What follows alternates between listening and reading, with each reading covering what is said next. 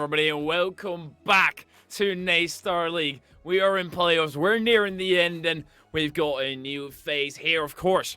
It's me as well, but next to me, Keeg. How are you doing today? Oh, I am doing all right. Great to be here in the NACE booth with you, Hypheria. Always a great time. I love casting with you in here. And you said it yourself. We are nearing the end of our playoff bracket for the NACE Star League. Upcoming here, we have a match in the winners bracket, and it is going to be Northwood versus Stockton University, two powerhouse teams in the Collegiate Rocket League sphere, Hypheria. What do you have on this match? Northwood has been a dominant factor for so long, and there's finally teams that are actually able to challenge them a decent amount. Stockton certainly is one of those. Dark, Bus, and Top Chase on the other side. Probably more familiar names because they play at higher level. Hawk, T. Corell, and Lion Blaze in there. But you still need to be able to work together properly as a team, of course. Yeah, I was going to say, Northwood University, literally an RLCS team. Well, not all on the same team, however, but they are all RLCS players at one point or another. So Northwood University, some might say that they do have the advantage here, but as we've seen, Stockton, a bit of a powerhouse coming up through this bracket, and they've been really impressing a lot of people getting to this point. They are going up against Northwood after taking down some very, very tough competition in the likes of San Diego State, also St. Clair Saints. So they've been really impressing throughout this bracket. They've been really great here, and now they finally get to face against each other. Whew. Honestly, no clue what to expect here. Because on the side of Stockton, you have to say, on paper, they do not look favored against such a stacked lineup. No, they definitely don't look favored, but quite frankly, I think that Stockton is going to be able to give us an incredible show here, no matter how you look at it, and they might even be able to slip out with the win. Granted, I think Northwood University, like you said, they are definitely the favorites to win this one. It's still not at all solidly in their favor. I think there's plenty of stories to go around that the favorite doesn't always win. David and Goliath, such an example. Let's see whether Stockton can bring the game to Northwood. We can at least bring the game to you. Well, we are underway with game number 1 of Stockton University versus Northwood University. And already doing a lot of work is Northwood University. Lion Blaze is going to chip it up, looking to get something off the backboard. The double touch almost successful, but well saved out by Stockton. Now a battle at the midfield will erupt, and at this level, that midfield battle is exactly what you need to be winning all the time for both of these teams. It's so important. Dark trying to close this gap. Good clear away. Top Cheese catches it though. Flick goes to the works. The top bins. Lion Blaze is necessary to get that clear away. Pop off to the center. Dark's still there. Boston decides to back down. Top Cheese is up for it, but Dark Cheese is always in the vicinity. Lion Blaze does get the clear away. Buzz still on the side. Oh, good catch out of Lion Blaze. Goes underneath. Oh my word, what a challenge. Lion Blaze is going to take it off the backboard. Sends it up for his teammate, who's going to try and go for the double touch.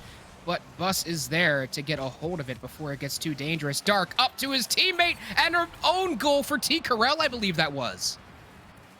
Oh my word, Stockton. They get the lead within 1 minute. Doing solid work, and honestly, they have been in the attack the majority of the time. I'm repping the Evil Genius as decal as well, and I do love that one, even though they are out. Diggins has also out of the RLCS EU oh no contention. Careful, you're gonna trigger a lot of people with that statement. It's true, but you're gonna trigger a lot of people with that statement. Yeah, in case people haven't watched that, so I'm sorry for the spoilers. Oh no. Stockton University. Stockton University doing quite a lot of work here against Northwood, and Northwood looking uncharacteristically scrambling on defense, especially during some of these incredibly powerful counterattacks that we're seeing Stockton come out with occasionally. Here they go again. Top G's 50 to the center. Lion Blaze picks that one back up. Doesn't go for the pass. Decides to go for a solo play. That's something that will probably bring a difference towards the Stockton, that if they can work together as a team, which I know they can, they play together so much in so many tournaments. They're a great team, and Northwood They're kind Ooh, of going what by a the dunk. strat of just dunking on their opponents, I guess. Yeah, sometimes you just gotta dunk it, put your car there behind the ball, and just wait for the 50. Sometimes that works out for you. And I mean, that's kind of the hallmark of some of the best RLCS teams right now, is they're willing to just kind of hold on to the ball for a little bit, put their body behind it, and wait for the opponent to come in for the bad 50. And that does seem to be working out for Northwood here. It seems to be working out. And what I was going to say before I was interrupted with a goal, as I almost get interrupted yet again, that Northwood, it feels like they've kind of got a pickup team together, or, well, great, phenomenal individual players who are not necessarily great at team regard. Oh my word, that got rung off the crossbar. Yeah, ring is correct. I'm pretty sure I could hear the dong from here, even though it's not exactly piping. It's part of the wall, but it was powerful enough to shake the foundations of the stadium here. And Stockton putting on an offense good enough to shake the foundation of the stadium too. Finally, though, Northwood will get it clear, and they are now pressuring as well. But you said it yourself. Northwood does kind of look like an RLCS pickup team a little bit. They are very, very consistent players. They are all individually talented. It's just that they don't quite have that same level of cohesion that Stockton seems to have. Sometimes you don't need cohesion, you just need raw power, raw skill. And they're trying to display that. Thus far, still a tied scoreline. Carell's up for it. Good block. Top Cheese waiting for Bus to clear this one out to the side. Does indeed do so. Wants the follow-up. Gets the follow-up as well. Top Cheese is able to take over. Is that going to go on? Yes, that is. Oh, my. What a shot. 2-1 now for Stockton University. And this is why we're starting to see Stockton pull away with this one.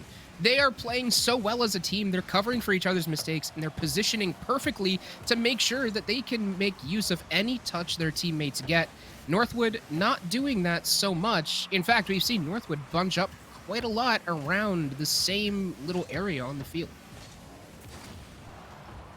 50 seconds is all that Stockton have to hold on to get that first victory on the board. Down the other end, they try to go on the side of Northwood. Line Blaze rips a shot and rips an angle. Northwood just got a free ball. Yeah, that was just kind of... I think there was a little bit of aggression earlier on, too, as there were a few bumps that came out to kind of allow that goal to go through. Now, Stockton back to a 2-2 scenario. Northwood trying to extend the lead here. Stockton really pressuring to extend the lead. They're going to try and get the shot on. Bus cannot get it through. Quick little touch off the backboard. The Doomsday dish. It is successful. The dish being pulled through with 20 seconds left. This is a pivotal one, a crucial one. And Northwood have to try and fight back, but before they can, they go back into their own corner. Try and reset another defense. And reset another attack, rather. Top Cheese doesn't have any of it, though. Gets it out wide. Lion Blaze, big shot on target, too, but Dark is able to get the block. And it will drop. Finally, Stockton University, they will take game number 1. And like we said, Stockton University, they are a team that is not to be underestimated. They might be 16th seeded in this. They might be up against a team of all RLCS players, but their advantages, their team cohesion, their seeming ability to just know where each other are, that is what is giving them the ability to fight back against this very strong Northwood University offense. They're really strong right now on the side of Stockton, combining, clicking so well. Northwood need to find a way back, and that's the thing. These pro players have got great adaptability. That's one thing they'll always have with them. Now you need to bring that into effect. Going into game number 2, this is the time to get that effect going. They're already looking to start up an attack directly. Great flip reset. Not going to get into fruition.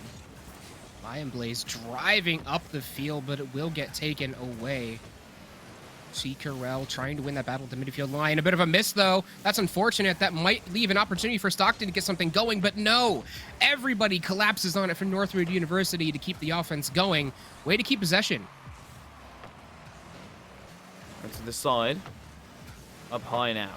Stockton, they're still pressing there. Still looking for an avenue through the defensive end. Northwood and find a way out there. Lion Blaze specifically pops that up high. Recovery's a bit odd and goes far out into the Stockton corner. He's still back on defense. Everybody has the Blaze in the end. Oh, that's gonna be annoying. Lion Blaze and Nux's Blaze and T. Corel. Finally dropped down. Yeah, blazes everywhere. It's almost like playing a different game where you're in the nether. Blazes everywhere. That's my life in that one, at least. Bus with a great save. T. Corel, he's going to try and get something moving for Northwood as well, but not able to get it done. Stockton holding up well on defense, and as I said, their cohesion, their ability to kind of communicate mentally with each other is giving them the advantage over Northwood Esports, who, even though they might individually be more skilled than any of the Stockton players, and that's arguable, by the way, but Stockton, they are just so good with finding each other for these passes. It's actually crazy as well that, in theory, it wouldn't be too crazy for a Rocket League game to last longer than a Minecraft speedrun, right? Because a Minecraft speedrun, I feel like, is 8 minutes or something? So it depends which version. I think the record for like 1.12 or earlier right now is like 4 minutes on a random seed glitch list. That's absurd, by the way. 4 minutes, and well, 2 minutes before a goal to land for Stockton University. It cuts the Minecraft speedrun in half. Stockton looking to speedrun their way through the series if they continue with the lead, as they are now. Great flick, but look at that. T. Corel up to control that one into the wall. Northwood has been doing a much better job of controlling that midfield that I had initially touched on in the very beginning of Game 1. But Stockton's defense has just been making up for that, left and right. Still on the side, though. Top cheese for us to 50 everyone. Line Blaze finds a way through in the end. And it's going to land on target. Bus has absolutely no trouble clearing that wide. Looks for the flip reset. Gets the flip reset. Amazing lift. And then Lion Blaze gets made look silly by Stockton. Yeah, Lion Blaze was not expecting that clean of a flip reset. Never underestimate Stockton University, as I think everybody has learned in this tournament up to this point. They do seem to be getting it done when they need to get it done. Dark can't get it done there, though. Bus gets a good block. Get it done. Still trying to get it done, indeed, is Northwood University. Now they are on the back foot, though. Oh, that could have been bad, but barely able to get it out was Northwood. Stockton, they're still hunting, and they have a 2-goal lead. They're looking really solid in Northwood. They don't really have much to say about it, I feel like. Stockton are combining their attack and their offense into the Northwood have great with keeping their defensive end solid, and that's what you usually see in this kind of scenario. That's how Northwood usually will win if Stockton start getting uncomposed and their team play isn't as great as it was, because we can see right now their team play is phenomenal on the start of Stockton. Yeah, even just that little last touch that we saw. Oh my. Oh, that was a gorgeous pass and shot. Dark just barely able to touch it back behind him to get it away from the last remaining Northwood defender. Excellent job. Almost able to get one back, though, as Northwood not quite able, and they're still pushing this one hard into the Stockton University defense. Stockton, they don't care about it that much, though, because they have a 3-goal lead. Top Cheese decides to rip one from distance for the heck of it. Still in defensive end, though. Up high, looks for the follow-up. T. Corel gets it. Lion Blaze takes over. Not to sit him far back. Still up for it. 50. It's going to be landing in the hands of Buzz. This is kind of a dying phase. Realistically, you have to say that Stockton already won the game. Yeah, almost certainly. 40 seconds remaining. Up by 3 is Stockton. That kind of comeback from this late in the game doesn't just happen. It would take a miracle for Northwood to come back here. And don't actually me. I know which game you're talking about. Listen here. Avoiding spoilers. I'm gonna not say anything, but something happened in EU which was crazy. So, like I said, I know which game you're talking about. Actually, you are wrong, Gigabyte. Oh no. Actually. Oh, 9 seconds. Who knows? Never know. Top cheese. Lion Blaze can't collect it, and it will end up going to Stockton here, as Stockton takes a 2-game lead in the series. Now, the question is, all of these players on the side of Northwood University, they have experience at the top level. They know how to adapt when they need to. Do you think they're going to be able to, though? They should be. I already said they have great adaptability. That being said, Stockton looked phenomenal, closing that game out with a 3-0 lead. It's going to be ridiculous for their momentum, for their morale on the side of Stockton. They have to keep it in check, though. They can't get overzealous, because as soon as they do, that allows an opportunity for Northwood. When they have the momentum flowing, ooh, that's scary. Yeah, when they have their mojo going, when they are pushing on offense like that, when they have that solid control of the midfield line, and they're just not letting Stockton do anything at all, that is when Northwood is scariest. And they have the individual mechanics, they have the individual presence of mind to be able to get something past the Stockton defenders whenever they want. It's just Stockton is so good covering each other on defense. Covering each other on defense is essential, and having that team work in there. Northwood, oh my, Lion Blaze flying past the kickoff right here as we go into game number 3. It's time for Northwood to have an answer to whatever Stockton is bringing at them, because as of right now, this is kind of getting run away with. Here should be a shot. Indeed it is, and what a shot it is as well. I believe that was a ghost touch by Dark too, but that was just a beautiful go up and get it and drop it down shot for Northwood. They do have the lead here in this game 3, which I don't think they've had the lead the entire series. Correct me if I'm wrong, Hyperia, but they are already coming out of the gate a lot stronger, and they're making that adaptation that they need to. Off to the center. Still trying to get it figured out. And I'm pretty sure you're correct on that one, but what he's also correct on right here is that he got past one player. Lion Blaze sits back far in the defensive end. Top Cheese can't find a way through, in Dark tries to back up Bus. Does it a little bit too much though, and gets him right up in his face. This makes it a bit awkward. Lion Blaze off to the center. Tika Rel tries to have another go at it. And Stockton, they're looking for an answer. Big lofting shot on goal for Stockton. Redirect attempted, but it just was not on target to get it back down. Well controlled by Stockton, too, on the defensive end to prevent Northwood from getting a rebound off the wall. Dark, good shot! Lion Blaze with the save. Beautiful play from both sides, honestly. That defense starting to come out from Northwood now, too. Lion Blaze not going to get caught off guard again. Oh, well, they are here in this Caster play, and I curse. guess it takes 2 for the side of Stockton. Caster curse coming through, and Northwood, they drop in a bit of an unfortunate one, but at the same time, they might just be able to go right back, and indeed they are. This is what I mean. Pro players, they're able to adapt quickly and also able to pop goals into the back of the net quickly. Beautiful shots from both sides, honestly. Both of these two teams currently playing at their peaks. Bus sends it over for a teammate, but not able to connect. Lion Blaze looking for the redirect, drops it down for a teammate again. But again, a missed touch. Unfortunate from Northwood. Bus going for the bump. That's huge. Dark with the shot on target, but Lion Blaze clears it away. Back and forth, neither team checking their punches. They are both trying to do damage here as we move into the mid-game. Mid-game. Stockton slowly is trying to get into it yet again, but Northwood, they just keep him trailing. They keep him in the fumes of Northwood's car every single time. So Icarel, can he set up the double tap? Does find the second tap, but no shot coming through. Lion Blaze dives all in, but Noxus can't find the angle whatsoever. He gets back on defense. Lion Blaze tries to get ahead. Noxus still sitting underneath. Dark now with a shot. Great save out of Northwood. Attempting to put it upfield is Northwood. Midfield, though, being controlled by Stockton for this one. That's unusual. And we expected Northwood to do a little bit more at the midfield, but they're doing just enough on their back line to get it done. That's why they still have the lead.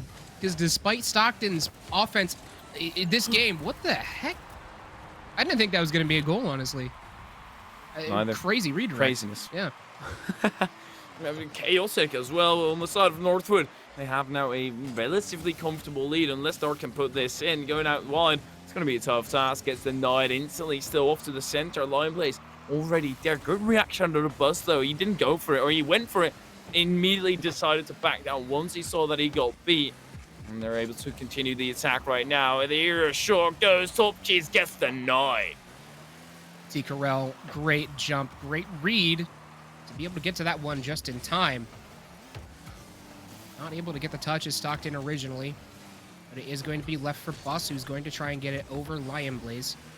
Ends up getting it sent right back the other way. Lion Blaze has an opportunity here. A great shot, but Dark gets the save. Gonna chip it back out to mid, but that's another one for Lion Blaze as he cannot get control of it. And now Stockton will look for a counterattack. Off the wall, T. Carell has it corralled. And now Stockton, they're gonna have to try and siege this Northwood University defense down.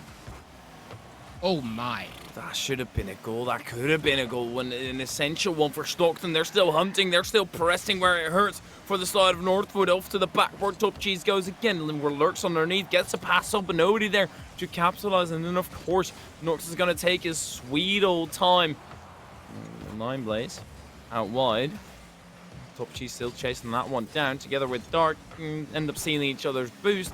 Northwood. It's impressive that they've gotten 2 losses and are still able to bring it back here and not try and tilt themselves out. Well, it's that's kind of the mental game that you see at the absolute pinnacle of Rocket League, you know? You know that 1 or 2 games lost in a best-of-7 series means absolutely nothing in the long run.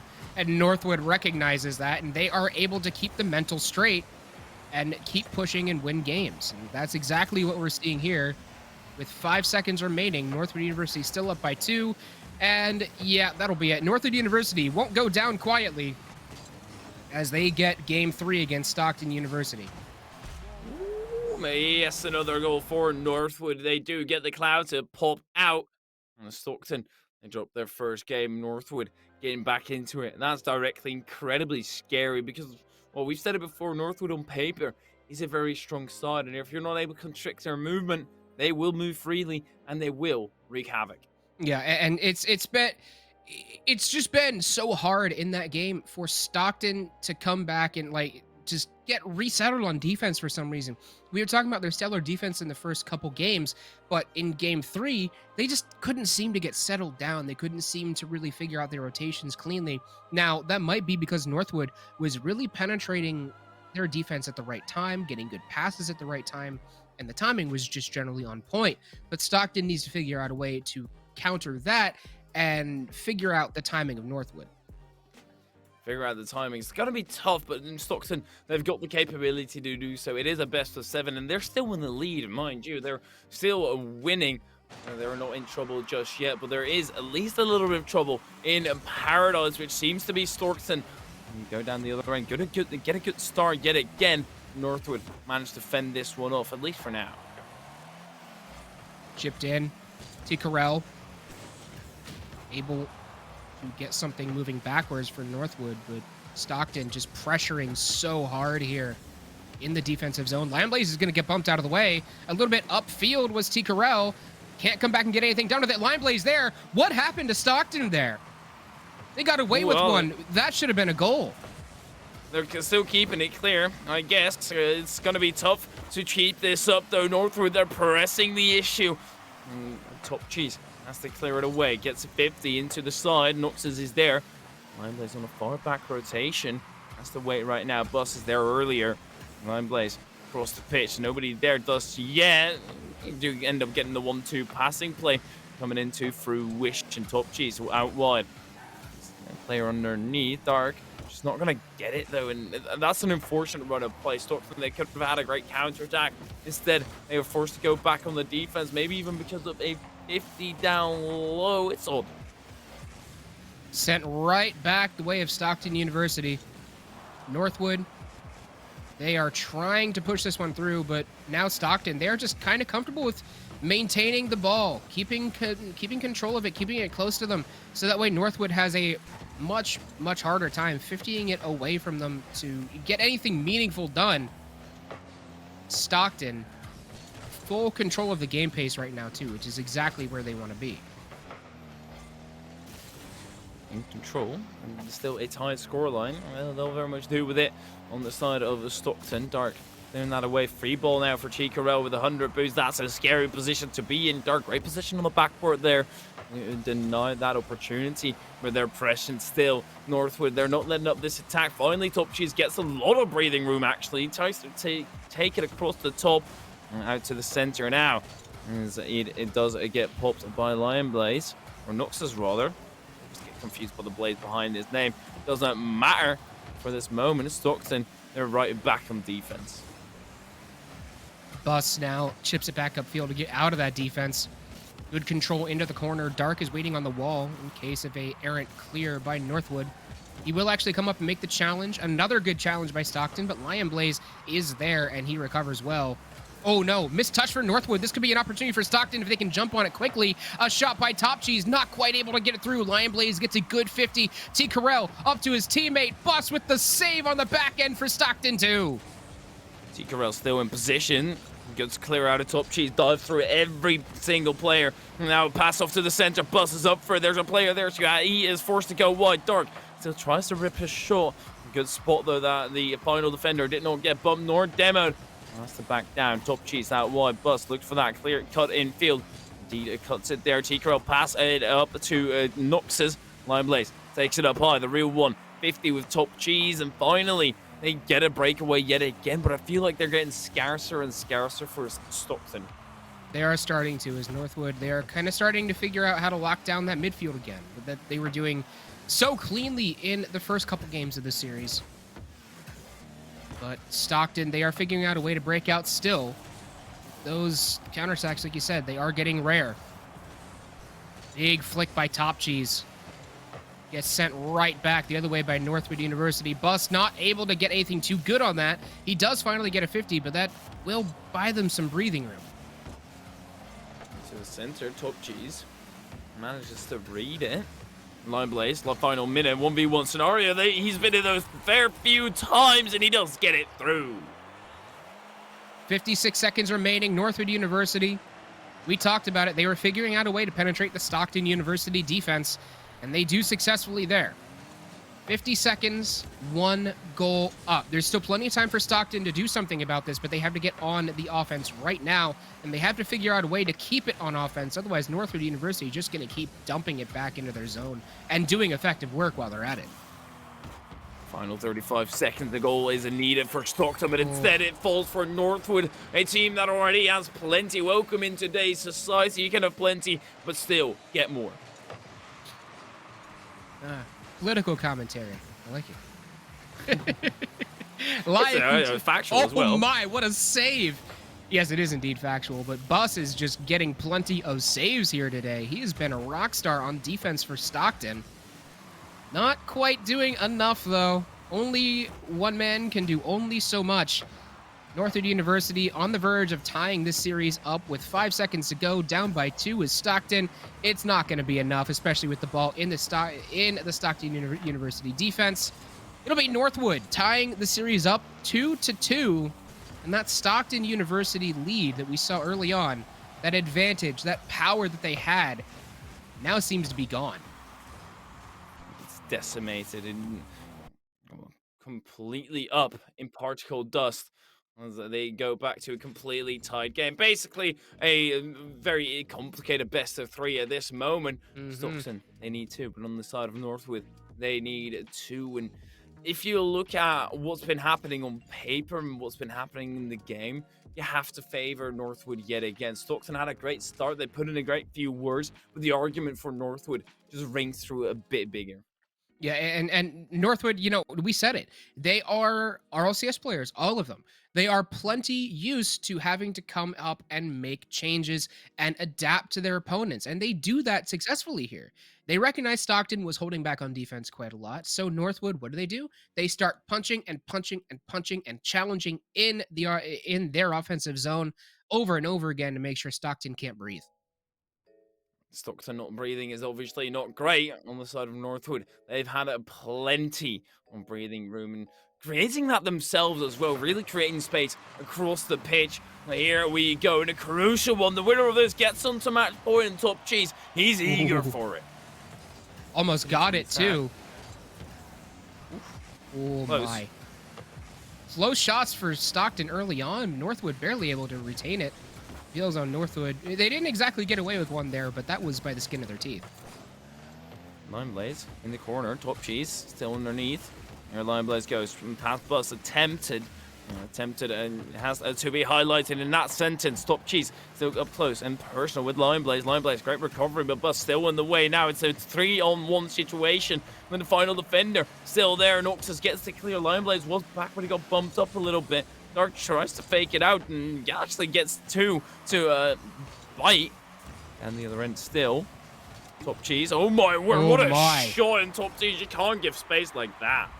No, you just cannot. Northwood will capitalize on that all day long, and they do there. Up 1-0 in a game where scoring has been kind of hard to come by in the early goings of these games. That's kind of an extraordinarily valuable goal for Northwood, especially because, as we've seen, once one of these teams has a goal, it ends up rolling their way again, but not this time. A long shot upfield as Northwood overcommits. Stockton will tie it up. That's what I mean. Northwood got a little bit overzealous. They were up too far in the rotation. And Stockton managed to tie it up. This is also not a great clear out. Bus able to collect the boost, but a great challenge out of Noxus to shut that down. These days, Rocket League, you have to be quick, and Top Cheese does that exactly. I was going to say, speaking of quick, Stockton, they are starting to figure out where Northwood's weaknesses on defense lie, and that is with their speed, their willingness to dribble it around a little bit, which is the exact same issue that Stockton was having earlier. So maybe Northwood starting to get compromised as well on the defense. Stockton finding that chink in the armor. Out wide, T-Carell follows it up. Somehow Lion Blaze is in the way of that as well. Nox is also up close and personal. Bust, and they might land on target. It's slightly high. Dark close to the gap, 50 into the center. Top Cheese staying close. He doesn't want to give any space because we all know what happens when you give Northwood space. Once you give these professional players space in the field, oh my, Stockton almost break through another shot, but a good clear by Noxus. Well, unfortunately, they're giving Lion Blaze a little bit of space here. Not too much, as Stockton was up for that one. Oh no, all on the backboard. Quick shot by Northwood, and they will get it. 2:47 remaining, and we're all tied up 2-2. 2-all Northwood, still in a good position to try and tie this one, or to try and tee this one up for victory, rather. It's a differential of one letter, but the neat meaning a major difference. And also that is a major difference if you pinch that underneath your teammate. T-Carell still gets the follow-up, block on Dark. And it's Lion Blaze, possession. Top Cheese underneath, and Dark takes control. Long lob upfield for Stockton. Controlled by T-Carell, though. He'll get it past one, gets it past two, actually, maybe a third one. No, Top Cheese comes across the net to sweep it away. That was very dangerous for Northwood, for Stockton. What the heck? Oh my goodness, the crossbar. That fourth man. Stockton pays him off, and he gets the save for him. It's always worth paying the post some under the table money before the game starts, and maybe it shrinks depending on the amount that you pay towards the woodwork. And Northwood, right now, they're not going to have anything of it. I'm trying to move across the attack and also forced to move across the pitch. T-Carell, and that opens up the net. Beautiful play by Stockton. Bus has been really playing that aerial game quite effectively all day, and that's the second one that he tricked out Northwood University just today with those aerial antics. Almost getting a third one. That will be a third one as Stockton now extends the lead to 2-0. This has been just a slugfest of a game. Stockton, they manage to regain the lead here and extend it even back to that 2-goal differential. Northwood, it's going to be a tough one for them to bring back. They don't have enough time. They have a little bit, but moving down the other end, this is so much time killed already. Top Cheese even gets the follow-up. That might actually only help Northwood. They're able to go down the other end with Top Cheese out of the equation. It's been a pivotal factor for the Stockton University side. There he is yet again, showing his face around the corner. Dark in a crucial touch there. If Northwood get another goal right here, that makes this all of a sudden possible. Bus, he'll touch it up. Tried to get it past T-Corral, but T-Corral just well controlled. Lion Blaze goes for 50. Top Cheese gets the 50, though. Finally, at the midfield, they are able to keep it in. Northwood University, this is exactly where they need to be if they're going to get these 2 goals back. They need to be pressuring Stockton, and that's exactly what they're doing. Top Cheese, though, dumps it out, and that might just end it for Northwood in this game. It's looking likely. It's the more likely option of the two. The more time the ball spends into the air, the less time Northwood will have to put it into the back of the net. Now, one last opportunity. This has to be a goal right here, but it's not, and that means that Stockton in the upper final get them on match point. Match point it is, and this is for a Stockton University team that was seeded 16th, and they're currently going up against Northwood, which was seeded 3rd. This has been, like I said, Stockton University, don't count them out. They have been just, the team cohesion, the communication, the rotations have all been absolutely perfect to get them to where they are now. And now they're on the cusp of taking down Northwood University, composed of 3 RLCS players. And that is no small feat for Stockton here. But the question is, can they pull it off? Because the hardest game to win is the last game. Final step towards victory. The victory lap not yet there. And you still have to preserve your tire for a little bit to get up to speed in this final game. Potentially final game, of course. For Stockton, it is all up to them. Northwood, they need 2 in a row now. They've managed to do that before. But Stockton, they're looking strong and they're combining as a team. Game number 6 underway. And this is going to be a banger. Match point for Stockton, by the way. Quick shot by Northwood. Not able to put it on target. Stockton, long shot upfield. Bus has to try and get it through. It was going to be saved otherwise, but unfortunately he just couldn't make contact, and Lion Blaze was able to collect it. Lion Blaze, by the way, in the argument for current best player in the world. Not necessarily everybody's favorite choice for that, but in the argument at least. Fantastic ones player too, and we've seen a lot of that high-flying ones play today. It's always an interesting argument that I feel like it's so hard to prove yourself when you're not necessarily on a top team, because you shine so much more when your teammates are on the same level, or you are at least on the same mind. And Northwood, well, they're on the same mind about scoring here. 404 goal is found. 404, you said it. 1 goal up for Northwood. We saw how an early goal went last game, though. It was Northwood just getting the early one, and then Stockton just came out swinging. Let's see if that let's see if that repeats itself this game. It's Northwood, they'll collect it at the midfield line, though. This is something they've been doing well all day, which is that midfield defense, controlling it. T-Corral almost able to put a shot on target, but Bus and I believe that was Top Cheese combined for the save. Dark dumps it back into the Northwood University defensive third. Touch back to the midfield. Top Cheese just shadowing this one. T-Corral, though, comes up and takes advantage of the hesitancy. And a shot on target by Lion Blaze will get saved out by Bus. Northwood University, they are pushing Stockton way back into their zone. Getting pushed way back, but that doesn't quite matter if you're not able to break through. Bus the recovery. A tad awkward, landing on the nose. And still able to recover in time to get this ball across the pitch. Drives underneath, a quick tap on the brakes. Top Cheese up to the sky. That was a double commit, but at least one of them landed on Top Cheese. That was a massively important hit on the Stockton player. Otherwise, that would have been a free way through. Blaze still to the center. A Bus rather. Great save out of T-Corral. Oh my word, another one by that same player. T-Corral. Top Cheese then finally skates off the post and into the net. That was about the only place he could put that ball, too, that it would be a goal, as Northwood University had that one fully covered. Just rotates it off the post and sends it in. Apparently, Stockton also paid Northwood University's goal box. Shelling out the money. Always shelling out the money. That's important. Money is important. We need money to try and survive. Something that Northwood are always also doing here, but money is not going to get them anywhere. Paying off Stockton, I'm sure they would much rather have the victory, and also paying them off might be way too expensive. Top Cheese, he's gonna try and push this one through off the backboard. Drops it down. Lion Blaze collects it. Everyone from Stockton was pushed up on that. That could have been a huge opportunity for Northwood, but unfortunately they do lose it at the midfield.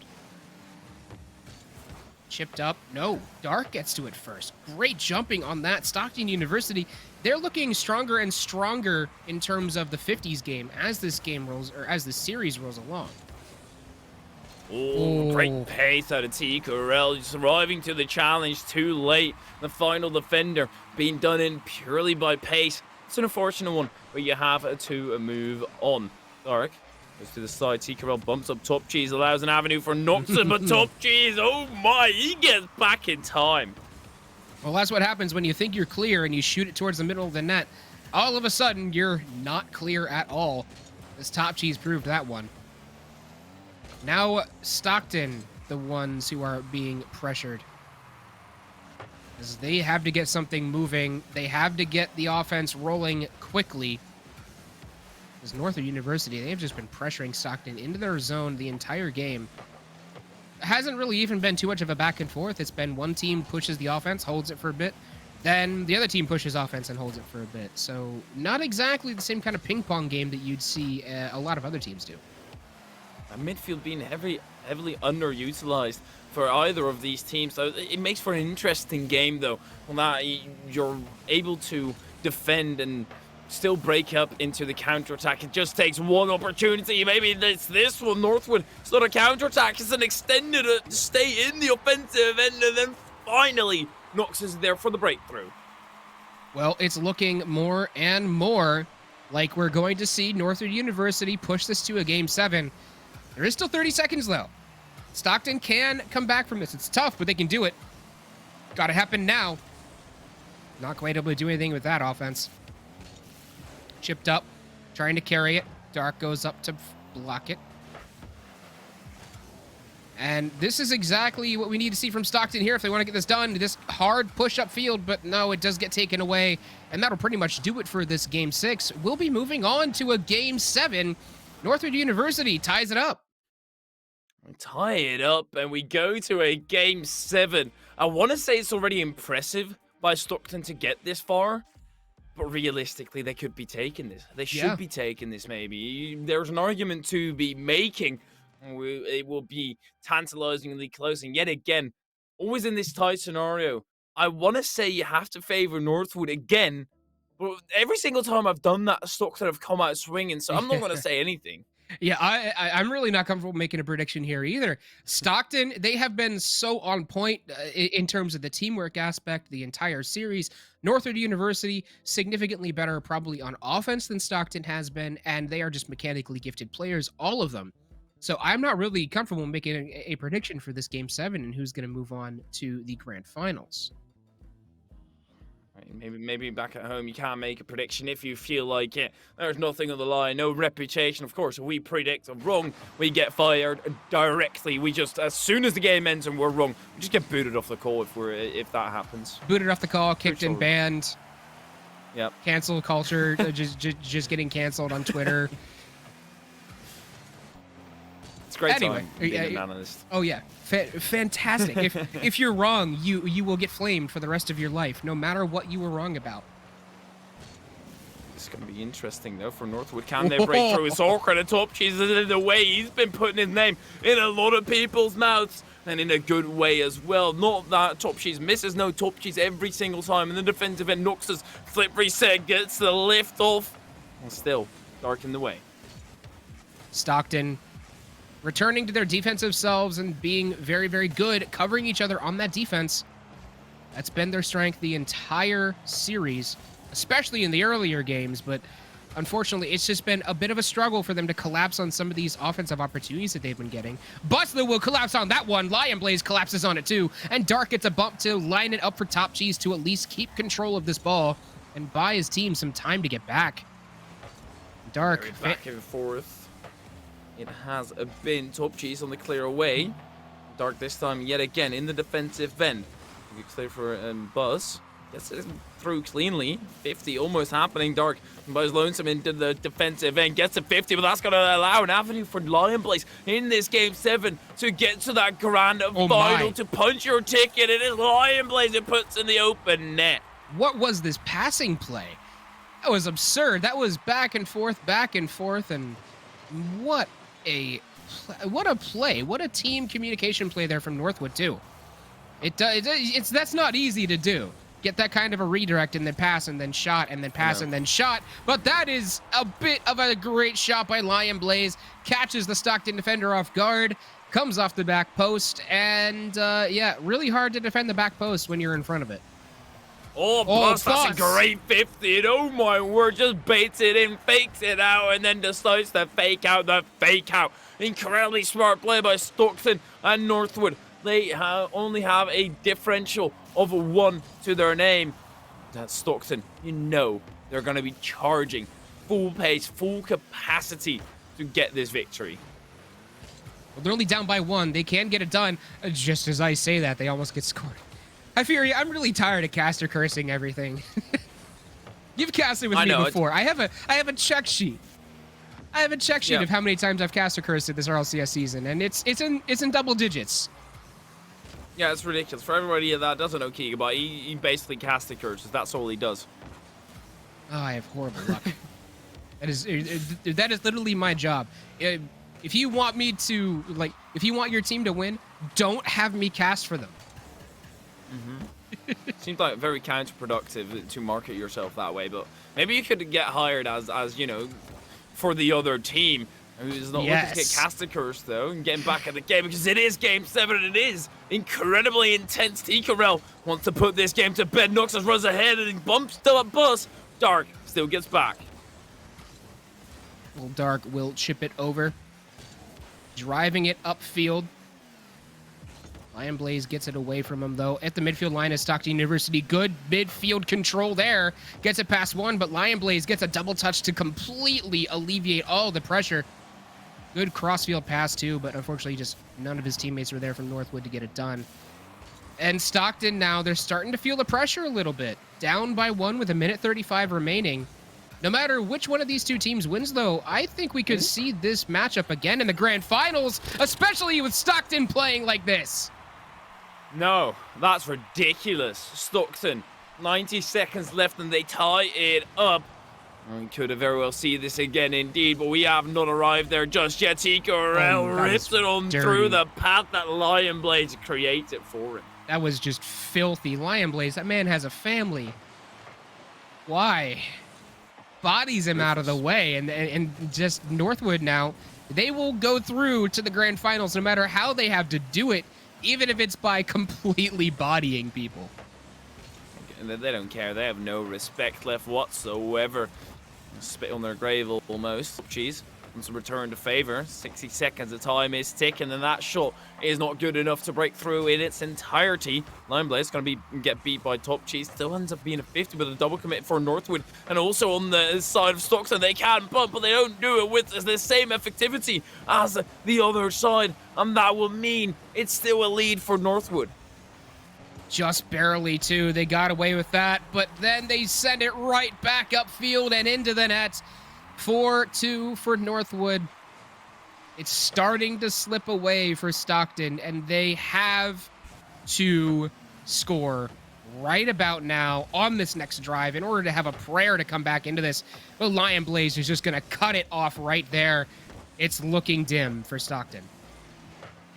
It's looking incredibly dim, and you said that this might be a matchup in the grand final yet again. It's so expensive right now to be dropping this game because it's basically an entire bracket reset. Stockton give themselves a chance. Well, they technically have unlimited time to get it done. Technically. They just got to keep it off the ground at 0. Lion Blaze just bodying 2 Stockton attackers. Oh, that's a good touch. Not able to get it in, though. 2 seconds, 1 second, they're on 0. They've got to try to push it in. Northwood sends it out. Stockton will barely keep it off the ground. Going for some wall play here. Off the backboard, T-Corel stops it, and it will. No! Dark keeps it off the ground. One more touch for Stockton. Another one. They are still in this somehow.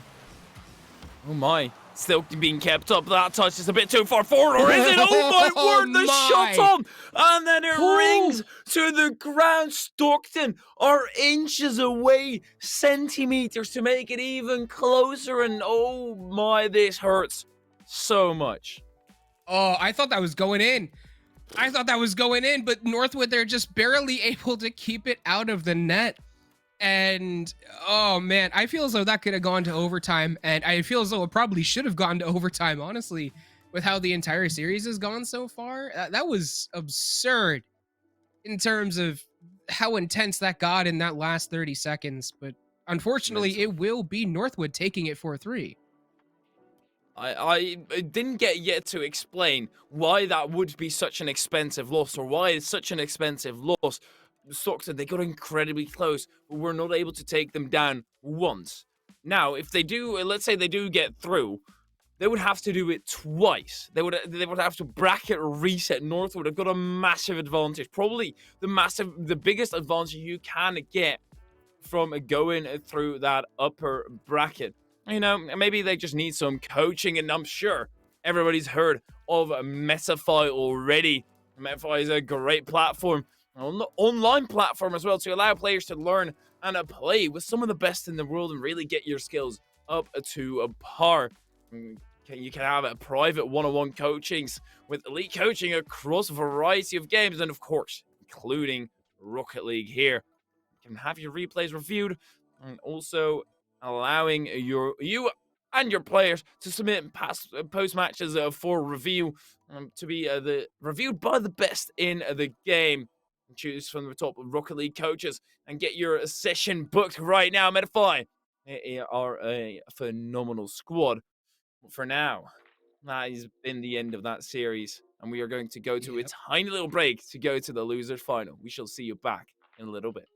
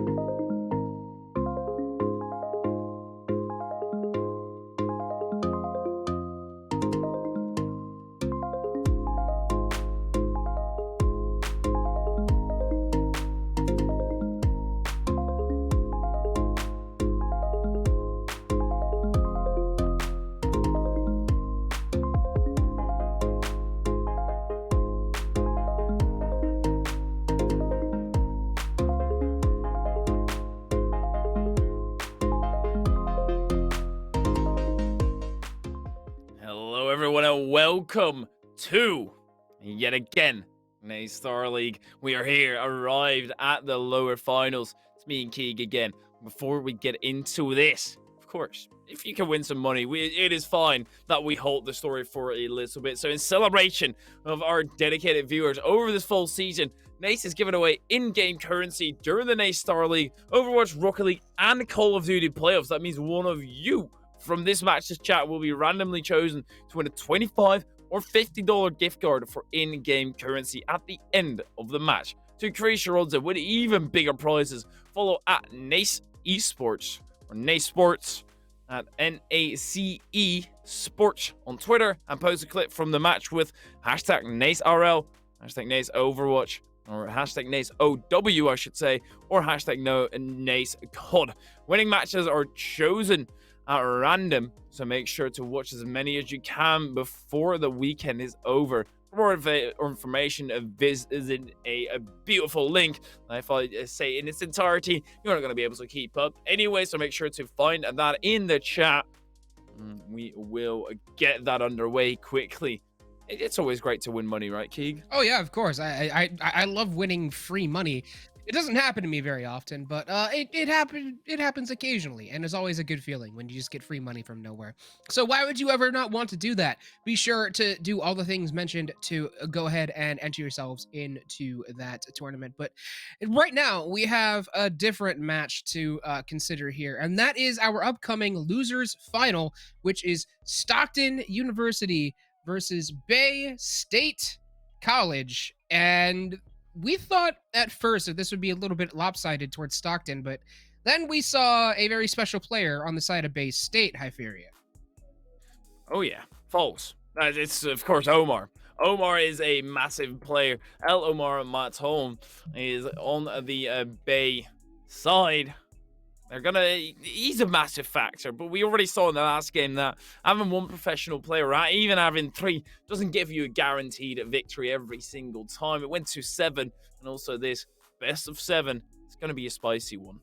Yeah, and we just saw Stockton come off of that that loss against Northwood, and you know that they are going to be wanting to make up for that one. They're going to be wanting to feel as fresh as they can going into that grand finals, so they are going to want to end this quickly. But Bay State, they have been pushing their way up through the losers bracket too, and they have had a challenge to get here. They are battle tested, and they are not going to falter easily against Stockton University, no matter how strong they might seem on either side of the ball. So Bay State, they might have Elomar Matan as a bit of a ringer on their side, but it doesn't matter too much because they are battle tested anyway. So it's a matter of Stockton. They're fresh, they're warmed up, they're ready to go, or is it going to be Bay State who has been battle tested? Here we go. The players are joining up. They're getting ready, and they want to get this match underway. 5 minutes on the clock as usual. Game number 1 of this best of 7. Well, Bay State is going to be in blue, folks, and Stockton in orange. Already, we see Bay State trying to get some offense moving, but quickly returned by Stockton. And they will be kind of just feeling each other out here at first. It doesn't look like either team making any extreme moves so far. Elomar Matan going to look for a high flying flip reset, but not quite able to get it done as he runs out of boost midair. Dark off to the backboard. Good clear. Neskov. Falls still waiting there. Oh, Omar looks for the follow-up. Falls now with a big clear away. Omar, it's a nifty boost steal. Falls is too late, and that's where the boost steal comes into play. Ceiling reset achieved. Top cheese still in the clear away. It's hard to say that somebody is favored, but I have to say that Stockton looked incredibly strong in that previous match, and that could have a slight favoritism here. Yeah, maybe a little bit of favoritism, but at the same time, you can't deny that Stockton looks powerful, but they're just going to let Neskov walk through it. What happened to the Stockton defense here? It just looks like they were in the wrong place at the wrong time. Bus and Dark both on the backboard. Dark tripping over his own legs a bit, trying to manage that cover-up. It's a tough one. It's a tough one. It's a tough first goal. It's unseeded from Stockton. They'll certainly be fine. Pass it for Chop Cheese back to Dark. And that's why I think they'll be fine. They're recovering quickly, and they already show mental fortitude in that previous series. Coming off of that, they're going to be looking strong here. Top Cheese will go up, try and challenge Neskov, but Neskov gets a good, long, booming clear downfield. Comes up, touches it, does falls. That'll kind of release a bit of the pressure, unfortunately. Would have been a bit of an error on offense there for Bay State, and that will allow Stockton to push out into their zone. Top Cheese takes it, trying to carry it through, was looking to pancake it on the backboard, but it does get touched away. A little bit awkward for Bay State. They will be able to get the touch. A shot on target, goes off the crossbar and down, and now a field strip from Top Cheese. That's going to put them in a really bad position. Can Omar get to this ball in time? Yes, he can. Oh my, entirely open the net is. And Omar, not going to miss those. It's, well, not even a tough angle whatsoever, just completely open. All he had to do was drive into it. So, Bay State really strong at the start of this game. There were as few offenses for the Stockton side. That was all. It's been 2 minutes without a goal. Dark nicely dodges the demo, but that still is Omar creeping up to the play, forcing the fake. It's an awkward run of play here, but it is Bay State who run away with possession. Will chuck down, and Falls will clear it back over into the other side. Just trying to keep it away from the Stockton defense at the moment, while we see Bay State trying to get something moving. They'll cut it off in midfield to keep it from going into their end, although a big shot does Bus have.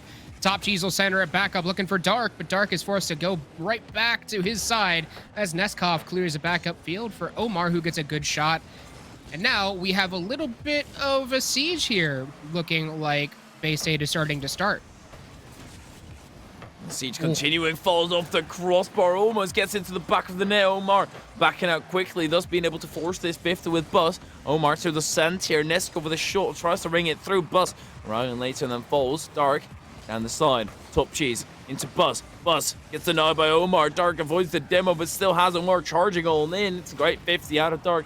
Mitigating any damage here. Neskov chills ice in the veins and gets it through and makes an open net. This was a big demo here for Falls, too. That is what started that whole thing. Bus was not ready for that one, and neither was Top Cheese on the backside. And it just ended up being a completely open net for Neskov, or at least functionally an open net for Neskov. He just drags it right in there. So now 3-0 in this game in favor of Bay State, and this is not what we were expecting, Hyperia. Not whatsoever. I always keep on saying the wrong kind of things, and I mean, I guess it ends up happening, having such a strong showing against Northwood and then not managing to go through, having to go up in that loser's final. It can crush your momentum, but here they can gain at least a little bit something back and maybe even start winning the game. Big offense here from Bus. Way to be in position, and it looks like Bay State as well might have made a bit of a mess up there, as they were all kind of clustered around that left side and on the wall. So way to see that small mistake come out, and way to capitalize on it for Stockton. Falls diving in for the 50. Buzz cuts it inwards. Neskov still staying close. Omar there quickly off the ceiling. Dive on down to the play, extends, no flip reset coming through, so just engages in the 50 with Top Cheese. Dark, still out wide, Neskov pops that off the ceiling, falls into the corner, he goes, just wants to waste time at this point, because that's all they really have to do. Big lobbing shot back upfield for Omar. Tries to get the 50 on Bus, but Bus just carries it through everybody, bodying his way through. Falls now gets a good 50 in the corner and clears it back upfield to the midfield. Omar's going to drop it down. It's off target, but Bus is there anyway. Oh my. Great clear out of Dark. Final 30 seconds is what we go into now, and I think they need a goal right here. I know they need a goal right now on the side of Stockton. Otherwise, this will be out of hands. Neskov staying close. Top Cheese to the center. Neskov get bumped. So, well, they get the goal in only 10 seconds. This is possible. They had someone running linebacker here, too. Top Cheese just gets this touch. Dark just starts bumping everybody he can out of the way. Gets just enough contact to clear a path for that ball to just roll on through. And now with 10 seconds remaining, Stockton has a chance. Make that a really good chance, actually. Waterfall, top cheese, it can't get there in time. A good little steer away. Oh, is it gonna go in? No, what? Neskov just has to hold this. He can't keep a hold of it though, no way. Top cheese, he still has it. It's still in the air for Stockton. They just got done with this, dang it. They continue the first game as they left the final one. Bus still was able to keep it up, but actually Ripper shot Dark. Uses the back of his car to keep this one into the skies. Falls and dives down to the play, and that will finally mean that the ball also drops. And oh my word, they made that close every single time. Stockton keeping up that ball. They're great at keeping up. Oh yeah, I'll say so. And it's, I said it. They just got done with this. It feels like we just watched them do that. And it came out the exact same way. So Stockton, they're not done. That right there proves that they are not done. Now, Bay State is going to get this first one, but as we've seen already so far today, getting that first one means absolutely nothing. And we know that Stockton can adapt to this team very, very well. Now, is Bay State going to be able to figure out a way to kind of pivot their game a little bit to maybe head off that adaptation that they know that Stockton's going to do? Or do you think it's just kind of run it back for them? It's going to be tough. It's going to be tough for sure. They have to move on. The great thing about Stockton is that they were able to have a good ending to that game. Now they move on to this game with a lot of momentum. It's going to be tough as to bring it back still. The side on Bay State looks so strong. They're going to try their absolute hardest. So game number 2 about to be underway. Let's see what it brings. Here we go. 5 minutes on the clock for game 2. Neskov is going to win that kickoff and does successfully put it into the offensive zone for Bay State, but it will be well handled by Stockton. And that's something that we talked about with Stockton in the previous series when they were going up against Northwood. They are very, very good on defense. They cover for each other very well. Their rotations are smooth, they're circular, and they really don't panic on defense at all. Maybe a bit of panic necessary here. Foles goes down the wrong way and doesn't get the second tap. Dark, great tap downwards. And this is what I mean, that momentum from the previous game carried into this one. Perfect touch here from Dark, too, just to put it top left corner. That's about the only place he could have put it that it would have scored. That goal was pretty well covered from the back post. Unfortunately, none of them were expecting quite that touch. And Stockton will get their first lead of the series. Free ball for Top Cheese. A big pinch down the other end. Omar, a bit frazzled. Dark could have had a shot. Neskov chases this ball down. 50 with Buzz. Neskov still staying close. Omar down the side. Top Cheese spikes it down. Neskov up for it. Dark has to wait for a bus. It's a great 50 out of Foles and extends the play as well. Is able to fly on through. Omar wants to take control of that ball though. Gets to boost control. And this is trouble for Stockton. They are able to get it lofted out of their zone, though, but no follow-up. They just have to go get boost and try and survive this next onslaught. As Bay State certainly has one coming. There it is. Neskov is going to start it out. Almost able to drop it underneath Dark using that ceiling pinch. That would have been clever. But Dark is barely able to keep it on the ground. And it does leave his teammates an opportunity. Never mind, it's going to get turned right back around. Neskov can't get to it, but Bus gets a brilliant save. He's the savior of the team, and Neskov can't get another one. Foles tries to get another one here. Another shot through. Neskov off to the side. That still allows an opportunity for Foles. Bus has to be quick. Indeed, it is. Dark. So now the counterattack kick started. Neskov down the side. Dark goes 50 into the center. It's Neskov diving underneath the play. Gets bumped up. Oh, no. That's an open net for Omar. And he's missing those, I guess. But Neskov clears it up. Neskov able to cover for Omar here. Barely, too. Omar, oof. Neskov covers his buddy as Omar. That would have been such a very unfortunate miss. But Bay State does tie it up 1-1 here with 3 minutes remaining in game 2. And Dark is doing things on offense. Everyone on the side of Bay State forced to come in and make that save. Oh no, another open net opportunity. But Dark is there just in time to lob this one back upfield. Is that in? Close. Neskov had it covered. for now at least. That would have sailed on target. Well, Bus is there in the center, doesn't get credit to the save. Double commit out of the Bay State side. This could be dangerous, but Dark gives him so much time to try and recover. Might not matter though, might all be for nothing. Omar gets it out wide, 100 boost pick up, Neskov.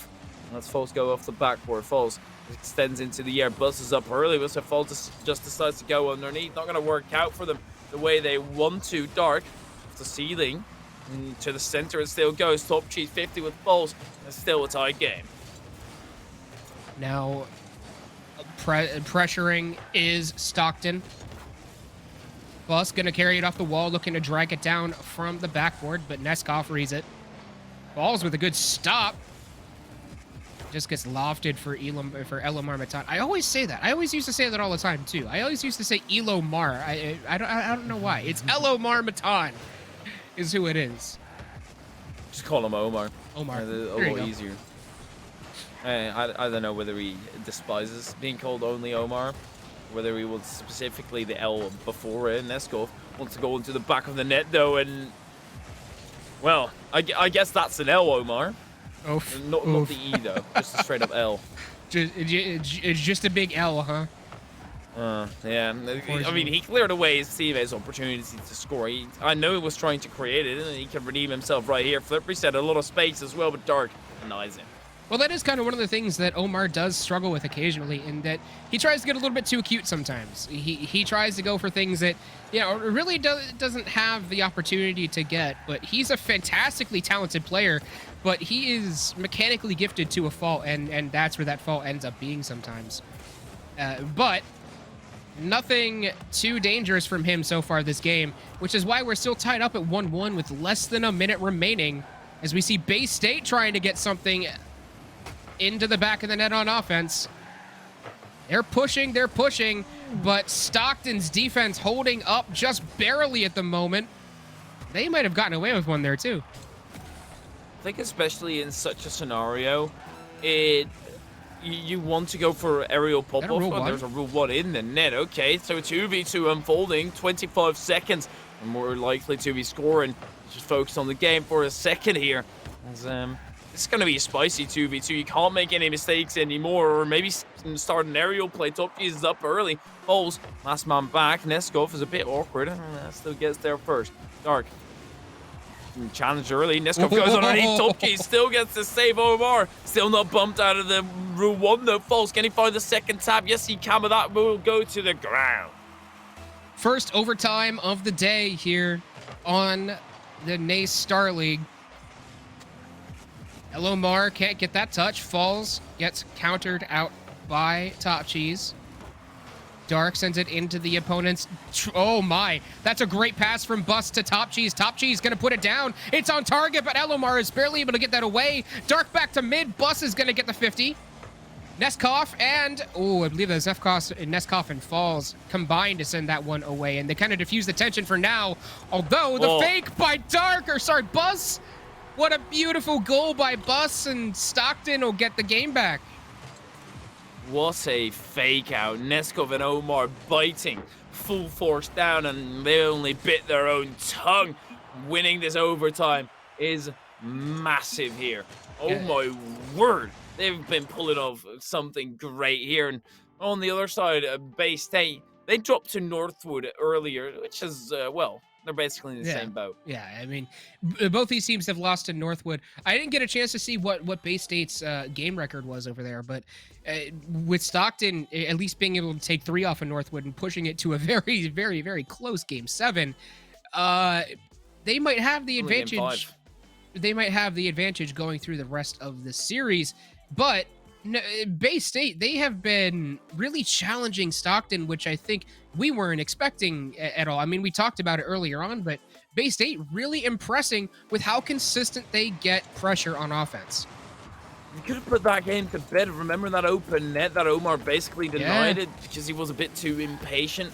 That's just those unfortunate things that can happen when you get a little bit too greedy or don't exactly know what's going on with the play. You panic. You put it out of reach, but that is into the reach of Falls, but off the post. Falls still gets there. Top Cheese not in the way or enough in the way, still in the way of it. Oh my word, just parking his car right there in a 50. Top G's and Omar. Oh my, Top G's, that was massive. I had to hold my breath there a little bit. I was expecting a goal for Bay State any moment. How did Stockton manage to keep that out of there? Yeah, like, I get he parked his car right there on the corner, but you'd think that Bay State would have figured out a way to get it around that, but no.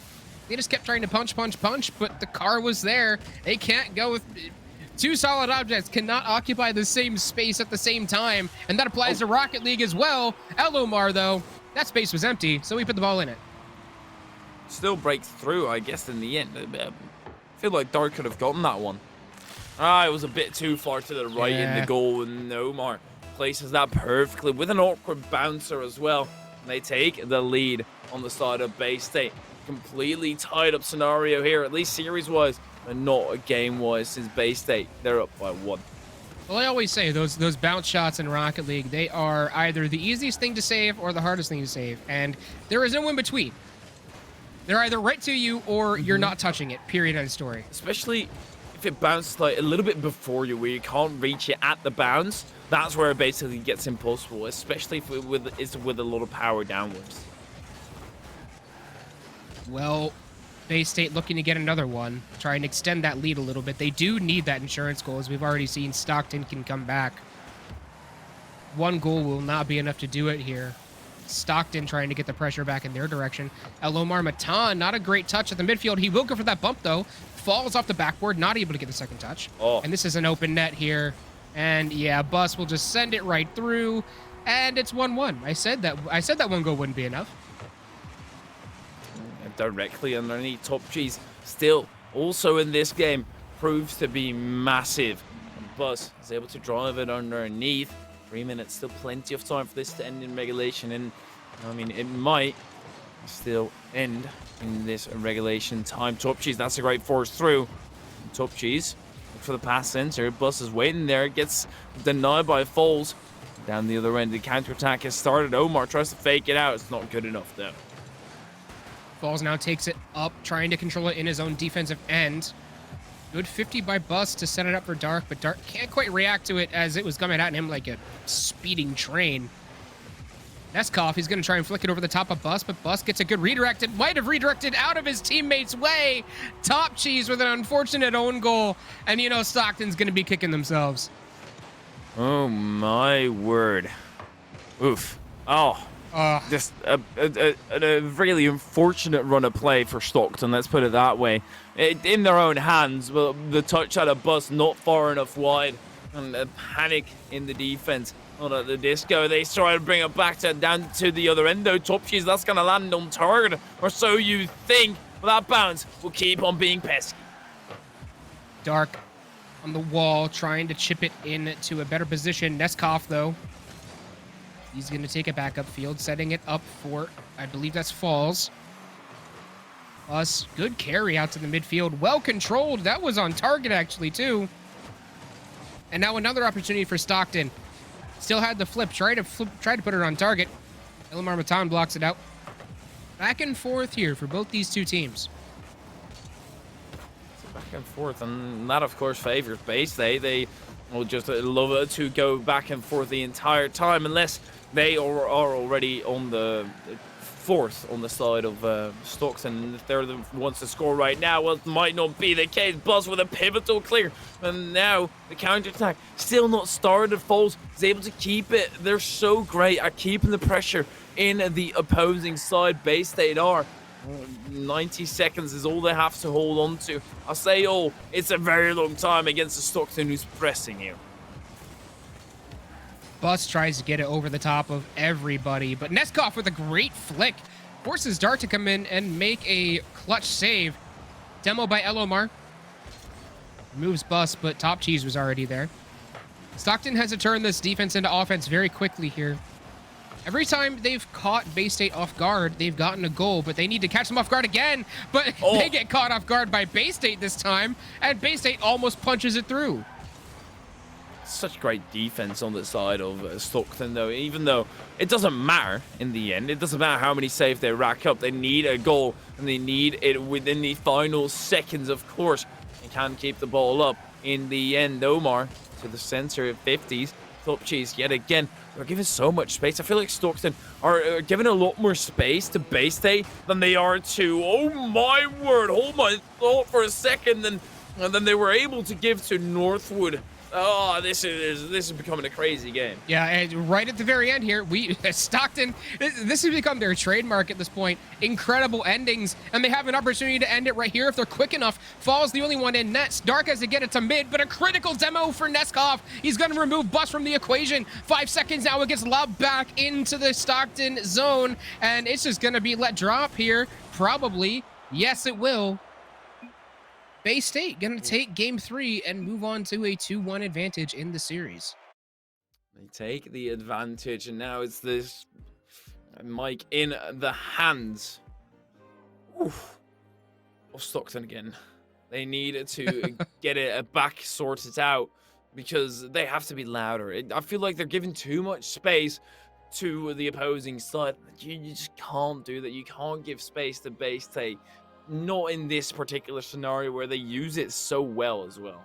Well, the line of saves tells the entire story here. Stockton forced to make 8 saves on that game. That is to Bay State's 9 shots. Don't forget, they won 2-1, but don't forget there was also an own goal in there, so unfortunate. But the saves tell the entire story.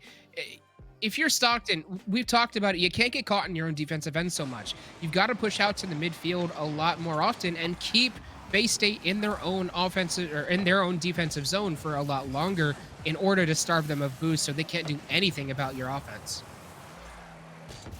Omar up to the sky.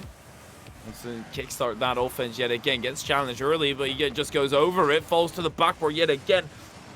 It's a decent attempt. And that is all that it will stay. Now that Omar has to stay strong on defense. Falls tries to hurry back, but a demo might be coming through. Omar jumps over it. Dark, if you just go low with that, your teammate would have had the demo secured, covered. Neskov this time into the skies. Great acceleration. Top G is not prepared for it. Not enough at least. But oh my word, how did that go out? How? I think that was off the post, but I'm not entirely sure what happened there. I have no idea how we're still 0-0 here. That should have been a Bay State goal, but Stockton, count your lucky stars. How many 4-leaf clovers did you find this morning, Stockton? Because you just used them all. They found an entire field full of it, and that field has been burned down to the ground, but they need another one. And Dark takes matters into own hands, though. And down the other end, Bus gets denied by Fall. Still lands into the hands of Dark. Neskov dives underneath, and that allows an opportunity for Top Cheese. Top Cheese gets it now. Bus is still in the vicinity. Neskov dives underneath it. 0 boost in the tank. That's going to be a tough one. Falls. Just to get it past. That's an unfortunate one. The ball gets past him instead. Well, now Stockton's starting to get a little bit more of that consistent offense, that sieging offense that we've been wanting to see. It does get back onto their side, though, and Dark, unfortunately, just forced to clear that one all the way back upfield. Falls gets a hold of it. Top Cheese 50s him, and Neskov finally clears out from in front of their net. And that'll be an opportunity for Elamar Matan to dribble this one back up the field, off the wall. Great second touch on that one to kind of stall out the clear. But finally, Stockton starting to find each other on these clears as well. That's always good. Falls. Across the pitch. Omar lurking underneath. That's a dangerous challenge for Neskov. Omar has to sprint back to his own half. It's a free ball for Top Cheese. Not so free anymore. Omar reaches it. Great read and great reaction time as well when the miss that did come through. Instantly replied with a block. Omar across the pitch now. Neskov driving underneath. Maybe stealing the boost out of Omar. Now has to try and make something up on the spot. It's a musty, and that'll do. Lovely. At least get you pretty far. A bus into the ceiling. Neskov tries to get a block. That's an open net. Surely that goes in, and indeed it does. Stockton take the lead. Well, that's what we need to see from Stockton. And early, well, not necessarily early, we're past halftime, but the first goal of the game. And whenever Stockton gets a lead, they don't usually drop it very easily. At least not to the point where it goes back into a lead for the opponent. Usually they can keep it tight from here. But they want to get that second goal. Otherwise, they're going to get scored on again and get it tied up, just like we see Bay State do here. I'd say it's pretty fair. They have been pressing the offense so much on the side of Bay State. They've had an answer up until that point on the side of Stockton, who actually have more shots, even though I feel like Bay State have been into the offense more, but here Top Cheese will try and rack up another shot. At this point, it will be a shot regardless of outcome. Neskov was able to get the clear. Neskov up in the clear as well, tries to extend, but there's nobody out in front of him. He just kind of wastes boost, puts it into the atmosphere for the fun of it. Whoa, what a redirect. Top Cheese almost able to put that one through the posts, but it does go off the posts, unfortunately. Dark is just forced to kind of dump this one off to Top Cheese, too, as he was being chased for the demo pretty hard. Dark, oh, open net. He'll put it through. 2-1 now in favor of Stockton. Storms through, and the clear from falls straight through the center. Not being able to land in time. Omar, he knows that was in diving in front of the play, trying to get a little cameo in there. It's yet again Stockton taking the lead this game. This series has been back and forth, and realistically or theoretically it should be Stockton's time to answer. Have been able to sneak a few through here and there, even though Bay State, my feeling of this game, have had the most offensive pressure. Goes to the center yet again. Top Cheese with a quick clear away. It falls up high. Neskov, if he can extend, it's a tough free, but he makes it. Burst makes it as well and gets in the way. Top Cheese going to try and keep pushing for Stockton. They still want to get that insurance goal. 1 minute remaining to do it. And on the side of Bay State, they have 1 minute to bring this goal back. They're very aggressive. They're very pop-off offense. And if they really all commit to this, it's going to be hard to keep Bay State out of the net. So Stockton, they have to make sure that they keep Bay State off of this ball as long as possible and run down the clock while doing it. So far, they're doing a good job, but every time they let El Omar get a pass like that, it's always dangerous. Falls up high, final 30 seconds, and they need a goal back. Bus tries to get it through with 25 seconds remain. It's going to be crunch time for them. Time is ticking, and mistakes like that can't be afforded. Falls just get it past, but they're just being locked in their own defensive end. Omar out to the side. 10 seconds. And Shaw rings through. Bus denies. Sends that right back to their own half. Falls gets a touch to prevent another goal from happening, but they need a goal down the other end. Omar wants to catch it, gets bumped and stuck and get another one back. Well, Stockton will tie it back up at 2-2 in this series. And what was it you said during the last one? Now it's just a really complicated best of 3. And honestly, both these teams are so close. Every game, I believe, so far has been a 1-goal game. Stockton, their defense stood up this time, and they got just enough counterattacking plays to get it done. On the other side, though, on the side of Bay State, they didn't really seem like themselves on offense here. Their kind of piercing ability, their passing ability to find each other off the backboard and directly to each other just seemed to be lacking that game. And unfortunately, it feels like they just kind of have to run it back. There's not really any adjustments to be made, but just to execute the game plan better. I think that they're struggling to find that balance between heavy attacking and also keeping it clear on defense. It feels like sometimes they kind of overcommit on the side of Bay State, which obviously you can't have happening. That's where Stockton's team play really comes through. They manage to lock it in, make sure they don't break through, and then they try to get to the next game, as we do so as well. Just hold out. They will move through. Stockton versus Bay State is proven to be a matchup and a half. It's going to be an interesting one. Players are on the field. We are ready to go. 5 minutes on the clock. Stockton, they want to roll off of this previous loss with the win here. Bay State, they've marched their way through the closed bracket. Can they finish it out?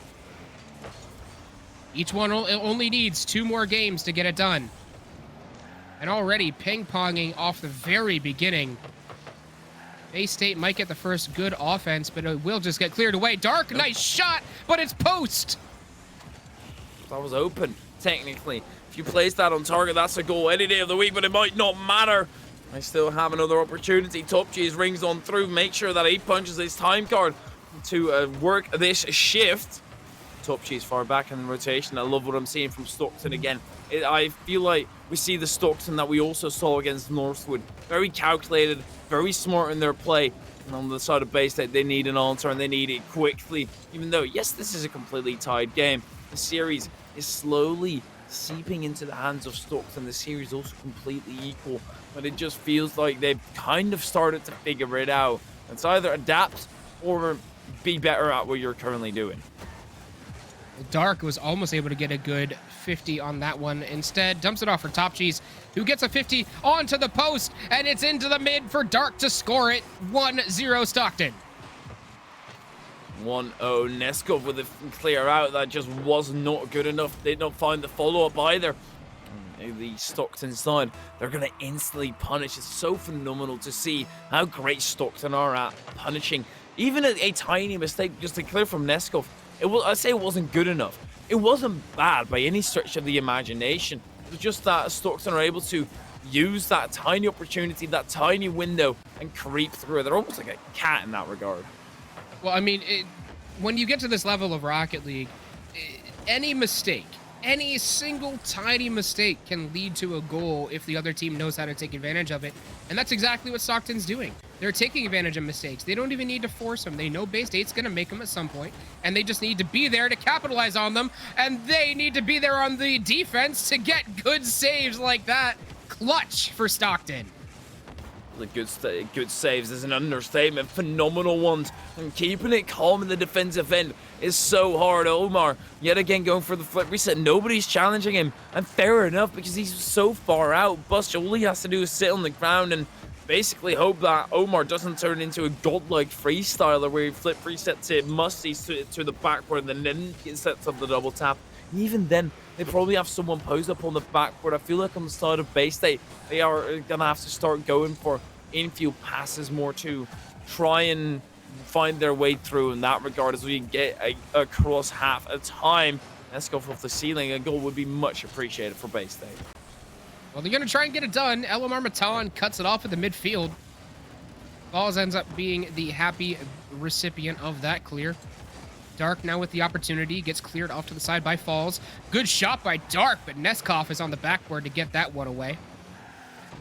Us back to the mid. Omar just clears it out into his own corner. Back to the middle. Us. Every time we see those mid passes from the corner, Stockton looks dangerous. Dark, great interception. Tries to extend down the other end. Falls goes behind it. Top Cheese gets chased down by Neskov. In the end, Neskov catches up to him. Elmar has an opportunity with Dark close to that gap, but let's close this gap as well. Neskov's low boost uses everything for a pass center. Omar's there, but a miss from the defensive end. It's going to throw everybody off guard except Falls, who was sitting far back in defense. The second touch out wide, pivotal. They're bumping each other up. Omar, he dives through the cracks of the attack to make sure that that does get cleared out to the side. Oh my, they are getting away with everything right now. Just barely. But Bay State, they are not done pushing this one. A double commit on offense, though. That will be dangerous. Neskov has to double back and try and get to the ball. He does successfully control it into his own corner. That one could have been really bad for Bay State. Stockton was on the verge of taking that up to a 2-0 lead, but instead, they get away with it. And they're now pushing on offense again. Omar, good shot, but back to the middle, and Dark collects it on target. What a save from Omar! I still need to move down the other end of the saves. They're not going to bring you anywhere, but still moves it through and keeps it on the Bay State side. It's an open net, but Top Cheese, of course, is going to have it covered. A loose ball like that will always be caught. Dark is floating down onto the ground as gravity does. Falls looks for the read. Top Cheese in the way of it. Now Top Cheese with a 50 on Omar. It's going to be tough. It's going to be interesting. But the slide wall will deny any attacking happening. Off the wall now for Dark. Trying to get it to a teammate, but at the moment, they just kind of have to buy time. A 1-goal lead. They have to just keep the ball away from Bay State at this point. Bay State trying to maintain control. They'll keep it off the ground. Good 50 by Neskov. That's going to put it in position for Falls to get to it, but a good touch is going to allow Stockton to clear that game out. And Stockton will move on to a match point, trying to put Bay State away in this tournament. trying to put them to bed and move on to that grand final yet again. Woo, they're getting close. They're on the verge. But as soon as you're on the cusp, that also means you can have a massive fall off all of a sudden. I think the playstyle out of Stockton is not necessarily high risk, high reward, but if Bay State start popping off, if they start getting their shots in order, they're still going to be in trouble on the side of Stockton. Yeah, and we've seen that Bay State is super threatening on offense when they really have it, when they're working together effectively. But when they're just kind of throwing themselves to the ball, trying to get individual shots, it doesn't usually end up working out that well, because that's exactly what Stockton's expecting. That's exactly what their defense is calculated to prevent. I think if we see Bay State get a little bit creative with their passes, with their shots, with their placement of their touches too, then we might start to see the Stockton defense break down a little bit. But right now, all strong on the defensive line for SU. It's so tough. They need to break through. They need to find a way through somehow. They have done it before. They just need to explore those avenues. They've had a dominating attack here and there. It's not for long enough, though, and as soon as you don't put enough pressure on Stockton for a long amount of time, they'll just swat it out to the side and be done with that attack. It's going to be an interesting game here. It is do or die for Bay State. Their life in this tournament is on the line here. Let's see what they can do to answer. Stockton, they're just going to try and keep it under control in their zone. Never mind, Alomar is going to come up and take advantage of a bit of an errant touch from the SU defense. Uncommon errant touch from Dark, too. But, you know what? In Rocket League vernacular, we take those if you are Bay State. They'll go up 1-0. Yeah, absolutely. You take those within an instant. 46 seconds and 4 minutes on the clock. This is a very quick goal. They have got a great way of replying to those. Bus tries to pop it across the top. Omar still close. Bus gets denied this. Omar whips it up high. Top cheese. Bus on the sidewall. It's a great 15 to the center. Double commit for Dark and Top Cheese. Surely you feel like Top Cheese could have been ripping a better shot there. Bus still keeps in control, but that bounce not in his favor. Tries to pump Neskov. I'm not too sure whether he got a touch. It doesn't matter since there was still a touch at a Neskov. Controlled in the corner by Dark and Bus combined, and they will combine to get that save too. Neskov has that flip reset. No, he doesn't. Or, well, he did, but he just stalls it, and that is actually a really great decision, apparently, as you see SU comes up to get rid of it, and that just puts it into the waiting hands of Omar. 2 goals within a minute. This has just been flipped on its head, and here's what I mean. As soon as you're at the cusp, as soon as you're almost there, that's when nerves are starting to get into you. 2-goal deficit. They have to try and bring this one back. Stockton have been great at doing so and adapting to the situation at hand. If they need to hold out, they'll try and hold out. But now they need to get back, and they will try to get back. Top Cheese at least puts in the first. Down only by 1 now is Stockton. That we've seen SU come back. We know they can do it. And with 3:46 remaining, they have plenty of time to do so. That's a great goal, too. Just kind of picking apart that Bay State defense whenever they can is Stockton. Now, though, they're getting picked apart a little bit. Bus forced to just wait for this one in the corner to fall. Gets underneath it, gets a good little chip over Omar. Falls into the corner, will control it over the backboard as well. And Bay State's going to have to control this one entirely. Otherwise, Stockton's just going to jump on it like we saw there. I feel like it doesn't really fit Bay State's playstyle, though, as Dark tries to pop it on through.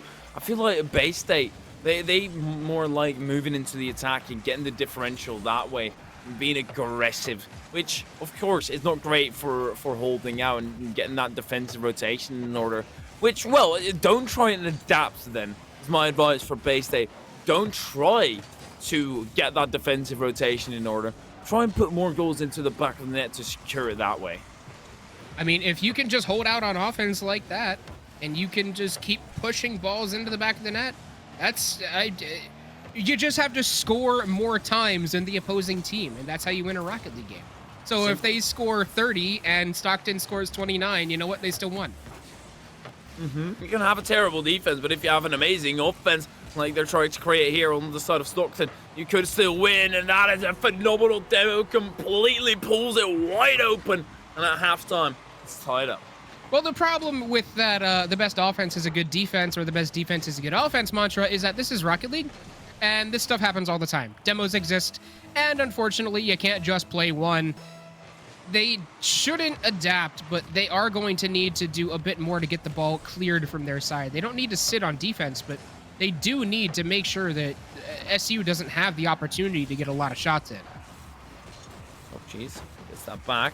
Oh, no, that's going the wrong way and falls. Gets in the way of it. Stockton still moving across the pitch. They're looking to get those shots in. Top cheese, flying past it. Neskov, that's a dangerous one, though. But didn't have the boost and still won't. Neskov steals it and naps that away from him. Dark. And to the side. Final 2 minutes are in effect. And a phenomenal pass to the center, but an even better clear by Dark. They're still in trouble. They're not out of the woods just yet here. Falls. Pop off to the center. Dark easily denies. Dark trying to carry it over everybody, but Neskov jumps up for it, gets a good save. Omar was about to have a breakaway there, but Bus comes up and does something about that. Another opportunity for Bus, but unfortunately he's not able to get to it. Forced to go for the squishy. Neskov dribbles it through and pushes it down. Back to the lead is Bay State. Solid stuff for Neskov to the backboard and perfectly reads it. 90 seconds remain. We've been in this situation so many times. And this time, it is pivotal that you hold on. They still can't suffer another loss on the side of Stockton. They don't want to, though. As soon as that happens, oh my word, Neskov just bullying someone in the net. I mean, sometimes all you got to do is just make sure they can't save it and the ball will roll in.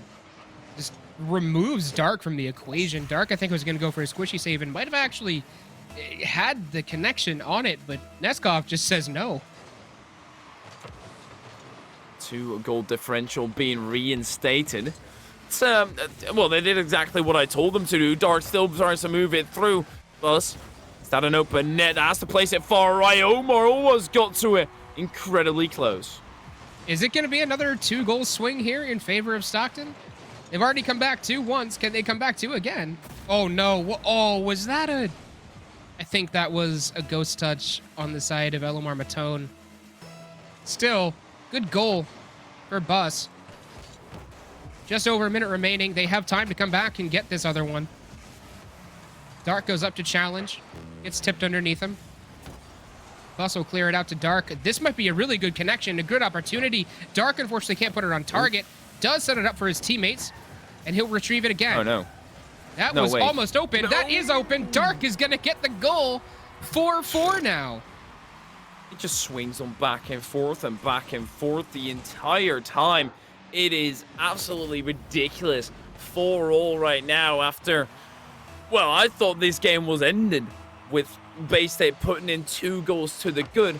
Never mind. As Stockton, so I said they were able to adapt to the situation at hand, but also on the other side, Dark getting bumped up. Is he able to adapt to that quickly? Bus dives in the way and almost ungles, but off the own crossbar he goes. This lower final is turning into absolute ridiculousness. It's turning into an absolute slugfest is what we're seeing. Falls, though, gets the shot, he puts it through. Another 1-goal lead for Bay State. Whether they can hold it, that is absolutely not a given. Neskov and Falls having free reign of the play there. 25 seconds remain. And this is looking like a phenomenal game as Stockton can bring this back yet again. I think Bus went for a bit of a delayed kick of Neskov. Ends up with a possession after it, though. Dark, if he can get this past Neskov, that means he has a bit of free reign. Omar still waiting there. Falls, nicely positions himself on the center, continues the attack. Good bump out on Omar. If they do end up going on that counter-attack, it's not looking to be happening. Neskov decides to back out. They have been great at keeping the ball up for Stockton, though. And they might just do it again. Top cheese down the other end, but has to drop it underneath, and we go to Game 7.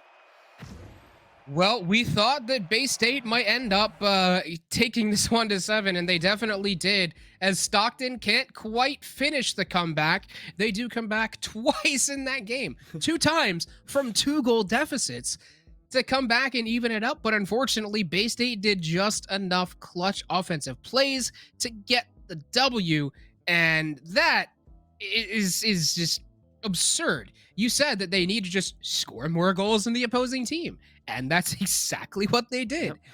What is defense? I don't know what defense is. All I see is ball. Defense is overrated.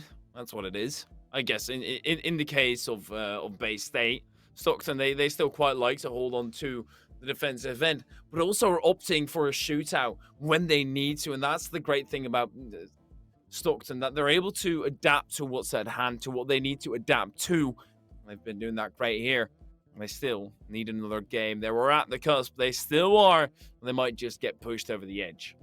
And this is just it's one of those where you kind of can't predict what's going to happen. You know, we talked about it during the previous match too. I'm not willing to predict who's going to take this game 7. They've been trading off games this entire series, so I'm really not comfortable in trying to decide a winner here before it happens.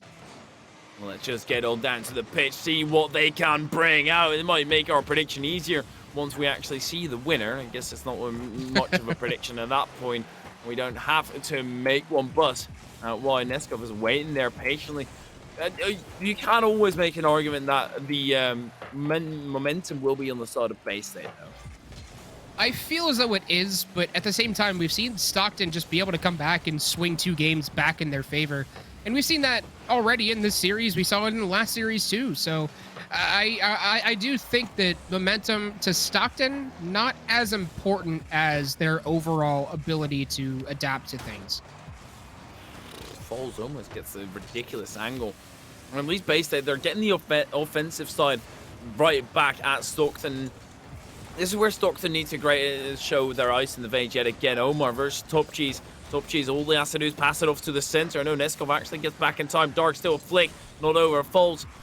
The defense out of Stockton is looking solid yet again. Chipped up there. Bus goes up to grab a hold of it. Neskov is the one to send it back over into the opponent's side. Bus can't get the touch. Elomar Matan will jump on it, looking for the double touch. He does put the double touch on target. What a beautiful goal by Omar. Absolute ripper here. A great read by Omar. And that's where he comes to fruition. He might be a little bit too frisky with it sometimes.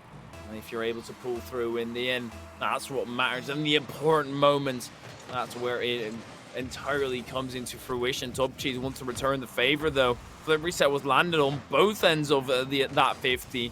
Neither of them having a proper outcome to do with the play, though. It's all got that recovery in mind. Omar lobs one towards the net, but Bus is able to get to it. Taken now by Dark. He's going to try and carry it over everybody. Falls, blocks it out. Omar takes it up the wall. Good control as Falls going to send it back into the Stockton defensive end. Top Cheese. Oof. Ends up having to go to Bus, who carries it over everybody. Now low on boost. Will get taken away by Neskov. Dark on the wall. Chipping it to mid. Not able to get it past Falls. This Bay State defense has been just getting a lot better as this series has gone on. They've been doing just enough to keep Stockton out of their net when they need that clutch goal, and they just can't get to it. That touch from Dark sends it far forward. Buzz uses the side. Well, Top Cheese is not there in time. Dark has to come into his rescue. Dark maybe off to the center or maybe a shot. That's the difficult part to be reading. Is that an open net? No, Buzz gets back in time. Tries to do some frisky shenanigans and find his way through. Dark, if he gets here quick and get it through Neskov, it would have been an open net. Neskov is there in time. Buzz still with a big clear. And the other end, Buzz off to the center. Chopped Cheese up for it. Dark 50 maybe with Omar, but Omar just cleanly gets it out to the side, and then Falls ends up 50ing down the other end. The counter-attack is started, but Top Cheese had a great read on that. Yeah, just right place, right time as well. Just waited there for the ball to come to him, and he does stifle that counter-attack. But this counter-attack is still ongoing, or attempting, from Stockton. Dark now against 2. Bus gets demoed for his efforts of trying to come up and support that. Top Cheese back to mid. Dark was looking for that one, but not able to get to the touch first. Bus now back upfield. He'll look for this one off the wall. Good read. Back to mid. Looking Oh. for Dark. Dark. Target. No! It's off target. It's off the post. And a great save by Neskov. Can Bus come up and get the second touch? No, he can't. Neskov carries it all the way back into the Stockton side. They've been taking notes on the side of Bay State for how to defend. And they're able to get it right there. Make a phenomenal stand in this final minute. They need to hold on as well. Bus sends one to the woods. Top Cheese, let Dark take over. Dark out to the side. Neskov still waiting patiently in the defensive end. Clears that out to the side. Omar up high now. Foles looks for the extension. Buzz, me waiting for Foles. Buzz, 50 now. Dark out to the side still. Still has a bit of potential, but that is all denied by Neskov.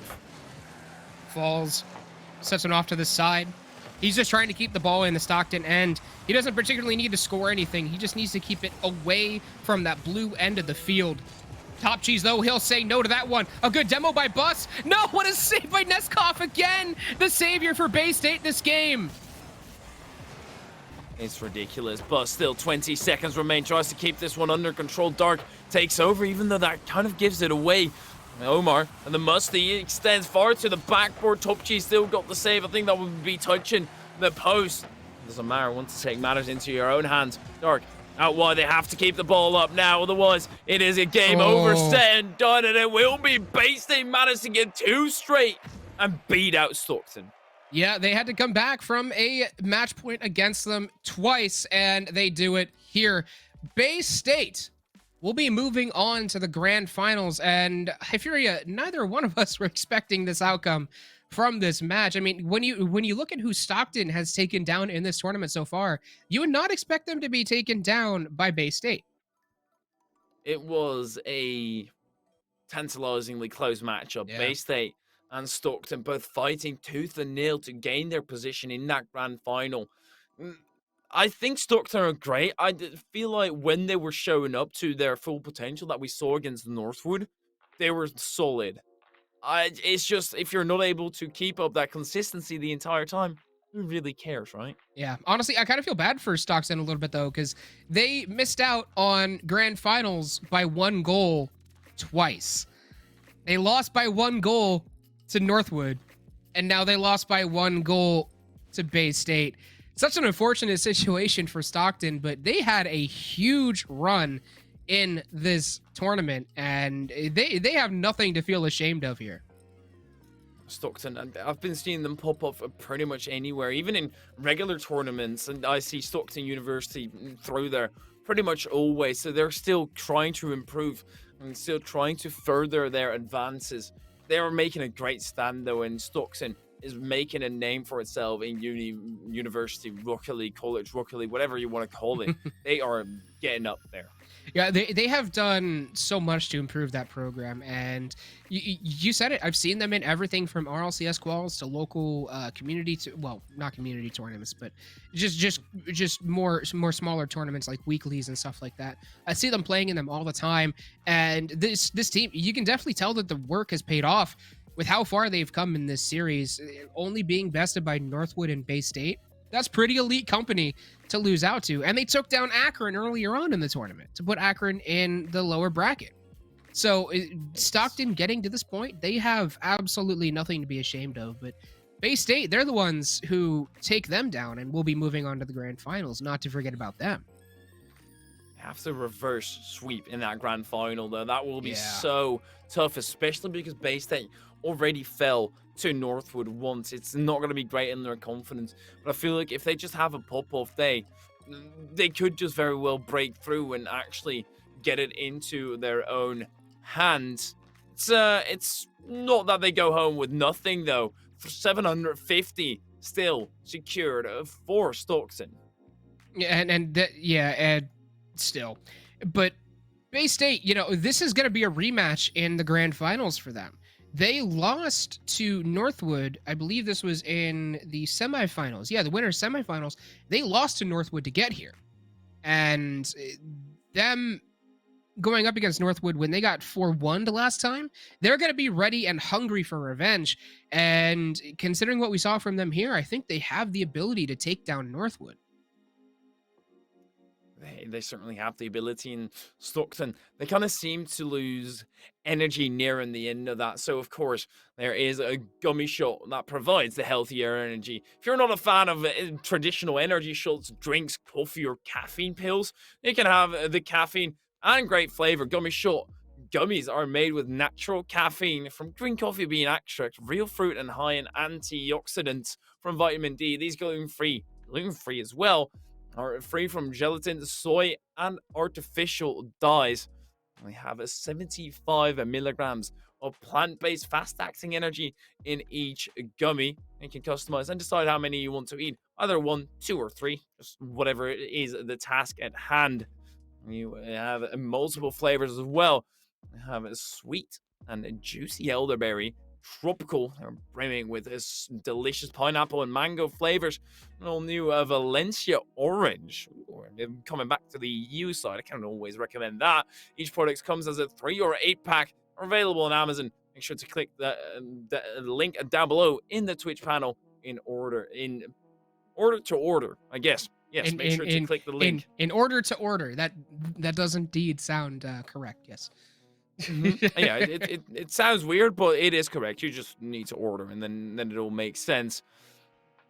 It's a great one. Yeah, Really. I like that's a product that I could definitely use.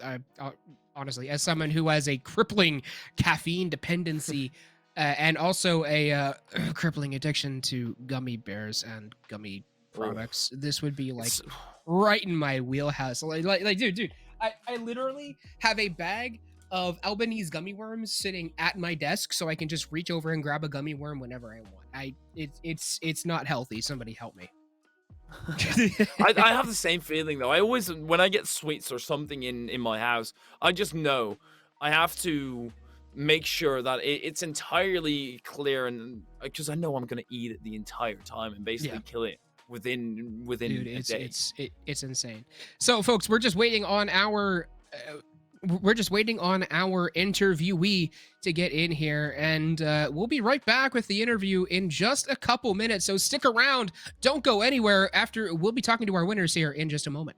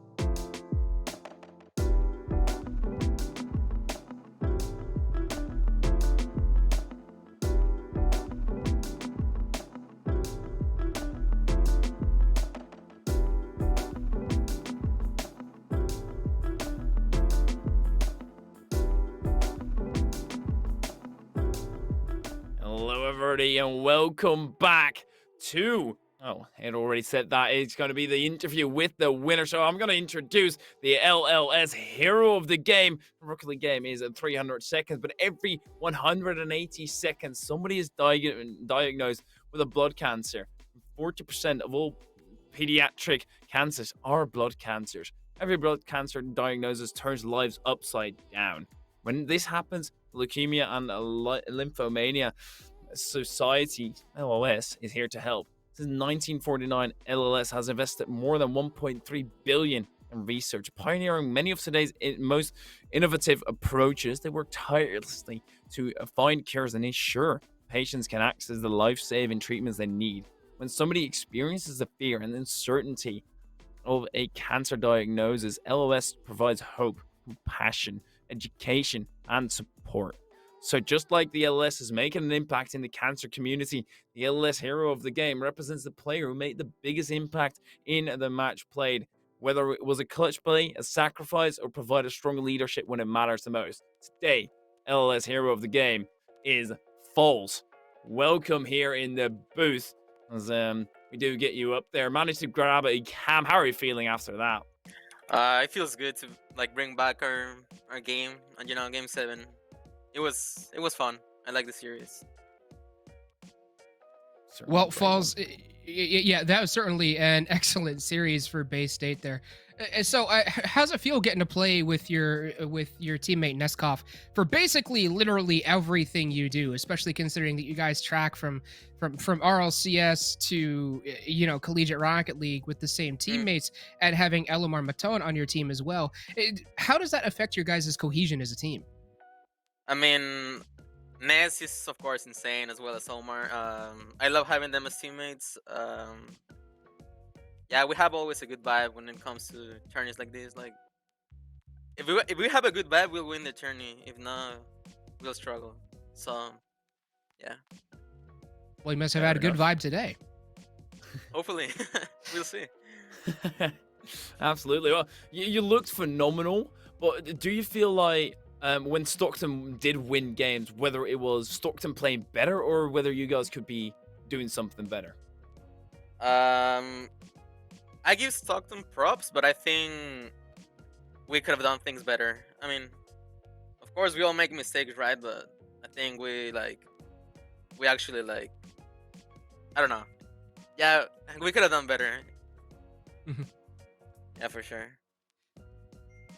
Well, there were certainly some shaky games in there. I mean, you could have gone 4-0, but you know what? The important part is you got it done. And speaking of getting it done, your next match in the grand finals, you're gonna have to bracket reset up against just completely head empty up against Northwood University. They're the ones who knocked you guys out of the winners bracket. Are you guys how do you feel going into this one? Do you feel as though you have Stockton's number or Northwood's number now, or do you feel that that it's gonna be a struggle again?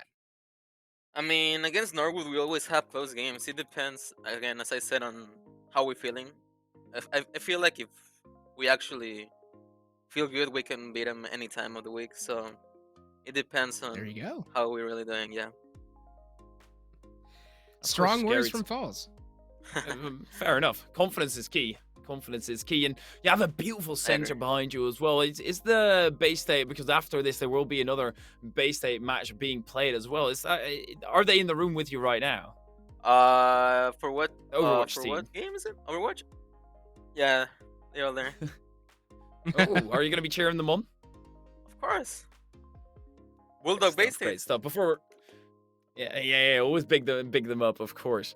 Before we're gonna let you go, Falls, is there anybody, anything you want to shout out before we're gonna have you? I mean, shout out to my teammates, to the school for giving us the chance to play here, my fam, like everyone that supports us. Basically. Of course. Those are always And of course, important. thank y'all for hosting. You're Thank you for welcome playing. anytime. Thank you for playing. Of course, we have basically nothing to scream over. We can scream into the void, but if you guys weren't there, that would be basically useless. Thank you so much, Falls, for coming on here today, and have a good one. Well, folks, that's all for Rocket League that we have for you today. But we're not all done here on NACE Starleague. We have 2 more matches coming up today, and that is Bay State College in the losers final up against Harrisburg University for Overwatch, and as well as we have UTK versus St. Clair College for Call of Duty. That is also the lower bracket final. That top one, that Overwatch match is gonna be. That's gonna be one to watch, especially I might stick around and watch this one. I live right next to Harrisburg University, so that's gonna be a bit of me cheering on my team. Well, yeah, of course, Bison is coming through, but that doesn't mean we are done here for today for the Rocket League part. Make sure to tune into the grand final. For now, we're gonna let you watch the lower finals first. We just want to thank you all so much for watching, and until next time, have a good one.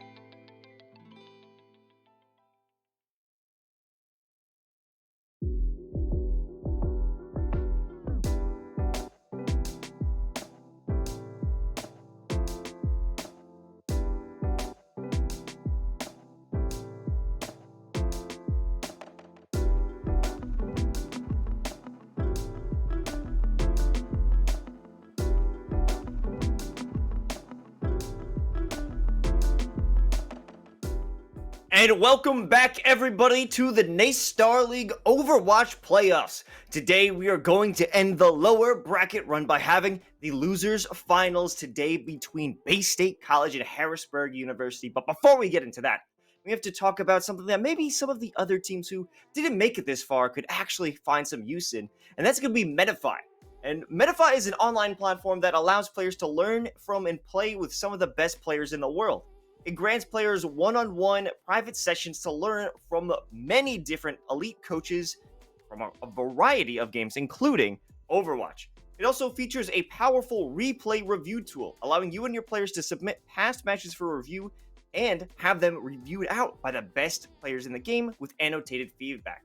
You can even choose from the top Overwatch coaches and book your first session in less than 3 minutes. With Medify, you can book sessions and instantly chat with coaches in real time or upload past gameplay and get expert level analysis.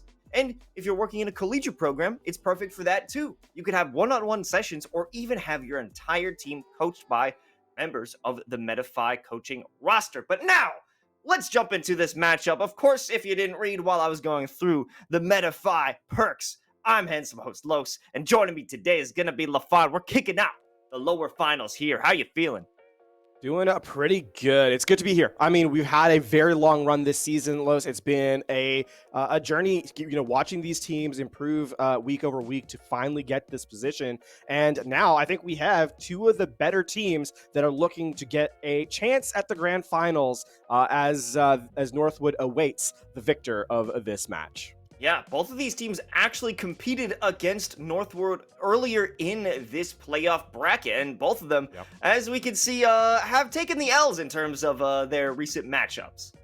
Yeah, and by the same scoreline too, 3-1 for both squads, so Northwood taking the victory there. It was on different maps. Escort is the only map that Harrisburg took against Northwood. Meanwhile, it was Control on broadcast a couple of days ago that Bay State College lost. So Bay State obviously looking for that revenge. We heard from Northwood at the end of that game. Seasons was interviewed yesterday that Bay State was the team that they expected to meet them for a rematch in the grand final. So we have that to go on just based on the experience of these teams. That being said, Los, getting a chance to kind of look over at the bracket and who Harrisburg has kind of beaten on their way to get here, some pretty impressive names, I think, including University of Texas Dallas, which we've hyped up through the regular season as being one of the better teams in the Southern bracket. Without a doubt, Harrisburg on a mean streak leading up to this finals today, and we should check out the rosters and see who we can expect here in the server. Yeah, many familiar faces if you're checking out the broadcast. Just last night we were checking out Harrisburg as they really had a really standout victory against their opponents, Bryant Stratton College, and well, I'm wondering, are they going to be able to do it again? Yeah, this is the interesting thing to kind of highlight too as we get a quick look. I think the standout players for Harrisburg are Akawa and Mathias, who played the Tracer. Meanwhile, on Bay State College, their standout player, their best player, I think is forgotten, ironically enough, in the name, who on that hit scan role was a sight to behold. I think I remember the Temple of Anubis game against Northwood where, essentially single-handedly opening the A objective up for Bay State College with the Ash play. That being said, Bay State also has a bit of a style where Mikan is the one that kind of subs out when they want to brig, and Neb comes in for that play. If you see Lucio, then Mikan's probably being played. So that's an interesting little aside for Bay State College. That being said, map number one, we have to kind of talk about it. It is going to be Control, and for the first time in a very long time, it's Oasis, actually, as we get a different look at a map here in our grand final. Shout out to these top three teams who have sort of issued the historic Lijiang Tower that we've come to expect at the NACE Starleague. I mean, that's what happens when you're dealing with the best of the best. They don't need to have those regular maps. They don't need the training wheels. They don't need the regular path to victory, as we could jump onto a whole mishmash of different maps. But we actually saw a pretty nice victory from Harrisburg University out on Oasis yesterday. Multiple moments, especially a very dominant showing in the library, but I also want to point out how they were able to split up the teams when it comes to their attack in the garden. And I believe that Divio as well as Akawa are going to be players who you want to keep an eye on, especially when it comes to separating players from their team. Yeah, and Harrisburg's comfort pick in terms of style is that dive, right? It's that 4-2 setup with the Wrecking Ball Tracer, and then having the sort of Sigma look at the rest of it. They did play a little bit of the rush composition when we got to University, but it wasn't really the style that they really wanted to continue with. As it continued further through the series, it was a lot more of that high tempo, high mobility compositions based around the Wrecking Ball that we saw on the Escort map of Route 66, and of course on the hybrid map, which was Hollywood. So a lot of consistency in kind of styles from Harrisburg. Meanwhile, when you look at Bay State, they did showcase a little bit more flexibility. Compositionally, they were able to go across much more, styles. That being said, there's also the element of Harrisburg wasn't forced off their picks, so we didn't really get to see if they were comfortable in other things as well. Yeah, we never really saw them in a disadvantage at any point throughout their best of three or a best of 5 yesterday. It only took 3 maps to get there, but we never saw them in a real moment of panic throughout that series. And I'm hoping that we could find some real adversity, real struggles going against this squad, because it seemed a little bit too easy for them in their run yesterday. So Bay State College going to give Harrisburg University a run for their money and a run to put them in a moment of panic. Let's see if that can be done here on Oasis. As we get a quick look at what the teams are going to be running out of the gates, it's a very interesting thing where Bay State is going for the more aggressive style. Look, as I said, Neb's in for the Brigitte, but they're bringing the Diva out from Infernal, whereas Divio is playing that Sigma. So a little bit more sustainability on that backline with Harrisburg's composition. Meanwhile, Bay State is all about all-in engage, as you see both the Tracer and the Sombra at play. Kawa just showing some face on the top of the objective, hanging around, poking around, trying to see if anyone is going to challenge them outright. It won't be done so much. Infernal just getting some info, putting a little bit of damage on, but Forgotten actually with the first one over onto Elk. Taking out that damage dealer will be huge, knocking him off the top rope will be faded. Now they have to back up a little bit. Forgotten just doing some damage, not having too much opposition. However, Harrisburg beginning to strike back, especially with Solms and Mephiles doing damage, getting the D-Mech onto Infernal. Faded, mostly standing uncontested here on the objective.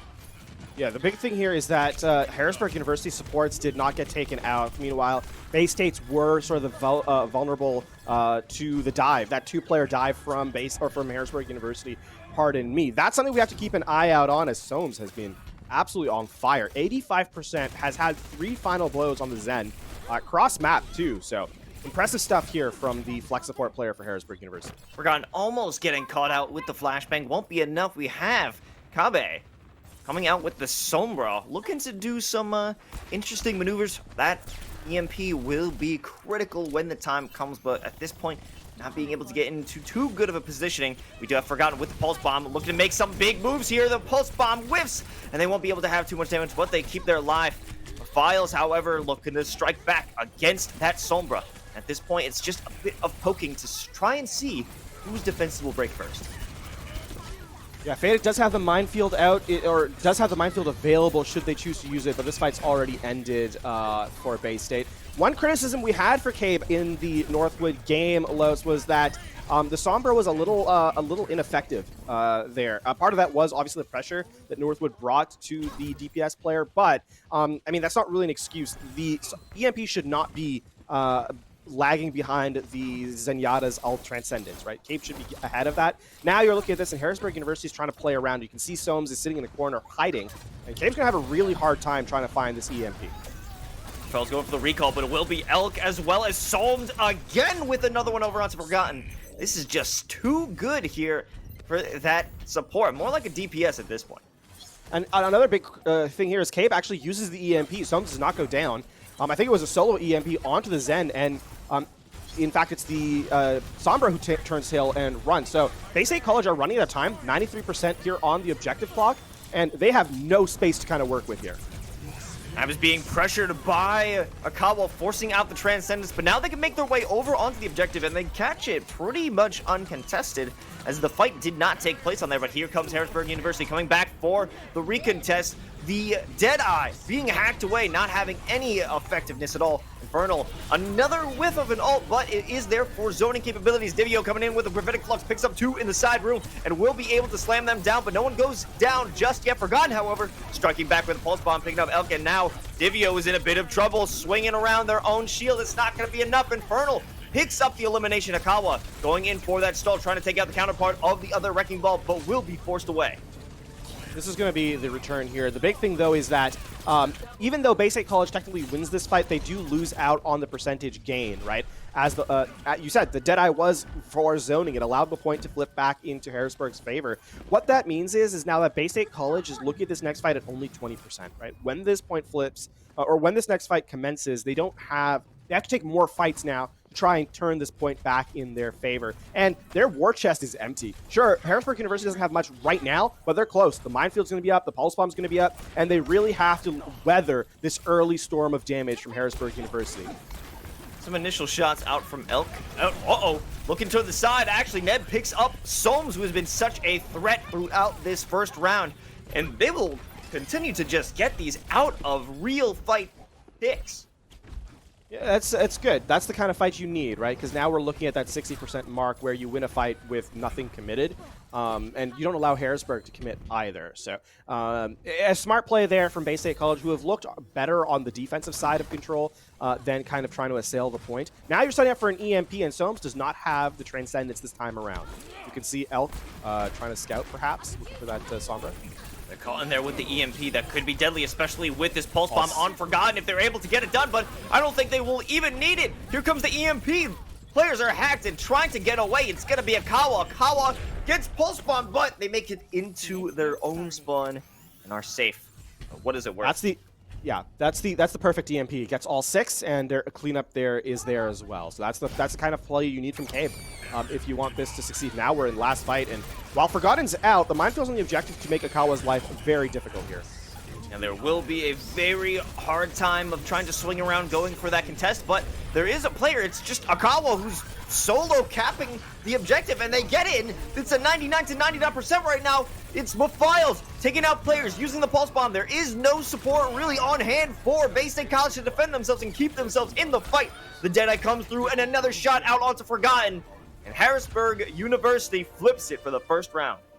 That is Mafiles actually coming up clutch because the Transcendence was online, so too was the Rally Armor, and the Pulse Bomb is the only thing that was able to eliminate the Brigitte there. Net being taken out, it starts a snowball effect, and as you said, because the point flipped over, no one contesting, Bay State College just couldn't make it back to the objective to control the fight. And I mean, for Harrisburg University, right, they had the sustainability as Retnub was, using the rally in the middle of that engagement. So Harrisburg a little bit cooler under pressure. Bay State College perhaps feeling the pressure as they kind of tried to take a fight that wasn't advantageous to them in a corner they couldn't support the rest of their squad. Now we're jumping into a first mirror match here. As Elk and Forgotten swapping over to Soldier 76.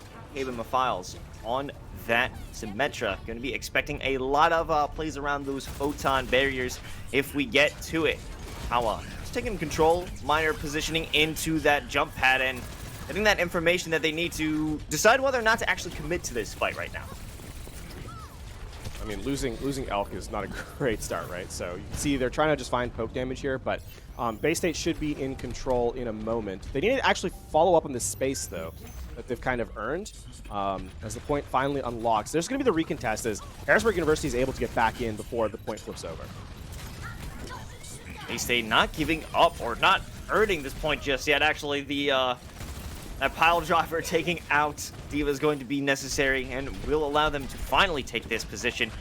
However, a big dive coming in from Akawa. I'm not sure if that's going to be what they need to actually earn a fight. Pushing up too much. It's going to be Elk giving themselves up in this fight. Now Brigitte is stuck in that room. Retina will be able to make it out with their life for now until Infernal flies through with the jets and turns and burns them.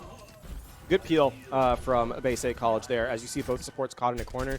Infernal comes back. They set up a bait play for the dive, and then the punishment is there for Bay State College, right? Harrisburg thought they had an opportunity to get those eliminations with supports, but as I said, the support was there from the tank players. Now, looking into this, Abs does have the Transcendence online, and this is going to be the go button, actually, as they want to just find the kills in spawn, and it's so far working out for them. Files being a little bit of a nuisance in the back line. However, they are just too strong in the front that a little bit of poke in the back isn't going to make too much of a difference. However, multiple players trying to get that back cap. It will not work out. Akawa and Mafiles hoping to get something cheeky, hoping to get a quick flip while the players are distracted. However, the hunt is on, and I don't think they are going to walk out of this one too pretty. Yes, one of the things about this composition to highlight is that there's nothing for the Transcendence to really specifically defend against, right? There's no EMP, there's no Dragon Blade, etc., etc. So using it aggressively as Abs did is smart, and I would expect Soames to do the same at some point as the Pulse Bomb is eaten up here from Cade. Ooh, unfortunate Pulse Bomb, however. This will be an opportunity here. Mafile still trying to get some damage in the back line, and they will be able to put it on. Forgotten, however, activating the Tactical Visor. Let's get a lot of damage in onto the opposing tank. But at this point, they aren't really gaining too much ground. They're still being forced off, and finally Harrisburg University able to flip the point as they try and get aggressive push of their own. Yeah, this is going to be the reset. Forgotten just trying to deal a little bit of damage, trying to get out. Won't, as Mafiles is there to follow up. And now Bay State College have to reset. They are at that, like, almost last fight territory, 12% away from capturing the objective fully. So in a decent spot in terms of percentage, but they need to set up a clean dive on the back line here, ideally Soames or Elk, with Cabe and Faded, so they can work with that, right? Because in terms of actual punching power, nothing is quite on the table yet. Taking a lot of damage trying to peek out that door. They are going to have to rethink their efforts here. Cabe on the objective, just baiting out and finding the files still there to hold it steady.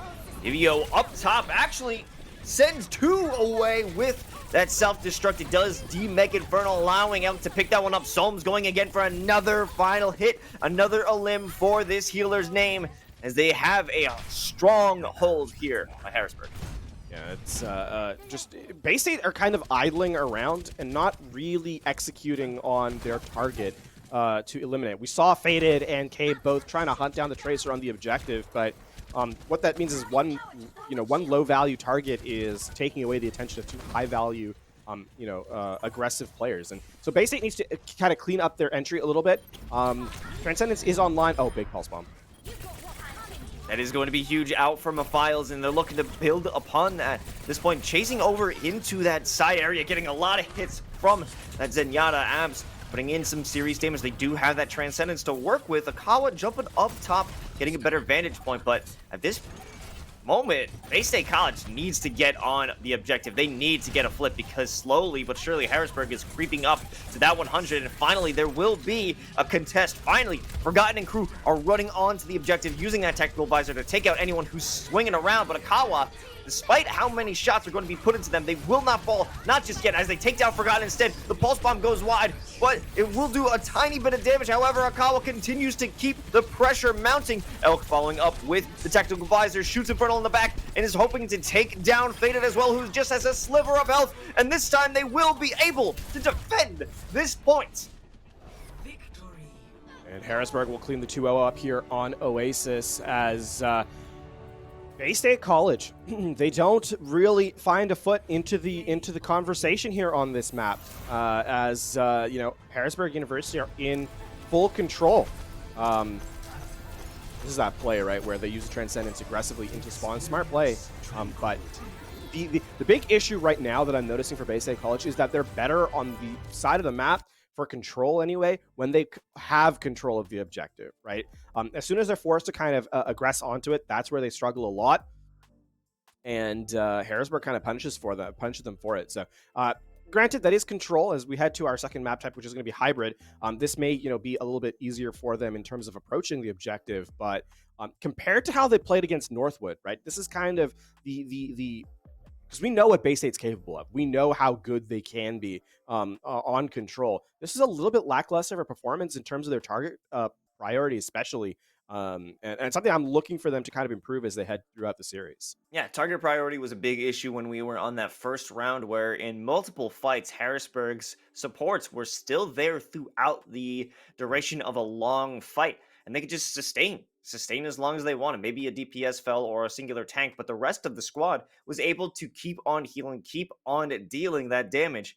And I want to go back to what you said, how they had better control once they were already in possession of that objective. Yeah, the one replay we just looked at showcased that perfectly, because once they had that positioning, they were able to push it all the way to the spawn of Harrisburg University. Bay State College did that very well, but when they're looking to try and continue to manage it, or just force back an aggressive push out of Harrisburg, they are starting to struggle. So I think on their defensive round, on the defensive side, as we go into the second map, I think we can see them really shine in terms of how they're able to hold an objective. And I think the reason why they struggled a little bit on those kind of aggressive side of control, if you want to look at it that way, is that a lot of the times they allowed a free pick to come in. And I shouldn't say allowed, because one was the self-destruct on, if you think about City Center, one was the self-destruct that came in, that got 2 picks, the Zen and the Diva Mech. There was that Pulse Bomb also that got an elimination onto Forgotten. So it's not like it was unforced, errors. It was Harrisburg playing well, no doubt about it. But on Bay State's side, it really did feel a little bit like they were hunting for an opportunity that Harrisburg wasn't giving them. So sometimes you have to force those opportunities, and unfortunately for Bay State in map 1, that wasn't the case. That being said, we do head to map 2, and if we dodge the traditional map in map 1, it's not going to stay the same way for long, because Kings Row is going to be the site of our next adventure. Yeah, classic. We know how it goes. We can't be lucky for so long, and it's just an inevitability that we're gonna end up on the King's Row, and it's okay. I mean, it's just standard. It's able to allow us to see how different groups, different teams play around this standard map, because it's always going to be here. So you want to understand how these players are going to be able to devise strategies, devise pushes, defenses, and everything else. And if I was Northwood, I would definitely be studying this tape. I would definitely be watching how this squad, both of these squads, there's a potential for either of these two teams to make it to the grand finals. So I would definitely be paying attention to what their Kings Row play is like. But a fun fact, actually, Bay State College on the side of our Rocket League broadcast is heading to the grand final. So there is a potential here for Bay State College to make it in 2 grand finals in 2 esports if they walk around with the dub here today. Yeah, I mean, regardless of whether Bay State makes it out of this lower finals or. Attackers incoming in 30 seconds.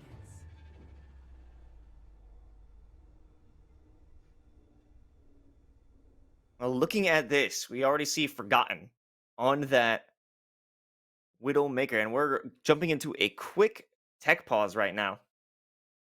And that's going to be, all right, no worries. I mean, hey, we have to savor the moments leading up into Kings Row. It's a good time, so we want to take our time with this. We want to slowly savor the moments of this map that we rarely get to see on broadcast, so it is a fun little treat for ourselves here at NACE Starleague, and all the people at home, all the people within the bracket as well. We like to say thank you. And, Thanksgiving is coming up, so I think we could all sit around and be thankful for that. Be thankful for Kings Row. Be thankful for Oasis as well.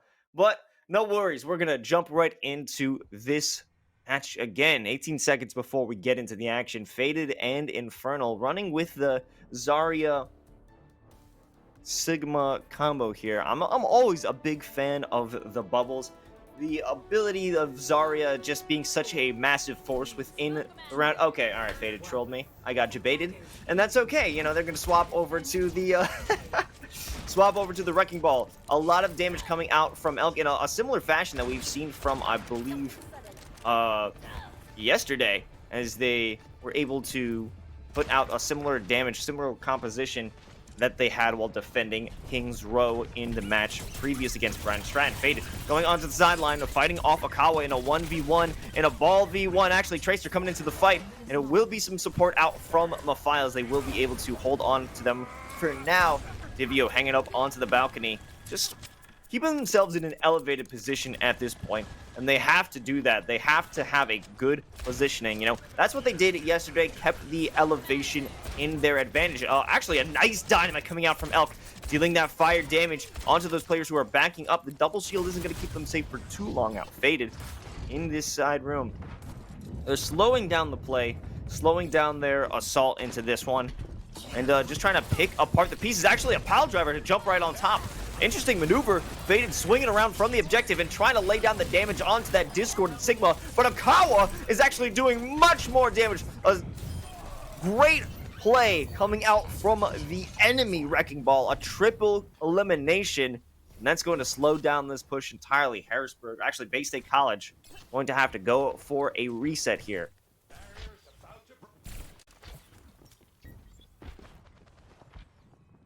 Files almost with the pulse bomb at the ready. Akawa already looking to use that minefield.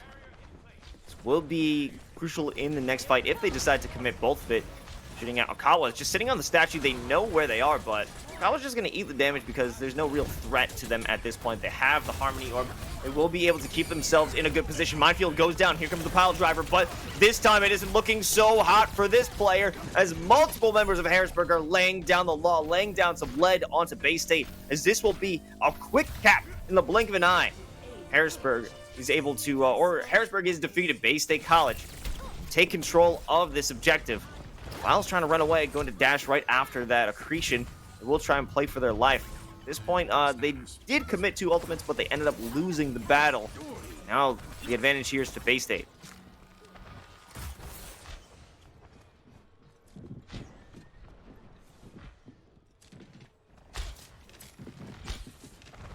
Now, this is going to be a big territorial gain here for Bay State at this point. Cave just sending down some bullets. They do have the pulse bomb. If they can drop it low, drop it onto Abs, who actually forces out the Transcendence. They aren't going to lose just yet. Infernal and crew, they're pushing away. It's a double Transcendence into this fight. Rally also going to be used by Mikan. Bay State is looking to hold on to this push. This objective isn't going to be taken back by Harrisburg. Jumping through in the middle of the fight, Divio trying to get a big shield buildup, but they're only going to find themselves back into the spawn as Bay State College continues to push on this objective and are even going as far as to find themselves in the backline over into the third leg of this map and just earn themselves this objective. Okay. Back. Second point completed. Los. We had an interesting run up here. Bay State College was a slow start, but once they got running, they were sprinting, and they've made it all the way to this or past this second objective.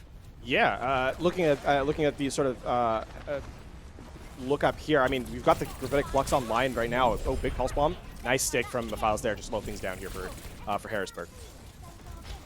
That's what they needed. You know, a great use of pulse bombs has been present throughout this first round. Oh, Mafal's trying to get up to the top row. Not going to be able to do it. As will Cave actually be able to get out of this one? I think they might walk away with their life. Playing very dangerously and still in the fight. Here comes a potential Gravitic Flux. I don't know if it actually was able to be worked out. Infernal so low as this brawl is going down. Akawa with the pile driver knocking some players up. The support from Soames is there, but they're forcing out a Transcendence. This will keep Akawa in the fight and allows the rest of them to hold on to their lives and hold on to this objective.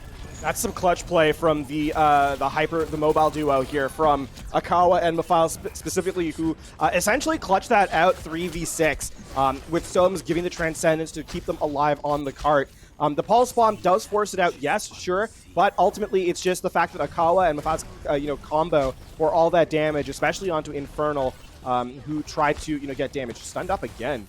Is Infernal. Now Harrisburg are back in control of this point. Yes, the card's moving forward, but look at those resources they have available to them. There's the Dragon Strike to section everyone off.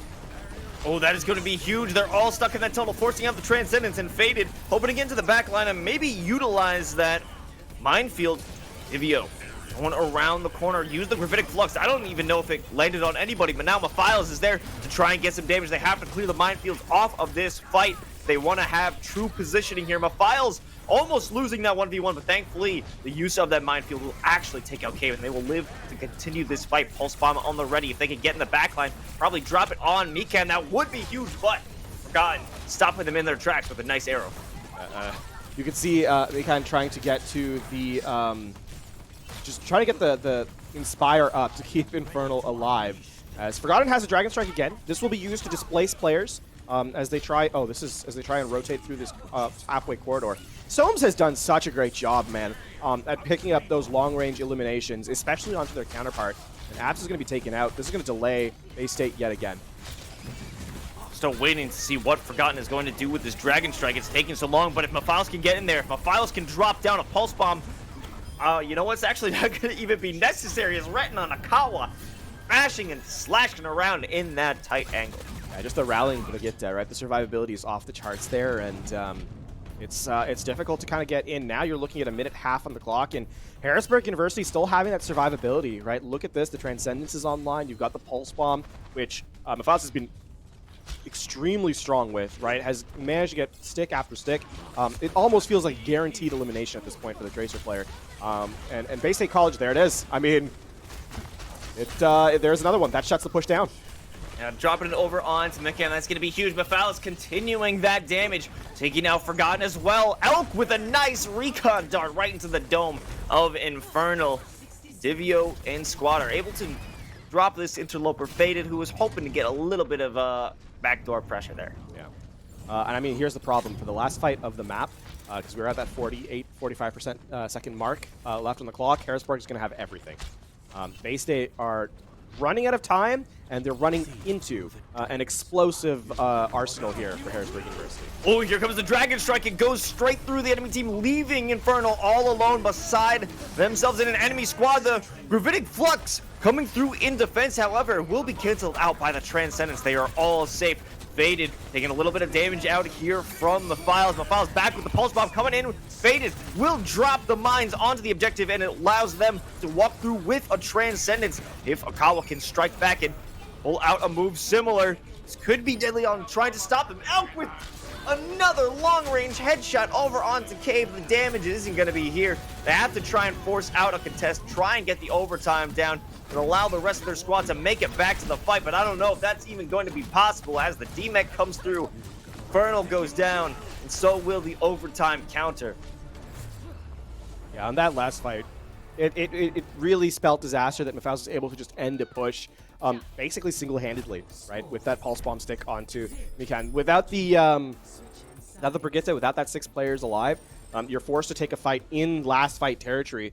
And Harrisburg University, because they get to be so stingy with their resources due to how efficient Mephiles has been on the Tracer, all of a sudden, you know, you've got 6 ultimates looking at you. And even as the Tracer player had used Pulse Bomb in the previous fight, was already up to like 60%. So a no-win situation for Bay State College there, Los, but a respectable completion nonetheless as they get most of the way through third.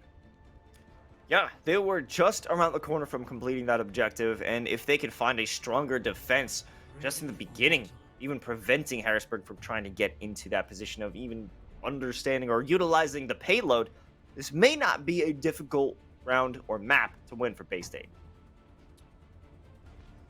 Attackers incoming. This first, as we kind of look through, I think the most interesting that kind of stands out to me now too, though, is that Neb got subbed out on King's Row, right?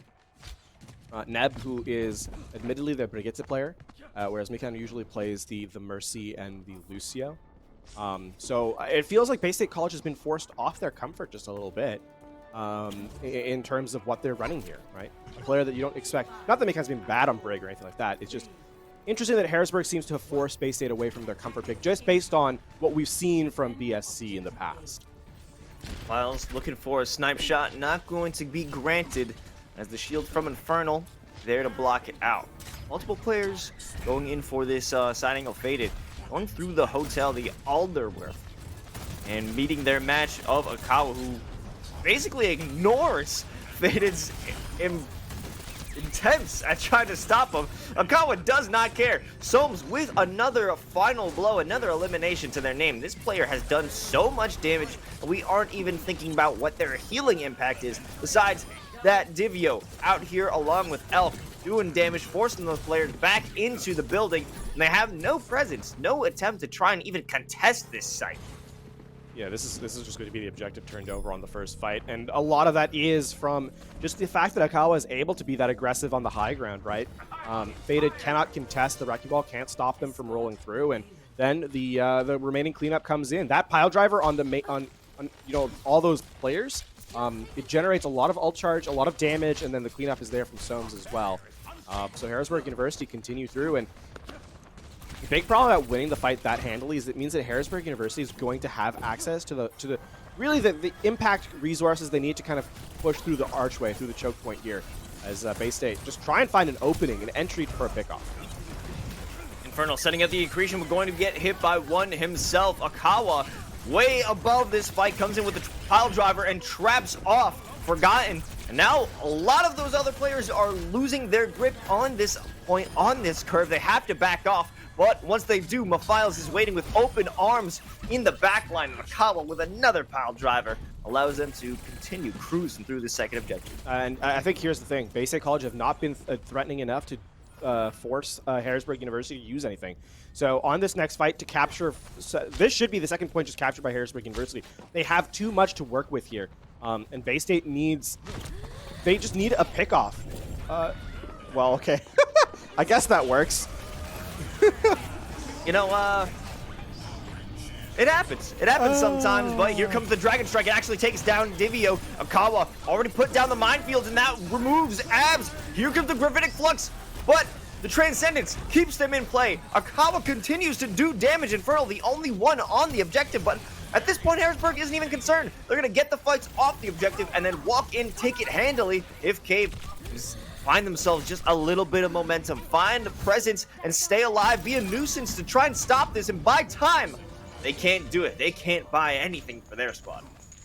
Listen, I said they needed a hero play, and it was Faded running the running the Wrecking Ball into the self pulse bomb elimination, taking it further. Hanzo, lucky stuff there. Basically, going to make some switches up now. They're playing the rush composition essentially, though without the Lucio, as Mekan's so close to rally, you don't want to lose that ult charge. It's such a valuable ultimate here.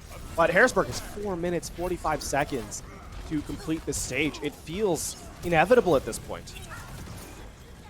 Yeah, it will take a Herculean effort out of the squad. Mephile's already going to remove Infernal from the mech. 2 players caught up, actually 3 caught in that gravitic flux, and that will drop them all, forcing out the immortality field. They don't even have too much time for Arrows to have a big impact on this one. Getting stunned out by Mekan is going to force Mephiles out back into the spawn. Here comes the pile driver. Mekan will fall as well. Only 1 player still a thorn in their side, and that is that Tracer Cave. With the Discord, they don't even have a hope in trying to get away, especially from this backline. Players are being forced back, damaged as soon as they're leaving their spawn. They can't even make it to the objective. Infernal, as well as Faded, pushing up. They do have a time, they do have the shields, they do have the ability to make it through, but Akawa is doing so much damage, dropping the Dragon Strike, dropping the Minefield, the Pulse Bomb as well. The Immortality Field is all but gone. The Transcendence there to finish it out, as Harrisburg University picks up their 2nd map. And Harrisburg University now is 1 map away from a rematch with Northwood in the grand finals. Bay State College, they have been caught unawares. Harrisburg playing with a swagger, with a speed that really we did not necessarily expect from them. Or I should say we didn't expect it from them. They've come to play here today, and Bay State College has been kind of left out in the cold.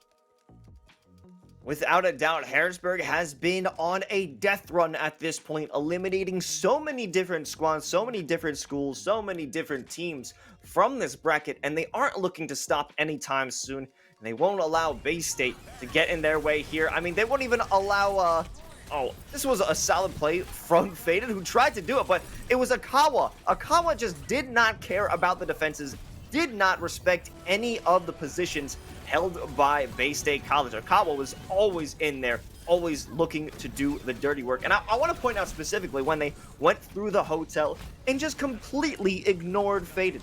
Faded was there looking to contest. Faded was there to try and make something happen, but Akawa just decided, you know what? I don't even care. I'm going to go do what I want to do. Yeah, and this map really felt like Akawa's map, right? This, in as much as the rest of Harrisburg University performed, no doubt about it, Akawa really felt like the player that was on top, like just in control of the match. The player that was taking over the objective and really setting the tempo of it.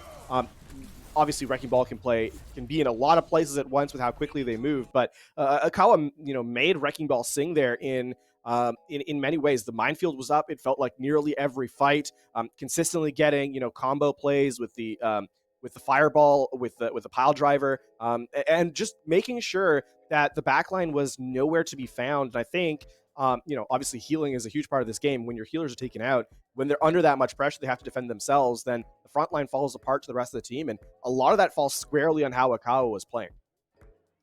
Yeah, well, we will see if Harrisburg is able to continue that momentum with Akawa and especially Divio. I don't think Divio got enough love. The great Sigma plays, and it was a play of the game right at the end of that, with a Gravitic Flux picking up 3 players, allowing them to just steamroll into the end as a unstoppable train at that point. Both of these players are having such a great impact within this series, and let's see if they can keep it up, or if Bay State College can turn things around as we head back into Game 3 after this quick break.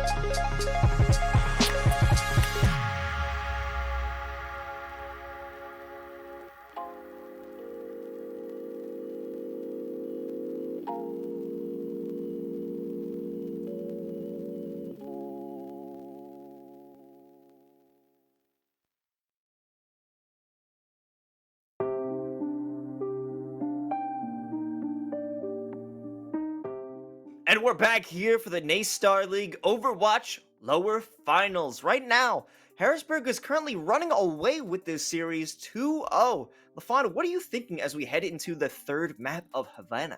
A little bit surprised, actually. I think Bay State is not performing to the capabilities that we expect them to, based on their performance on stream against good teams, right? It's not just sort of taking their scoreline and saying, all right, this is why they're good.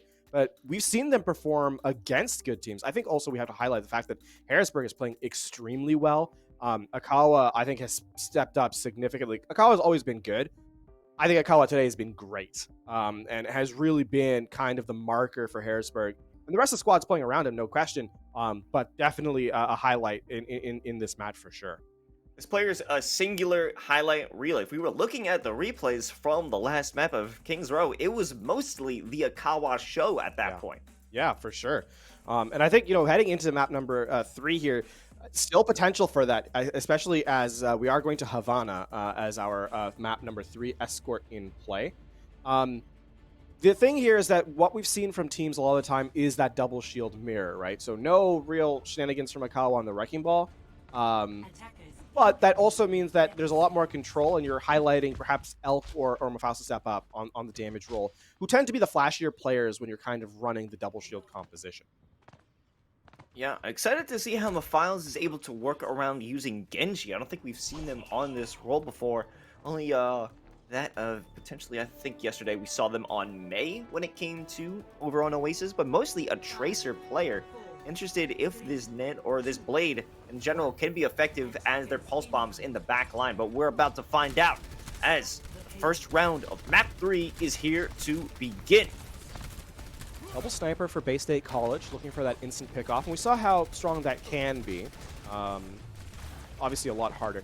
You can see this like the 3-3 stack here from Harrisburg University as they set up sort of a pinch maneuver, allowing spam from both angles. And they're using the natural cover of the map to kind of also aid with things. That being said, Soam's going down. That's a lot of healing gone for Harrisburg.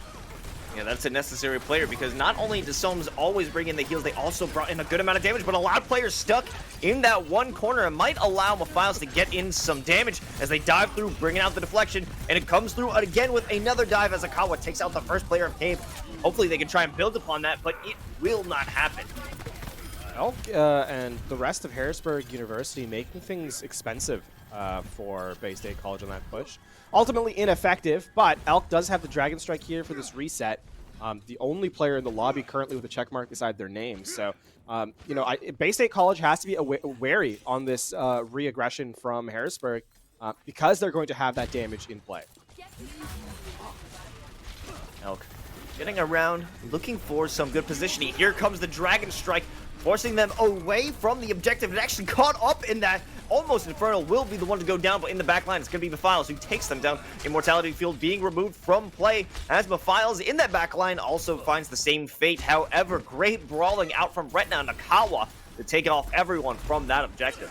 Yeah, the setup there from Bay State was awkward. It did not feel like they were expecting the damage to come in. Infernal was entirely encased in that Dragon Strike, and Mephiles, I think, had to hit like 2 shuriken to you know, eliminate that off tank, and that just started a snowball of damage throughput. Bay State now have a lot of damage on their return, but the supercharger from Akawa is going to make things very difficult as they kind of deal with the spam inwards.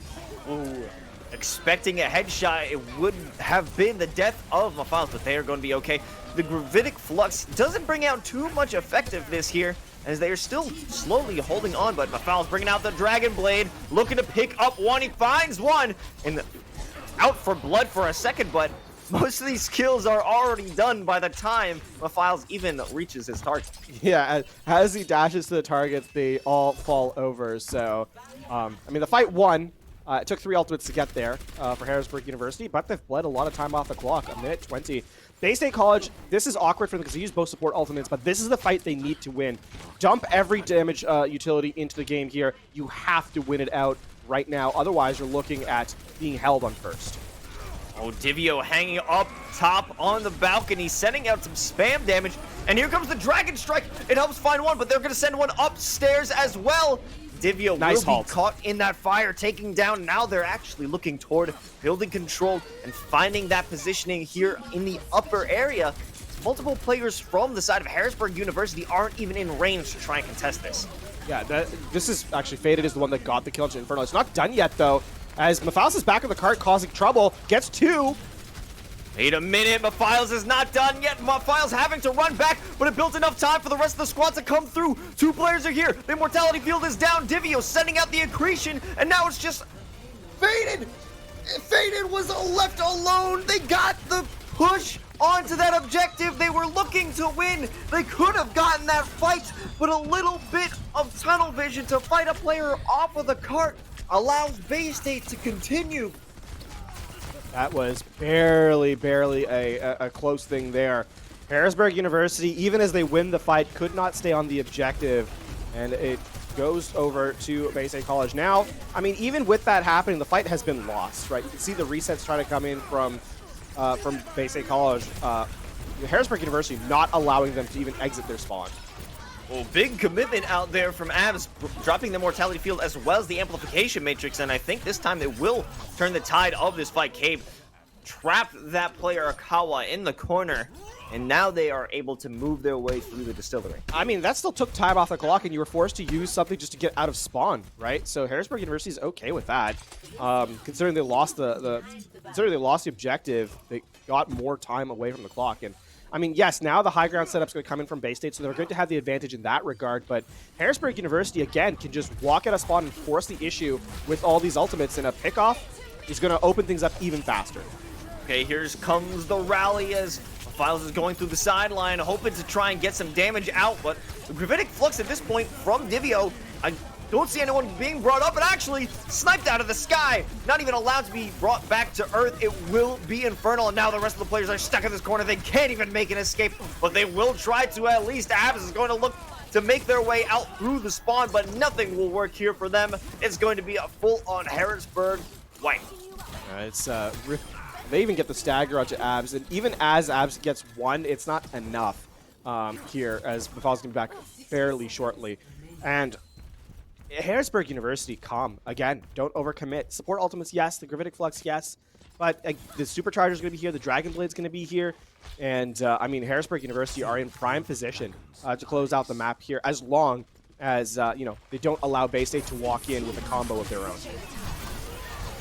Actually, here comes a blade out from Mephiles. This is going to be able to bring out dividends, and I don't think so. Actually, it allows the rest of the squad to buy some time, get some distraction shots. Forgotten jumping around, drops the pulse bomb, but it doesn't make a connection. Soms is doing so much damage here throughout this fight, throughout this entire series. A support player that is much more than a support. Infernal now the last one trying to survive, hoping to get back with the rest of their squad. They are being able to recontest this one, but you have 10 seconds left. You have only 8 seconds to get onto the objective and somehow win this fight. There aren't many resources. They will commit that amplification matrix, but is anyone even in the sightline for this to work out? Divio coming from a flank, hoping to drop down that enemy Sigma. The damage just isn't that good. The supports are too strong. The rally is there in to bring in the armor. The Gravitic Flux doesn't even get to lift off anyone as the team kill comes through. And Harrisburg stops the fight right here in the distillery. And Harrisburg's match point is now halfway through the distillery, as you highlighted. Bay State College are looking at the end of their season right here. Harrisburg University, again, just that last fight, it's all about controlling space. They take the forward position. Divio sets up that flank, that crossfire, as we said, and Harrisburg University smartly making the choice to not stand in the damage line of fire of Bay State College. Baits them to the point. They have to get there, right? So take the fight on the objective where the resources aren't available anymore, and the cleanup crew comes through. And Harrisburg University, again, prevent the map from being completed. Whew. This is a wild ride here on Havana, and, you know, this map could have ended, or this round could have ended much earlier, as there was a moment in time where Harrisburg almost clutched out this round before that first objective was even scored. So this is a great opportunity here for Bay State College to take the opportunities, the luck that they've been given, the chances they've been given, and run away with it with a full stop right here if they want to stay alive in this season. It's not over for this squad just yet. They're going to have to work harder than they ever have before to keep it in their favor. Yeah, playing hiding away from everyone, not giving up their hand was Bay State College as they now get close in with the rush composition. Harrisburg University is back to the wrecking ball, this time with the Echo for the flank damage. And, I mean, listen, if the Echo can get a bunch of sticky bombs and Akawa can roll through, this is looking like a possible opening. Akawa already opening things up, going to get hit with the flashbang and trying to get around this May wall. It's going to be frozen. Divio not having too much of an opportunity to even get into this fight as players are being spawn camped at this point. Forgotten, just chilling on the objective. Looking to get players who are getting in the back line. An interesting play. Looking to get a pinch potentially here. Yeah, this is, you know, just get out of the line of fire. And then, again, yeah, follow up on multiple angles where the shielding does not protect the entirety of the team. So here's that engagement. Makawa yet again gets to the cart. Kind of just idling here, though.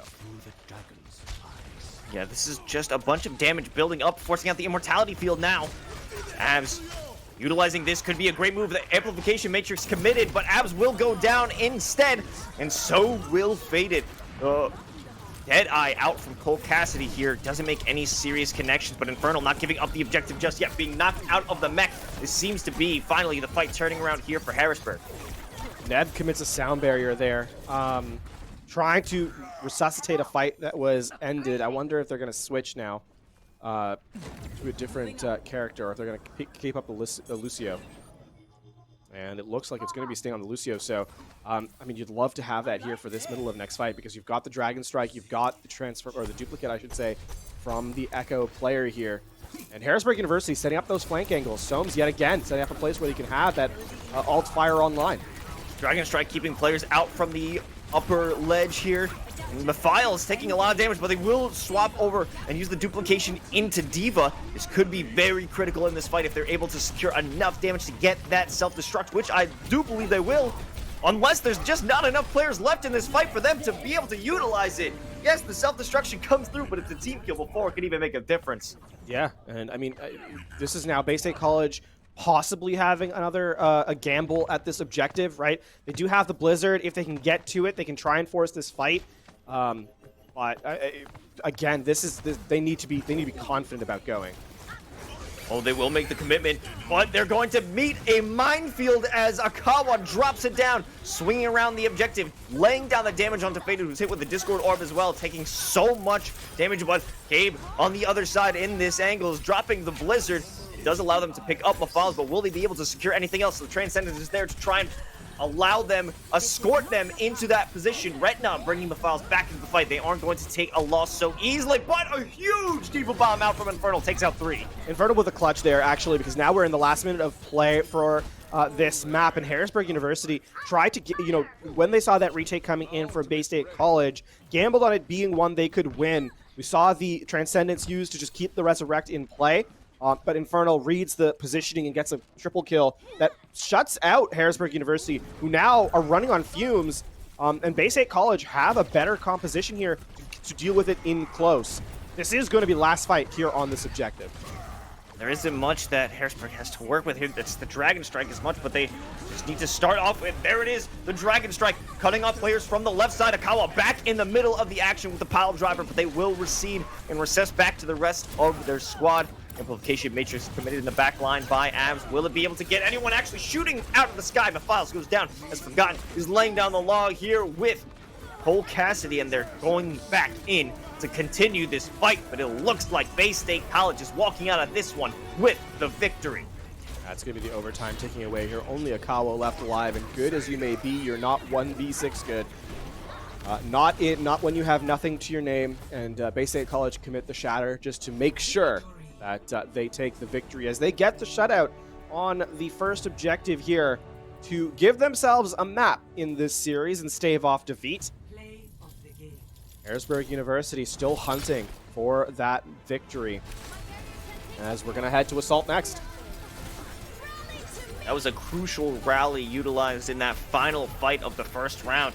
It was an absolute mess of chaos going in through that fight. It was so hard to even decipher what was going on. Only the kill feed could tell the story of that one. But now the story says Bay State College is still in this series. They are not done yet.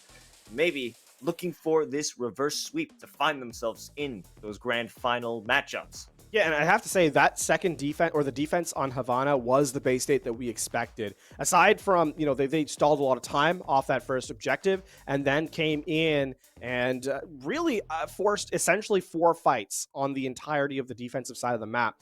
So a fight a minute is kind of how that worked out. This halt, by the way, from that halt from Faded was unreal to keep Infernal in the Dragon Strike, or to keep Divio in the Dragon Strike, pardon me, get the elimination. I can't believe they got that cap. I can't believe they captured that objective in such a crazy moment. Multiple wild instances from both of the players from Bay State College working together, keeping their team alive, and a awesome commitment from BSC for them to decide to not allow this first objective to be taken in the second round, to not allow them to fall or be pushed within. Having that aggression that they faced so harshly in the first round and bringing it back and using it to their own advantage is great to see, to show that Bay State College still has a pulse within this fight. Yeah, and Harrisburg is going to be haunted by that A point a little bit on Havana, because not only did they not quite read the take back, or the retake from Bay State College, they also gave up the objective on their defensive end. And who knows what could have happened, if they didn't have to go all the way to that second point. But that is definitely in the past, and we cannot change it. So to the future we look as we get to Assault, and it's going to be Volskaya Industries as our next map, with Bay State electing to defend first. So this is going to be this could be very much a clash of styles, right? We saw again that Harrisburg seems to be better on the Wrecking Ball composition than they are on the Double Shield look. Not that they look bad, but on Volskaya Industries, you can play, defensively that Double Shield, whereas on the offensive side of things, that the dive comp can definitely work. Yeah, without a doubt, and I'm interested to see if Bay State is looking to hold on to that strength that they found, that resurgence of energy on the defense over in Havana, and bring it into Volskaya. Are they going to be able to have that full stop defense that we saw? And, that was actually a strength that we originally viewed in Bay State College on Oasis. Once they had control of the objective, they were able to find a lot more opportunities to find eliminations on their opponents. Now, if they're opting to continue this streak of defensive prowess, well, a map 5 is not out of the question, not by a long shot. Certainly not the case. We do have to kind of attend to the maps that Harrisburg and Bay State College played against Northwood, though. That's kind of, I think, where we can draw a lot of conclusions about the relative strengths of these teams. The map that Harrisburg took against Northwood was Escort, so that's an interesting strike against Harrisburg as they lost out Havana here. Now, as we get into Volskaya Industries, these two teams have looked, well, I shouldn't say, Bay State looked shaky when we last saw them on Temple of Anubis, right? They were kind of struggling to get through to the objective. Meanwhile, against Northwood, so a little asterisk there. But that first point has been against teams that kind of put pressure on that on the early choke point, has been a bit of a sore point for them. So as they're getting defensive first, if they can slow down the map and give themselves the best chance at victory without allowing Harrisburg to that second objective, they're in a pretty decent place to tie up the series. Without a doubt. I'm interested. It's Mephiles back on the Symmetra. Not a... Well, I mean, this could be used as a potential flanking hero, using that teleporter to get into the backline, but that isn't a solo play. That's having the entire squad being in a flanking position onto BSC.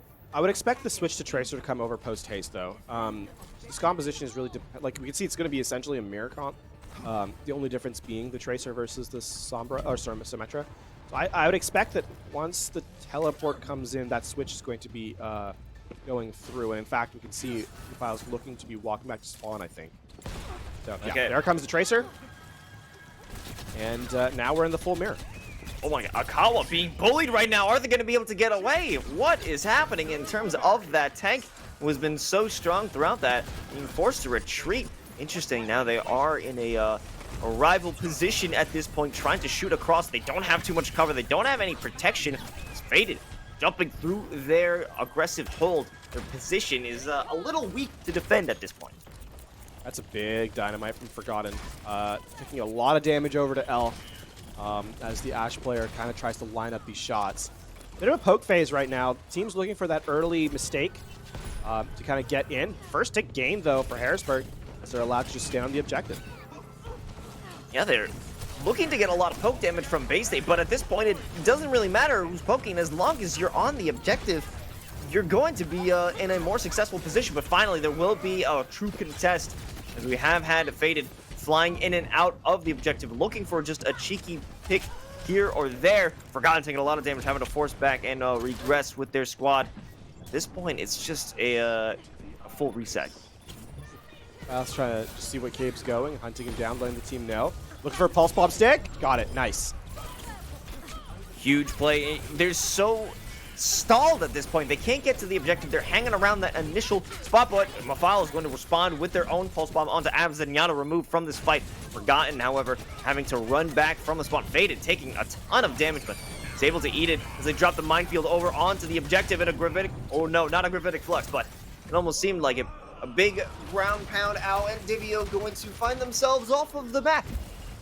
Yeah, I mean, Forgotten was... Or, sorry, Divio was kind of caught out in an island, so there was not much they could do. And Bay State prevent that second third from going in Harrisburg's favor. Stalling about, more than half the time off the clock here. Decent percentage gained. And now Harrisburg are back to trying to, force that high ground rotation. Set the Bob up on the objective for both, capture and damage. And then try and isolate a member to get a pick off on. Files hasn't really had the best flanking potential here. Okay, here's a gravitic flux out from Divio. Will it launch anyone?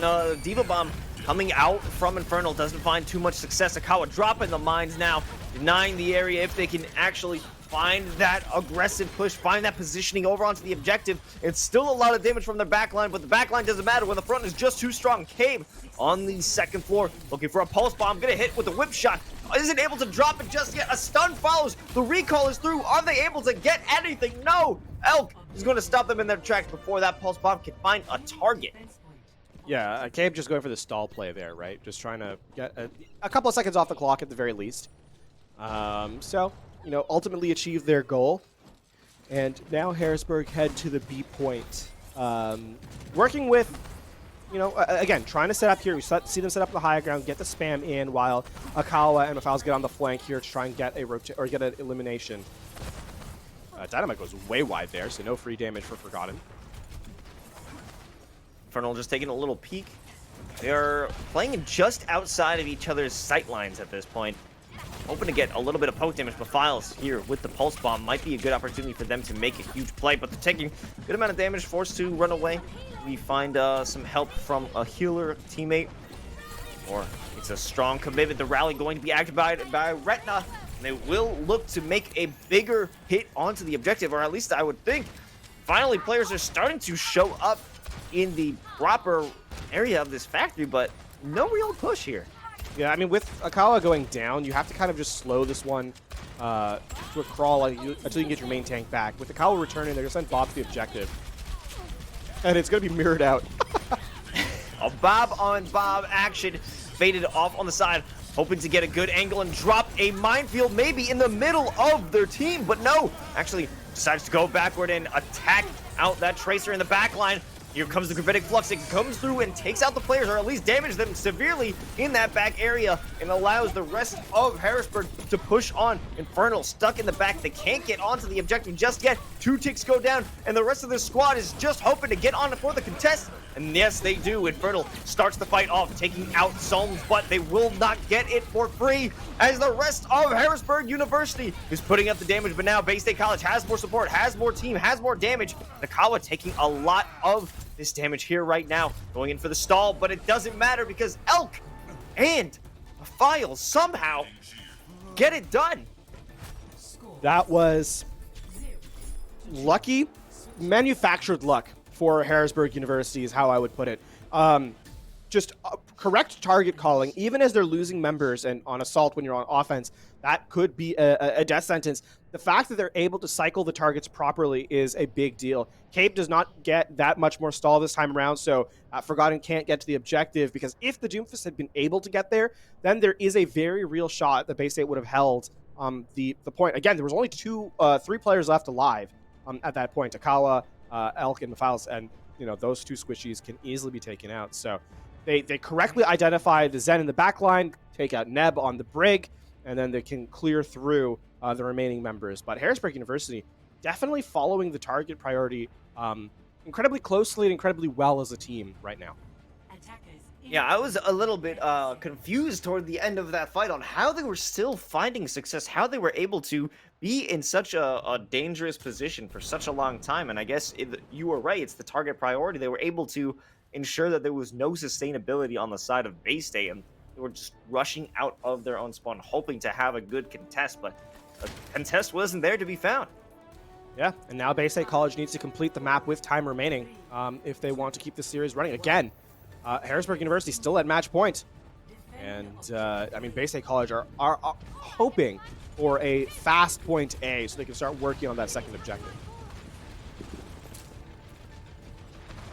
Some standard dynamite might make a hit. No, eaten by the defense matrix. Elk won't get so much free charge there. Cave actually taking a lot of damage here, hoping to win this duel out against the enemy Tracer, but at this point it doesn't matter because Forgotten is continuing this push. They are almost on the objective. A lot of support for the rest of their squad, and just a simple solo cap here, or at least solo cap attempt from Faded before there's any real resistance, which at this point we're not finding any. Our driver doesn't quite get the high ground, but they're going to get the second tick here. That being said, Akawa coming in a big way. Divio following up, allowing them to take down the cowering players in this area, trying to find some safety from the spam from the second floor. Now, hoping to get some support and create support. Infernal diving into that area will find themselves in a similar situation in the spawn, but it doesn't come without cost. 2 ticks on this objective here for Bay State. I mean, still, considering they were in a no position to really be in a fight, Harrisburg University claw that one back off. Akawa getting an elimination onto Forgotten, yes. And then Retina and Divio coming in with the cleanup into the Mega Health Pack room. The Brig just swinging away, keeping that Inspire on proc. Nice deny there on the little Dynamite. Transcendence force too by that Pulse Bomb, so big play there from Cape. That was pretty cool, but a little bit of a cool play out here from Gabe. Nothing fancy just yet. Faded, almost finding out Kawa and putting in a lot of damage. Forgotten, continuing those singular picks, continuing those pressures, those single eliminations that create so much momentum, so much sustainability or ability for this squad to continue their assault on this map, and that will be their objective A secured out here for Bay State. Yeah, I mean, even with that being said, though, Bay State cannot go for an aggressive push onto B. With how many eliminations Harrisburg University got on the exit, it was not a clean fight, and so Bay State can't force the snowball or can't force the double cap immediately. They still have the tools to kind of work for a snowball, although Harrisburg University, specifically Mephiles, should have something to say about it. If this pulse bomb lands onto either Neb or Abs, this should be sort of the end of the push. Forgotten has Bob at the ready. They're just looking for another pick, going for the poke damage, going for an opportunity. They're looking at the defenses and hoping to find something where they can have a good opportunity to strike. Many ultimates at the ready here. Most likely Faded. Once they find a good position, they will drop the minefield, maybe around, yes, the middle of the objective, and now it will be the time to strike. Bob jumping into the action. Mephiles actually taking down Neb with the pulse bomb, so that should hurt this push a little bit. But Diva as well, Forgotten and Infernal doing the most. Cave another one with that pulse bomb. Will be able to earn and secure this objective. Maybe if they continue the pressure that's being placed onto Harrisburg, only one player trying to contest, they won't be able to do it for too long. The Transcendence is forced out by Soames, hoping to buy some time for other players to make it out of the spawn, but will they be able to do it? Another one going for that singular contest. It's Akawa back in from the dead, hoping to swing around and get that stall. They are off the objective, and now they can go back on. It's Lucio, Retina, just buying the time. That's all it is at this point, stalling to win it all. Yeah, Akawa gets back, and they're just literally just stalling at this point. The focus fire is there, though, and only Divio left standing. Abs does fall, but maybe this could actually be a difference maker. Being taken out of that mech is going to be Divio. Elk falling as well. I mean, I'm really surprised by how well they were able to still be on this objective. Another minefield coming out here from Faded. And they are still just fighting this. How is this still finally? Oh my god. Finally, this round ends. That's an excellent stagger from Harrisburg University, right? They get about 40 seconds off the clock there with that continuous fight. But remarkable stuff from Bay State College. That was, even though they were down a player, Neb had been taken out with a pulse bomb from Mephiles, which should have really opened up, the defense for Harrisburg. They should have been able to kind of close it out. A well-timed pulse bomb in return, as well as a self-destruct from Infernal, took out the off-tank counterpart. So Divio was taken out to the self-destruct, and then the cleanup crew was there. And Bay State College, they set up on the objective. The minefield from Faded on the objective slows things down, doesn't allow Harrisburg to contest, and then pick up one by one to finally give themselves the objective. Whew. And, not a huge difference in time at this point. A little under a minute, so props to Harrisburg for holding it down for that much and have to strike harder, have to even bring it back with more force this time around. If they're working with less time, they have to make a better use of it. As we kind of see Harrisburg set up, right? The one thing that kind of they struggled with was finding that opening, right? The spam into finding that first pick off that gave them the objective A. Elk going to Sombra for the first time, just trying to scout, find any sort of opening here. A hack onto a tracer or even onto Faded would be ideal, because then you could get sort of deny them their rotation, deny them their toolbox. But we need to see that setup and that dive come in. This comp plays a little bit differently. So it should be a lot faster. You should find a target and eliminate them rather than look for that poke damage from the Ash. Faded rejoining their other tank, Infernal, on the top position. And now we'll go around to flank onto Divio, putting in a good amount of damage. Here comes the pile driver, but it's going to be whip shotted away. They won't allow him to get damage or disrupt their flow at this point. Faded going again back to support the rest of their squad, activating the shield, activating some sort of defense, but it won't be good. As Harrisburg are cleaning out this position. Cave going in for the recall, but they will not recall what happened to them. They're smacked back into spawn. Here's a good thing, too, is Akawa is going to feed over a lot of healing to Soames, who did a tremendous amount of damage, too. So in this last fight, in this last minute of play, there's going to be a Transcendence online for Harrisburg University to try and take this first fight. Abs does have a response in the Transcendence, but, I mean, Harrisburg University need to go fast. The Pulse Bomb is going to be here shortly. That'll be a good pickoff. And if Elk can get to EMP to try and close this one out, that's going to be ideal. Hack goes on to Faded, might not be able to get away. Here comes the Pulse Bomb. It doesn't hit anyone. It is no good, but they are still continuing the fight. Infernal holding it down, using the Defense Matrix up in the middle, but they are having to force back out. The Transcendence comes through. Forgotten being taken out by the pile driver, and now they are one man down. They can continue this fight somehow. It will be a great effort. Finally, the rally being activated by Neb. They will have a chance to get back into this fight. Infernal trying so hard to take down that Tracer, but they won't get it done. Kawa in the middle of this the ring. EMP is available. He's gonna wait to use that minefield until the Transcendence is over. Infernal back in to the mech. The mines are being destroyed slowly but surely. Harrisburg University can't even get onto the objective. 1.5 ticks taken on that objective, though. So there is, 62% on objective B is the win condition here for Bay State College. This map is not close to being over yet. Even if they do take the A hit, right? Even if they do take the A objective, that which is a tall ask in and of itself, they still have to fight for the second point to kind of gain through there. 2 minutes and 38 seconds is not a lot of time, and I mean, Bay State, they're fighting tooth and nail to prevent the ending of the series here, to give us that map 5. Ready for battle.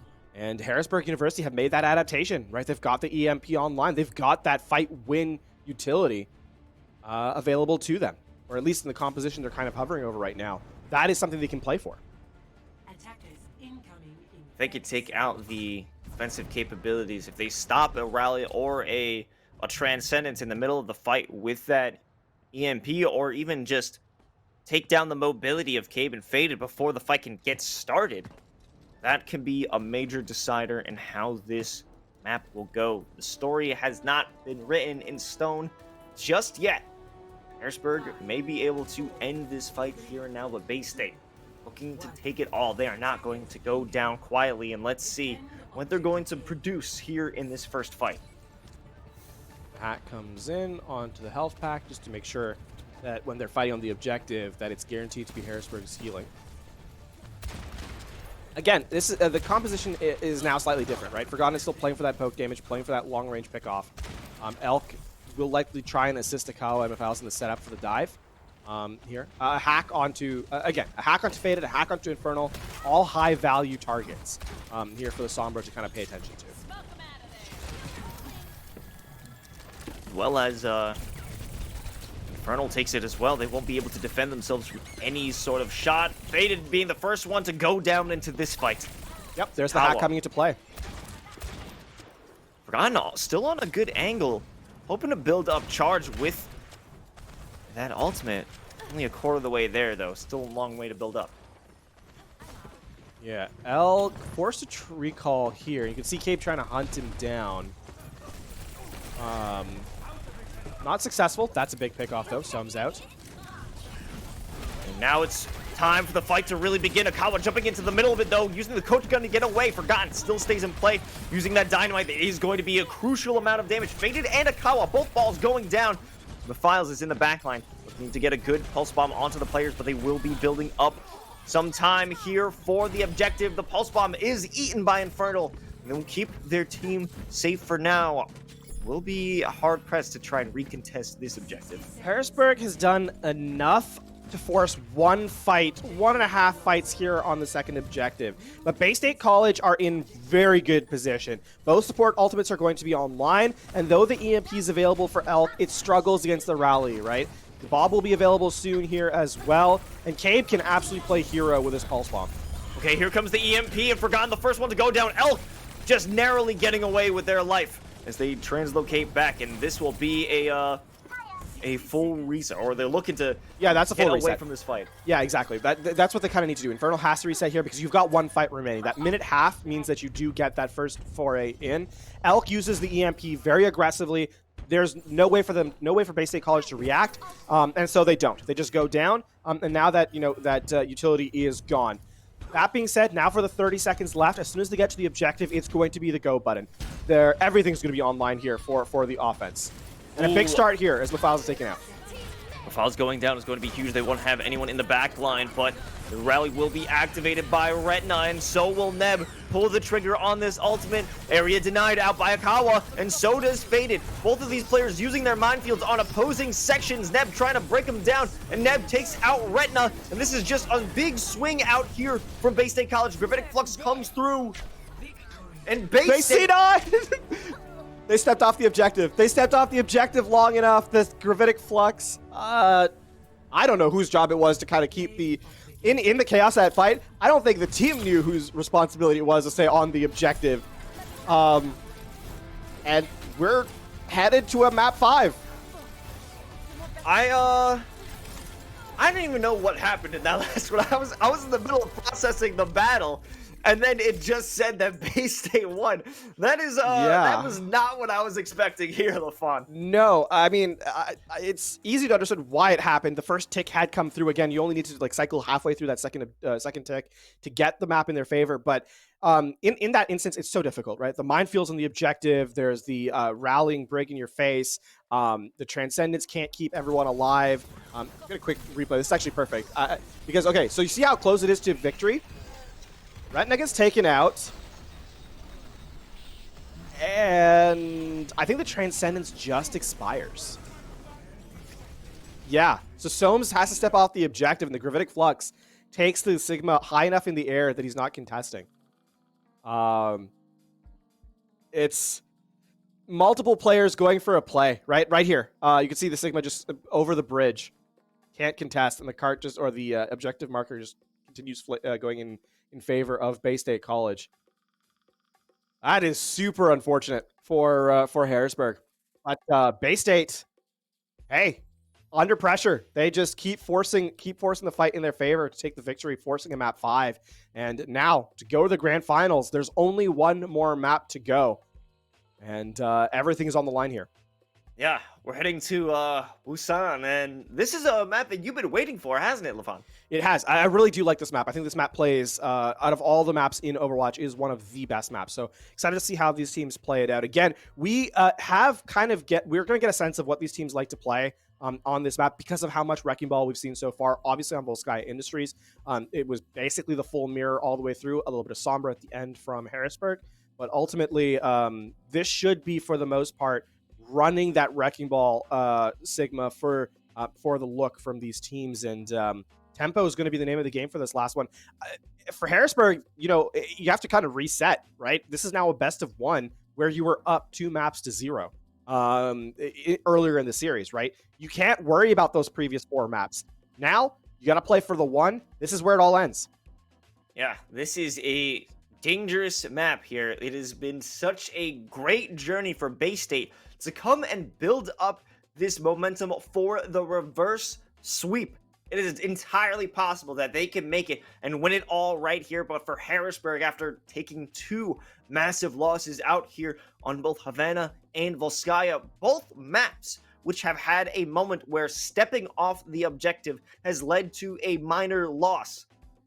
Learning to come back from that is going to be such a difficult way to try and fix yourself. How do you do it when it was such a minor mistake that neither team would have expected? And the thing too is I think we have to give credit to Bay State College because I don't think Harrisburg University was going to win that fight on Volskaya Industries. They'd lost too many players. They just didn't have anything left in the back pocket, right? So this is for all of it. Both teams going to use the Symmetra to roll out a spawn quicker, then switch over. Cabe? Going over the Tracer now. Tracer, and then Forgotten. The difference here is that Elk is going to be on the Soldier, whereas Forgotten is going to be on the Ashe. So a little bit more long-range put-down capabilities from Bay State, though Harrisburg has the more mobility and survivability with the Soldier. Okay, putting in a little bit of damage. Not looking to jump to the back line just yet. Infernal swinging out, sending out the rockets, just holding on to their own life, getting a gauge of what's going on. But Infernal going quite low in that mech. Might have to regress with their squad. Faded as well, looking to contest, and almost will be secured out here by Mephiles. Mephiles is having to back off on the other side. Akawa doing some damage. Infernal being knocked out of the mech, and so does Neb. Take some serious damage over by this movie theater. It will be a strong fight here for Harrisburg. Yeah, Akawa has been able to be unleashed a little bit here on this map, already up to 70% on the minefield. A large amount of the damage coming through from Harrisburg was from Akawa, so the Wrecking Ball having more space to work, more space to kind of play on the low ground has made things difficult for Bay State College. The reset comes in. Infernal trying to, chase Akawa from the high ground, and Akawa says no. This is my spot. Big accretion out from Divio, setting that from downtown. Tactical Visor is available just so that Alk can, just spam it out, as they say. And wow, Infernal and Faded have taken so much damage on the entry. Look at their health bars. Oh, Just falling through. and they can't even get things started here. Bay State stuck, unable to leave their spawn after that first fight loss, but Tactical Visor being committed here. And that was like basically a non-fight too, right? Like that, nothing really happened there for Bay State College. The thing is, Harrisburg University is having Divio and Redneck kind of set up and say, this is our spot. And they're just standing there in the choke and forcing Bay State College to come to them. Obviously, Infernal and the Diva doesn't have that capability of just holding, an area down. It has to be a committed dive with the rest of the team. So Infernal's kind of being left in an island right now in the off-tank position.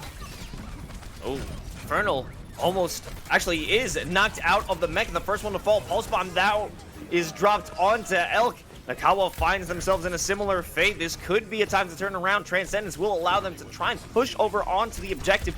There is another one waiting on the other side with Solms. They are starting to contest. Pulse Bomb goes out, doesn't find its target.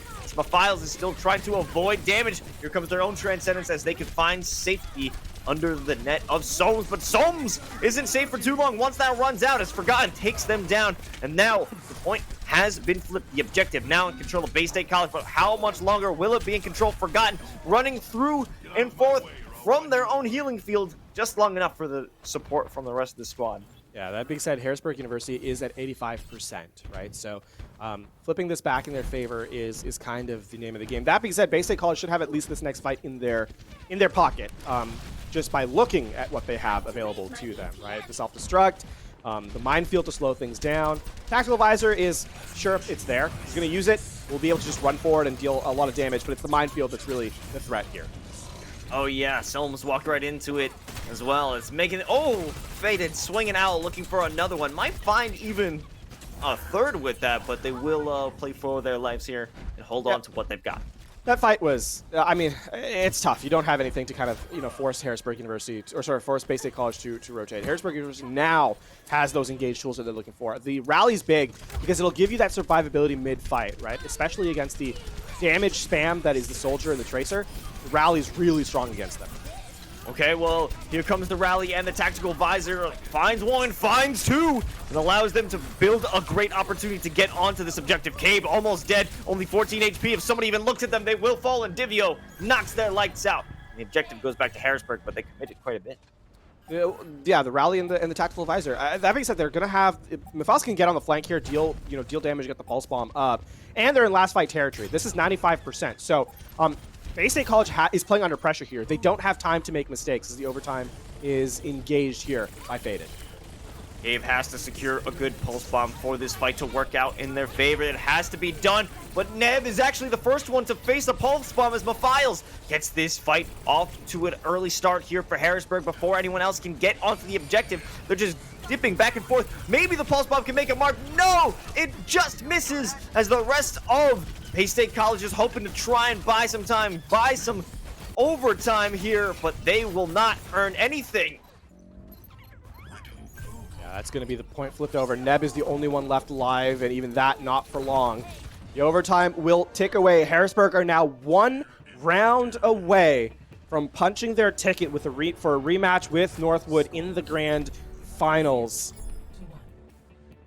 And Bay State College, they feel like they're just out of it on control. Not quite able to get those early picks that they need. Harrisburg University definitely setting up a very aggressive tempo. The Bay State College just can't quite equalize. They need to find some proper positioning. They can't allow themselves to play the way that Harrisburg wants them to play, forcing them through the choke set up by Harrisburg. They need to break through and find themselves in their own lane and just disrupt the defenses, essentially. Disrupt what Divio and Akawa are creating right now, and that will allow you to get through and actually maintain control and a good posture on the objective. No changes here for Harrisburg University. Cabe now going over to Sombra, though. No. This has been a look they like. They need to find more value out of the hack, though. Elk taking a little bit of damage as it swings on through, but they will find themselves in a world of hurt as well. Almost falling, only 263 health left for them. Cabe going on the Sombra, hoping to pick up Soames at this point, but there's way too much damage, way too much protection for this player that a singular hack won't be able to find the value. Infernal taking a ton of damage, making it away, scraping by with their life, but they won't actually, as they're demeched and followed up. Will they be able to get away? No, it will just be a bit of bullying on the side of that baby diva. Yeah, and that's the first capture coming through. We need to see, Bay State College needs to be better on their setups, right? They need to get the hack target in, focus it down with that dive. And they need to be generating the EMP faster here. This is kind of what their comp revolves around, and they're not setting up the composition here to get success out of it. Oh, the spy checking coming in too from multiple targets. Nice TF2 reference, enjoyed it. But Faded, swinging into action along with Cabe. They will be able to remove Mephiles from this next fight. Might be able to find a second one as Akawa, very low on health, but they will be able to drop down the minefield before they are taken out. But they will survive indeed. The heals are there. The help is there. A coalescence coming through out from Abs. Will it be good enough to stop this fight, or at least win it over here for Bay State College? A response of a Transcendence will come through. Elk pulling out the tactical visor. Finds out Faded, looks for more as Akawa and Divio are swinging around this site, clearing it out with ease. Now here's the last chance effort for Bay State College because they need to win this fight and they need to win it off one ultimate only. This is the fact. There's no support ultimates left for Harrisburg University. They were forced to use both the Transcendence and the Rally in that last engagement. Cabe has to hit a big EMP here. It cannot be stunned. It cannot miss. This is the win condition Bay State needs to keep them in this map, to keep them in this series, to prevent the loss from happening. Cabe needs to be good with this one. Cabe sees the targets going around the corner. The contest is coming through. They see what they have to do. All the players are clustered. If they can get in position to save themselves and build up an opportunity here for the rest of their squad. Going around, they have to go massive, being knocked up by the pile driver. It comes through and it disabled multiple players, but will they be able to finish them off? Divio goes down, and so does Elk. Infernal looking to take down Akawa as well, but Abs does take a hit. The only one on the side of Bay State to actually find a loss here is Bay State finds their win, takes control of the objective. Oh, that took so long to set up, and they use the sound barrier as well. They need to hunt for these eliminations. Mephiles forces the recall, taken away. Good. These are the kind of plays you need to have. Stagger the fights out. Make sure they don't come in. Make sure that Harrisburg University, for the rest of the map, cannot take a true 6v6 fight. Easier said than done, though, no doubt about it. You're looking for Forgotten to get a pick off with his Pulse Bomb. You need the self-destruct to find value as well. Bay State are playing for these initial picks. That's what it's going to take. Whoever is using the first pick will take Nice. the L. A double Pulse Bomb out from Forgotten, and that is going to be huge. It forces those players back as they have been pinched. Only two falling on the side of Bay State, but it is such a costly effort out here for Harrisburg. Still, Akawa uses the minefield there, right? They don't have that now to kind of hold the objective. Self-destruct is still available from Infernal, and that buys time for Cape to generate the next EMP. These are the kind of fights you have to take. And so far, great start. Maybe possible for Cape to pick up another one. No, can hack that health pack, keep themselves in, continue building up that charge. A lot of options here for Bay State, but Faded on the other side of this drum, waiting for the right opportunity to drop that minefield. They will be pressured a little bit as Akawa goes around the corner. The Coalescence has been committed. They will be healed as they try to get into the back line, but shooting from the floor with that tactical visor, they will try and get a lot of damage in. Infernal takes down that pulse bomb. They won't be able to use it. Gravitic Flux comes out from Divio, but there is no real value built upon that as Soames has been taken down as well. They can't even get onto the objective. Harrisburg just completely denied from having an impact in this round. And the Transcendence isn't back, so they get the EMP out. There's no defense against it. Harrisburg have lost this objective. They don't have any space to get back on. No, definitely not, as the hunt comes through. All players who even thought, who even dreamed of trying to take this objective, they're losing them right now. We are heading on to map 5, round 3, the final chance for any of these teams to make it into the grand finals. It all comes to this, Lafon. All of it comes down to Mecha Base here, Los, indeed.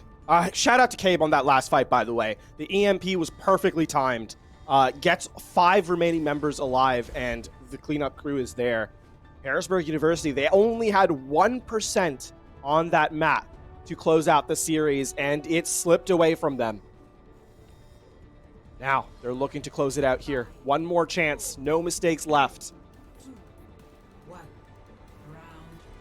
Looking to have Mephiles utilize that teleporter. Yep. Switching back to Tracer. Have that aggressive positioning. Looking to make some work out of that. We see Faded and Akawa, both of them, swinging around from the sides, hoping to get a big attack initiated with their knockback abilities. But at this point, nothing too crazy is going on. Forgotten actually finding themselves in a bit of a dangerous position, forcing to run away as high ground being held out by Elk and the rest of Harrisburg, protected with that shield. It will be contested out here by Infernal. That was incredible focus fire and Faded. His health bar evaporated. And now down a tank. This should start filtering towards Harrisburg University on the point. There's a lot of firing in that secluded area underneath the high ground. Akawa finally taking matters into their hands. They have to get onto this objective. They have to try and secure it. It will be Elk, the first one to go down is Cave, continuing that nuisance, that pressure as the Sombra. They will find the first kill of this fight. And still, this is going on for so long before any team is really able to find good control, absolute control on this objective. But it does seem that it will be going the way of Bay State, unless Mephiles has something to say about that. Pulse Bomb at the ready. They are going to get a stick on the back of Infernal. They will get away with their lives as both players, neither of them able to finish off the other. Forgotten looking for blood, looking for that first kill. It will be Abs who's able to finish it off. Mephiles, the first one to go down. A hack over onto Infernal, as well as Elk switching over to the Sombra, hoping to make things work if they can earn themselves an EMP. But at this point, Bay State holding on to the objective. Yeah, that's a strong play. Bay State don't have, to wit, they don't have a response, or sorry, I should say Harrisburg don't have a response to this EMP. Soames needs to not get caught in this. There goes the EMP. Big dodge. Transcendence out here to allow them to push up, but a secondary hack comes through. Not much can be built upon that.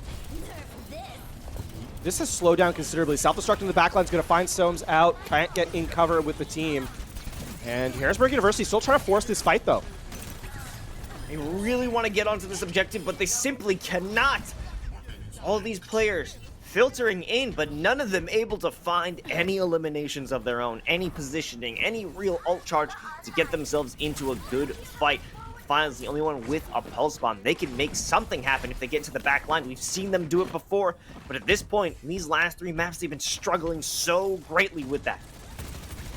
Now, Harrisburg University in that punished position. There's the minefield on close. It's going to find Retina, and Soames has been hacked. Comes the EMP, Faded, taking an L with the hack, but it's not going to have too much of an impact as they continue to earn their control and maintain their posture, defending what they own. Bay State College looking to take it all right here. This is now 15% left, and the EMP is going to be online in a moment from Cave. It's time for the hero plays for Harrisburg. Elk going over to the Cassidy, lost the EMP in that last fight. And Harrisburg need a miracle to keep this one in play. There's a start. Pulse bomb down as Divio eats it. They need to get onto site. Oh, Sombra almost taken out. The flashbang put pause on that one. Infernal very low in this position. Cabe back with the EMP. If they can get to a good position right now, that could be crucial, but nobody's on the objective. They win the fight, but Harrisburg had already taken it because there was no one there to contest it. Akawa taking out Cabe, but a pulse bomb is returned. It is eaten by Infernal. Minefield goes down onto the objective. There is Mephiles hoping to make things work, hoping to push and force players onto that minefield, but it isn't going to work out. Forgotten takes out their counterpart, and nobody from Harrisburg is here to defend it as Bay State does the impossible. They win the reverse sweep and head back to the grand finals. They clawed, they fought, they made sure to not give up to the very end. Cabe rightfully getting their just rewards here as they help their team close out this series. We were hard on Cabe throughout it, on the Sombra throughout the season we saw it. But when it came down to it, when it mattered most, Cabe was there for the team. And Bay State, they barely eke out a victory. Victory it is nonetheless. I can't believe they were able to pull that off. I am so happy to be stunned, to be proven wrong. I really thought Harrisburg was going to take it all after that map 2, after that Kings Row. I thought Havana going to be another easy win, another round for them to walk away with, but that was not the case. Bay State College dug deep. They found the strength within themselves, and especially it showed through the rest of this final map. The versatility, the amazing guts that it took to bring it back and win it all here in the losers finals. It's astonishing that they pulled it off. And another thing to note is they were at the ultimate wall, if you will. They were on the cliff. That was 99-0 that they had to bring back on Sanctum here on this stage of Busan, right? Down 1 in the 2-2 mark, and they were able to close it out to get the victory. Just complete lack of panic from Bay State College. And even in the moments where Harrisburg should have been in control, it really did feel like Bay State was the calmer team, right? So you have to give credit to this squad for, in every single map after the second one, being right there to just keep forcing the issue. I think the major turning point was in Havana when they decided to contest at that first objective, not allow Harrisburg to take that first objective, get into the distillery, where they made the major commitment to throw themselves in the line of fire and actually succeed. I think it came out with a great self-destruct, a multi-kill out from Infernal that really set it in stone that they were taking Havana at that point. I think that was the turning point of the entire series, I think, Lafon. That, or even earlier on Havana when they were able to sneak that point away from Harrisburg. Right, those two moments on Havana specifically stand out to me. But you're right, just hard work on these last 3 maps from Bay State College, and they have now a meeting, a game to play in the grand finals against Northwood, where they're looking for revenge after being defeated earlier this week. So definitely exciting stuff here for Bay State. If you're a Bay State College fan too, not only is it exciting here if you're an Overwatch fan, but that's 2 teams now going to the grand finals from this school. So a massive shout out to that program at Bay State College. Definitely a school to be proud of here for the NACE Starleague. Both of your teams looking to be greats, looking to take it all in the grand finals. And I really want to see if Bay State College can take what they've learned to take the versatility, take that strength, that inner strength, the calmness, and bring it back against Northwood. Would they be able to do it? They've lost before, as almost every team, actually every team who has stepped up against them has lost against Northwood. Are they going to be able to bring it back in the grand finals and maybe even pull off another reverse sweep? Well, they're hoping certainly it doesn't get there. And remember, Northwood is the one that made prediction. We talked to Seasons yesterday, or we talked to Seasons when they were on broadcast last about who they were expected to face, and they said Bay State College. So that's definitely one to keep an eye out for.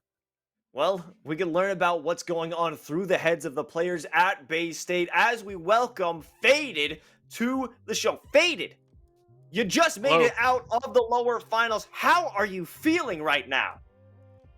Ecstatic. It's just an insane reverse sweep from the boys, honestly. potential a little bit too much caffeine as well, but we don't talk about that. We gotta talk about the reverse sweep though, because first of all, incredible stuff. Congratulations on the victory. But we do have to talk about it because down 2 maps, Havana, it looked rough, right? You guys were struggling a little bit on that first point, snuck it through, made it all the way to made it through the second. What was the sort of thought process for the team? Were you guys down? Or is it just sort of a one map at a time? We'll worry about it later. One map at a time, I would say, yeah. Well, you came through and found success. What exactly was the strategy? What were the calls when we were on Busan in Sanctum? What were the calls to allow Cabe to bring out that EMP play? How did you build the confidence to get into that position? Honestly, we kind of just let Cabe do his thing. He kind of called himself, just bait them in and we go into backline, which is completely fine. And it kind of just worked out. Fair enough. I mean, this has. I mean, even down to Busan when you guys were in that moment, almost it was 99-0, right? The overtime had ticked over on that stage of Sanctum, so you're 1% away from being knocked out. Still calm under it though. For your team, what does that mean going to the grand finals? Because you're playing against your rematch against Northwood, who you guys lost to earlier. Are you looking forward to are you walking in as it's a brand new game, or are you looking forward to revenge? We're looking forward to revenge, and we're ecstatic to play them because we're definitely going to improve over the time span that we have till playoffs, or grand finals, sorry. So it should be a really, really fun match to play and watch. Well, we're excited to watch that for sure. But now, after winning the losers finals and you have a week of rest before you get out there, is there anyone you want to give a special shout out to? Honestly, just the boys at Bay State. We popped off today. I'm proud. Really fun match, and like, also my parents, even though they're not seeing this, it's very nice to have, and like they support even though they don't watch. Yeah, shout out to the boys at Bay State and shout out to all the supportive parents out there who can make those collegiate esports dreams come true. Well, Faded, thank you so much for putting on an amazing match, and we look forward to seeing you at the grand finals. Yeah, thank you for having me. Woo! LaFon, that was crazy. That was a crazy best of 5. Yeah, we can take a breath because it's not over yet. Just a small momentary pause. As fantastic as that match was, right, and down to the wire. I mean, literally as late as it can go for Bay State. They pull out the reverse sweep. They're not done yet. Their journey is not over. They get to fight the grand finals fight. They get to rematch against Northwood. You heard it from Faded. They're looking forward to revenge from the team that put them here. And that should be a very, very good match. Well, speaking of good matches, we are not done just yet, as there's still more awesome NACE Starleague action to check out, as we are going to head over to the Call of Duty stream. Don't go anywhere, folks. The action has only just begun.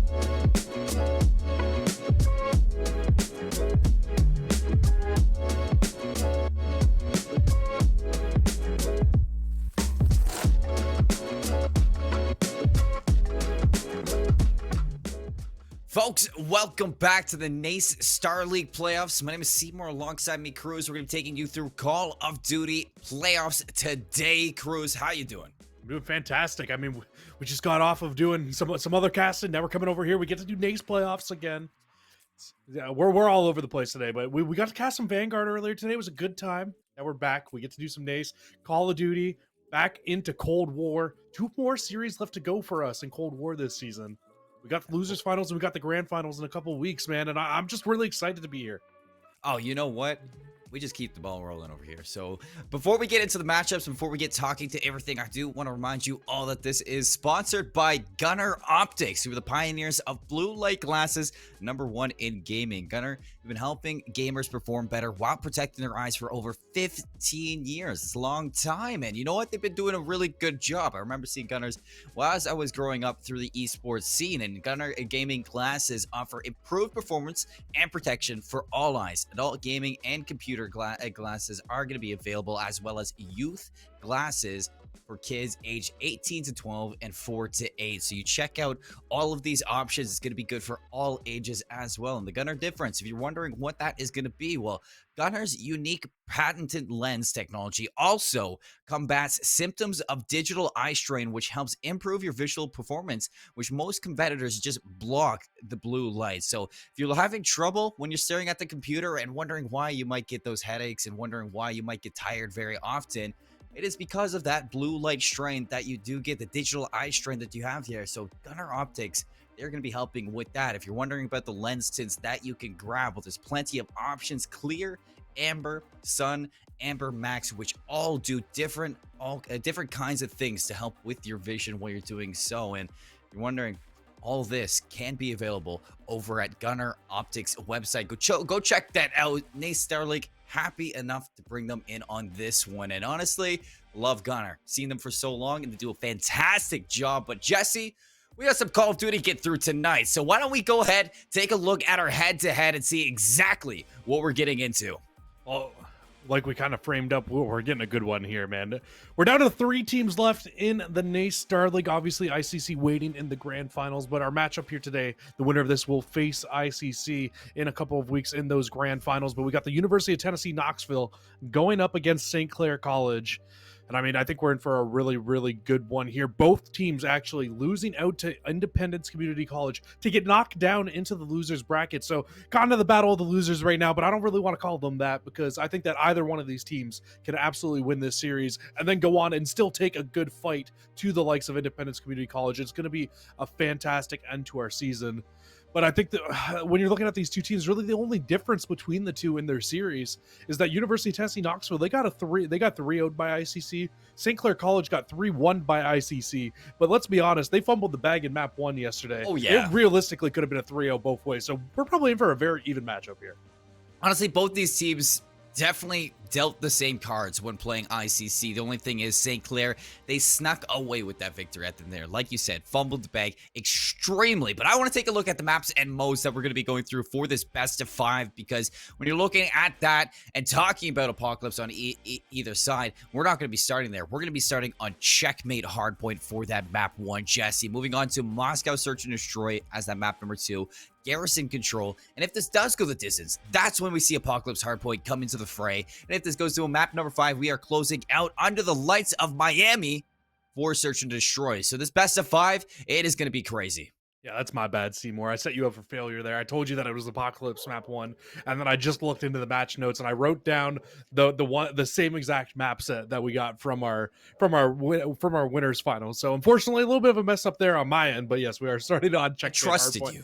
But you know what? Honestly, I think the same notes that we talked about in our green room before, I think they apply now. I think when you're looking overall, St. Clair, 4-1 in hardpoint in playoffs. I think this team is still looking like a very good hardpoint team. Very, very likely that they could take both hardpoints in this series off of the University of Tennessee Knoxville, who are sitting at 2-2 at both of those modes. And then when you're looking overall at the search and destroy, it's really been the thorn in the side of St. Clair right now. They are 1-2 in the mode in NACE playoffs. And it is always that same story, it feels like, with the St. Clair team. They just seem to struggle in search and destroys against better teams once they start to reach that top competition. And then when you look at that control, that garrison control, University of Tennessee Knoxville, they lost that map 3-2. And then St. Clair lost raid control 2-3 to both teams losing to ICC. So who really knows what we're going to get out of this one? But I really have a big feeling that garrison control is going to be our swing map here in this series. I mean, it's kind of like the best of both worlds. We echo it all the time with the St. Clair roster and their search and destroys. They have made changes into the year, which have proven to be for the better. So let's see if they can close out their season on a high note right now against the University of Tennessee Knoxville. And the same goes both ways, because both of these teams are playing for that grand final spot right now. Losers finals leads to top 2. These are the last 3 teams that we have inside the NACE Starleague playoffs for Call of Duty. Independence Community College is waiting on the other side, and both of these teams, they have to go through the gauntlet against each other just to make it there. I mean, they made it this far, so one more match.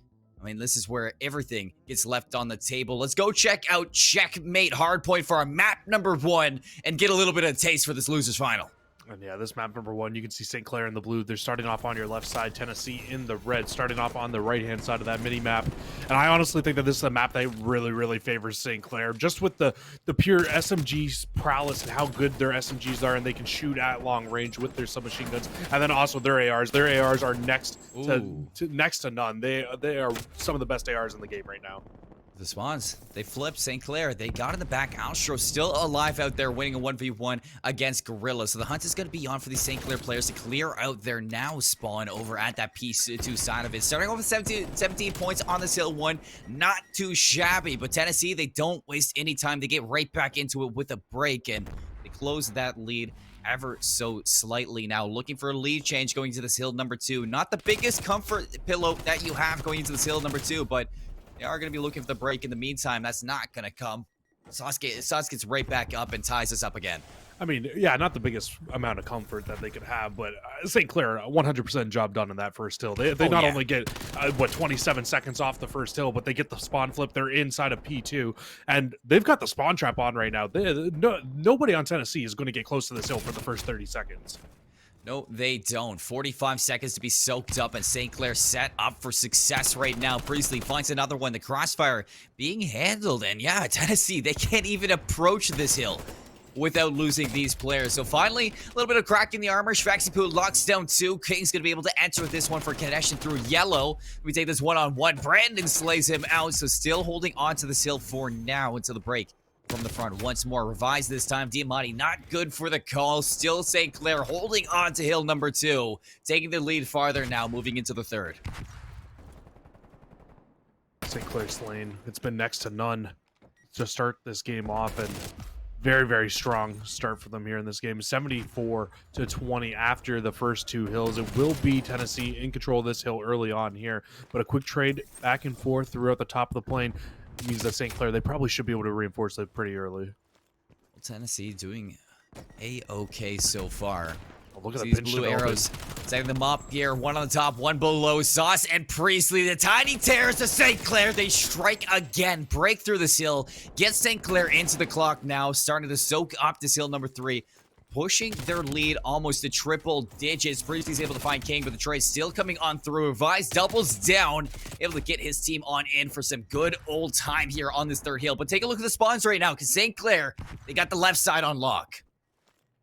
They absolutely do, and that's where you want to be spawning as we head towards our next hill. I think the big issue is those, like, yeah, they've got control of these spawns right now, but does it really matter at this point? They have such a long time until that P5 hill spawns. You still have a full 60 seconds to go through, but that hill works into their favor. They can get a player up in top plane. They will have a very, very good setup going in towards this next hill.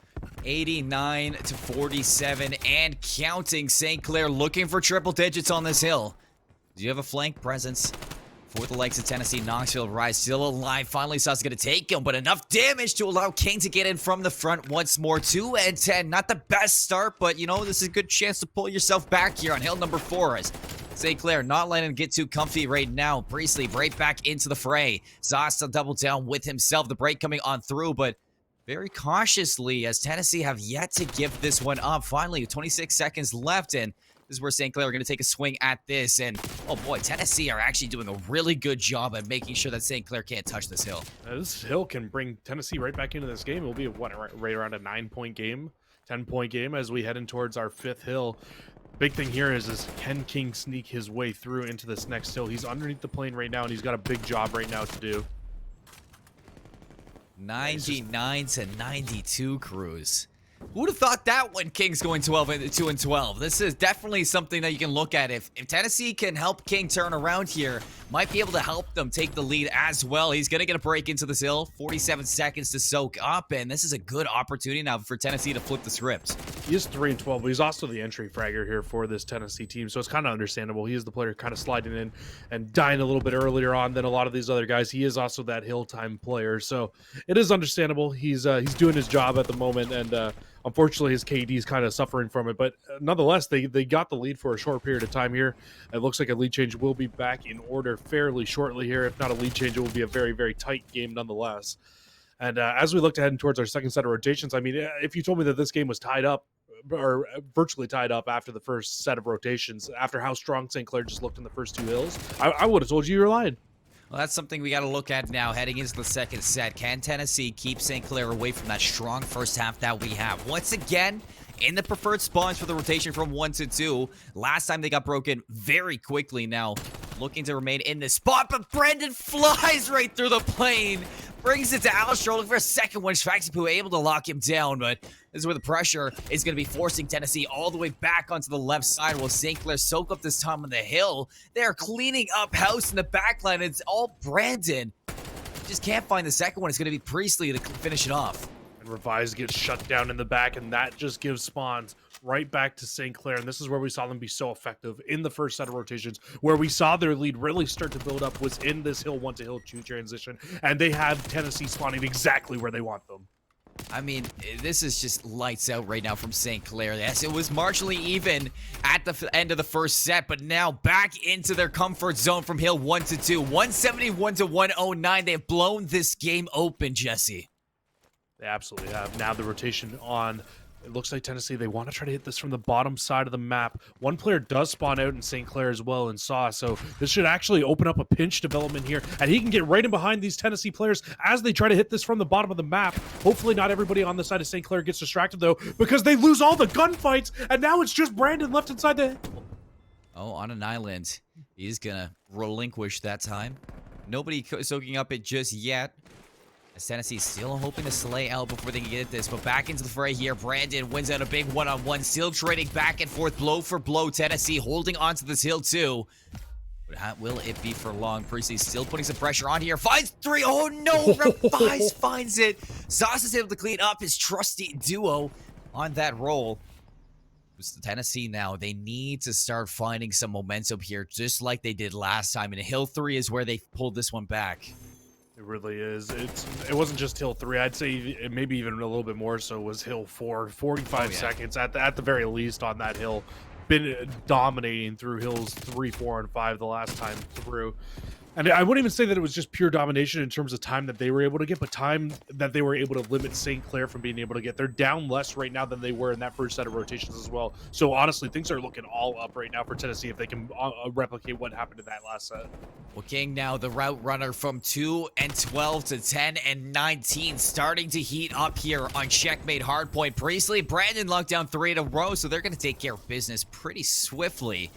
Now they need to convert this into time because Tennessee right off of that spawn in hill number 2, looking to reinforce the site, break it on in, but as the trades come on through, as the kills show themselves in the board, still St. Clair holding on to things until Revise helps break on through. Alstro is going to be collecting this time, see if he can stay alive for the short amount of time, for the scrap time in hill number 3. A big one-on-one. Grill is going to find it, but Tennessee, they do their job. They keep him off that hill. Yeah, absolutely do. I think the big difference here from St. Clair, if they want to be able to hold on to this hill, they need to have a player roaming around and sitting in top lane. There was just so much playing control the last time for Tennessee, and it just made those middle cutoffs so much easier for Tennessee to be able to hold, and therefore shut St. Clair out of being able to get any time in this hill. All blue so far in the kill feed. St. Clair, they can end it here. Tennessee, they're going to be forced to make a play to break through this site. And King, you can already see him starting to put pressure around the plane. Sauce going to win a big one-on-one for that rotation. Now, looking to lock down the angles, lock down the avenues. Brandon, though, gets overwhelmed. Revised. He's going to find a window of opportunity. 235 to 148. Kills onside still going their way. Revised from the top ropes. Priestley puts him in the grave. Now 241. This is where they can shut things down, Jesse. It's do or die for Tennessee. It absolutely is do or die for Tennessee here. They need to break their way into the hill, but Sauce finds his 5th in a row. And they can't win on this hill, but look who's in control of the next spawn. It's still St. Clair. Tennessee needs a flawless break right now, and losing those 2 players, losing those 3 players, they're gonna make it hard. Alstro, the closest one out here, 5 more seconds. St. Clair, nobody's gonna touch. They walk away with checkmate hardpoint. They lead the series 1-0. Yeah, absolutely do. I mean, that was a disgusting set of rotations from St. Clair. Yeah, you don't get the same amount of time from P1 to P2 that you did in the first set of rotations, but in hills 3 and 4, on the second set of rotations, significantly better than what we saw the first time through. They set up this almost the exact same pinch that we saw in the first set of rotations on P3, but this time it works for them. They find all the kills in succession, and they just string the hills together. They run off a good amount of time on P2, and it just felt like UTK was kind of putting a little bit too much pressure on trying to hold on to that second hill or hold on to that third hill. That when that 4th hill popped, St. Clair gets a 3-piece. They clear out the old hill, and they keep 2 players on the plane side. The big difference in those 2 sets of rotations was the fact that they were able to sit on that plane and really make a difference from mid-map and didn't allow any of the Tennessee players to even get close to that 4th hill. All the slay potential from St. Clair goes to show you that, hey, maybe that match against ICC wasn't a mistake. Maybe they earned that instead of getting blessed with what they had. So coming out, winning this map 1, a statement against the University of Tennessee Knoxville. Got a little bit shaky throughout the half of it. Yeah, they finished off that first set of rotations extremely close, but after that, after St. Clair got a marginal lead after that first hill, and then rotated over to the second hill with that first initial time, they started to take their lead to the next level, and finishing that with a whole 100-point lead. That is one way to start this series and make some noise. It absolutely is. And honestly, I know we keep saying that SCU fumbled the bag in that series, but in all honesty as well, like St. Clair winning that map number 1 in that series, that was probably the greatest comeback that we've seen in NACE Hardpoint throughout this entire Cold War season here. So I mean, I can't take it away from them just how good they look in Hardpoint. It just comes down to the fact of this just seems like they're going up against UTK. All things are leading to a sign where things should be good. Now we head into Search and Destroy, though, and this is where St. Clair can really start to kind of fall off, it feels like sometimes. But I actually think Moscow Search and Destroy could be a good map for St. Clair. You know, I was going to say the exact same thing, because as we ironed it out looking at Moscow in total throughout the season of Cold War, now that we're towards the end, you really understand that team coordination and that leadership that can be brought from Gorilla. We've seen them here before with this roster way earlier into the season of NACE, and they looked fantastic behind the likes of Gorilla. He really leads them to success on a map that takes coordination like Moscow, and if they can pull from that hat again, use the same strategies and find their way around UTK here together, they could really put them against the ropes with a 2-0 lead here. When you're looking at University of Tennessee, you need to kind of match them with that. Try to find that leadership indeed to lead you around this map, to shut down St. Clair's routes, because you know that's what they're going to be aiming for. This team, they are not shy of pulling out the strategies, and if UTK want to win this, they have to match them in that. And a big story coming into today as well, of course, is AJ is actually not in for UTK today as well. Alstro is in instead of AJ, so that could also be playing into an effect on how their hardpoint didn't look the greatest in that first map. I mean, it wasn't bad. They kept it close. A very respectable first hardpoint, but not their greatest hardpoint by any means. St. Clair was able to take that one. But with a sub coming in now, how is that going to affect them in Search and Destroy? How, like, I find you can kind of plug and play in terms of hardpoint, but when you get into search and destroy, that's when things can get a little bit different with a sub or with a sub coming in and playing, because you're not going to know all the strats all the time. You're not going to be able to make that correct heads up decision, because let's be honest, if he's their sub and he has been really playing with this team, has he really been playing that much Cold War right now? He's probably playing a lot of Vanguard right now because of the new game coming out. Unless this was a 100% like planned substitution to come in, this could end up being what costs the University of Tennessee Knoxville. I mean, it could, but we've seen Alstro, and it didn't seem like he was the issue in that map number 1 on Checkmate.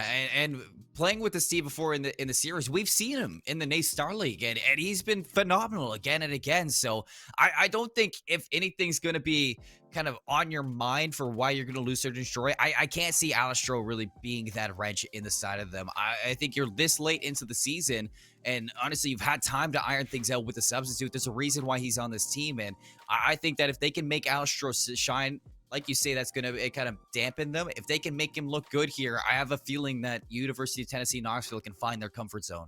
And they absolutely can. I mean, I'm grasping at straws here, Colin. I'm trying. Building things up, guys. We're building storylines, right? That's what we do here. And in all honesty, I mean, Alstro's great. He's been a great player for this team all year long. But he wasn't here yesterday, and they looked phenomenal yesterday in some of those matches. So I mean, take from that what you will, but you're not wrong at all either. At this point, yes, hardpoint is very plug and play, but at the same time, S&D at this point of the year, it really should be plug and play as well. I mean, yeah, it's only one way to get through this, and it's straightforward. Let's see if University of Tennessee Knoxville can spearhead their way to an even series right now. We're going to head to Moscow, head to the Motherlands, and see exactly if they can claw their way back. Let's go check out Moscow Search and Destroy, Jesse. University of Tennessee can pull this one through. It's going to be UTK on offense for the first time here. St. Clair, it's going to be on defense. And we'll see what they decide to do, but it looks like University of Tennessee off the rip, a hit. It looks almost like it's imminent at this point. And St. Clair, they've already got 3 people stacked. They are ready for this push. It's going to be a 3-on-3 battle right now. It's Alstro watching the cross through mid. St. Clair, they have the right read on this. Are they going to stick it out to the end?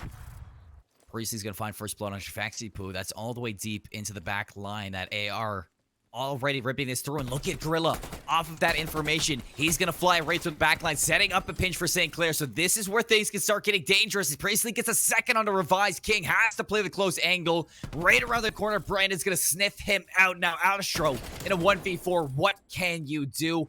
Already friends Priestley, so it makes it a 1v3, but with the bomb down, 30 seconds left, you're walking into the lion's den right now of Saints players, and they have you dead to rights.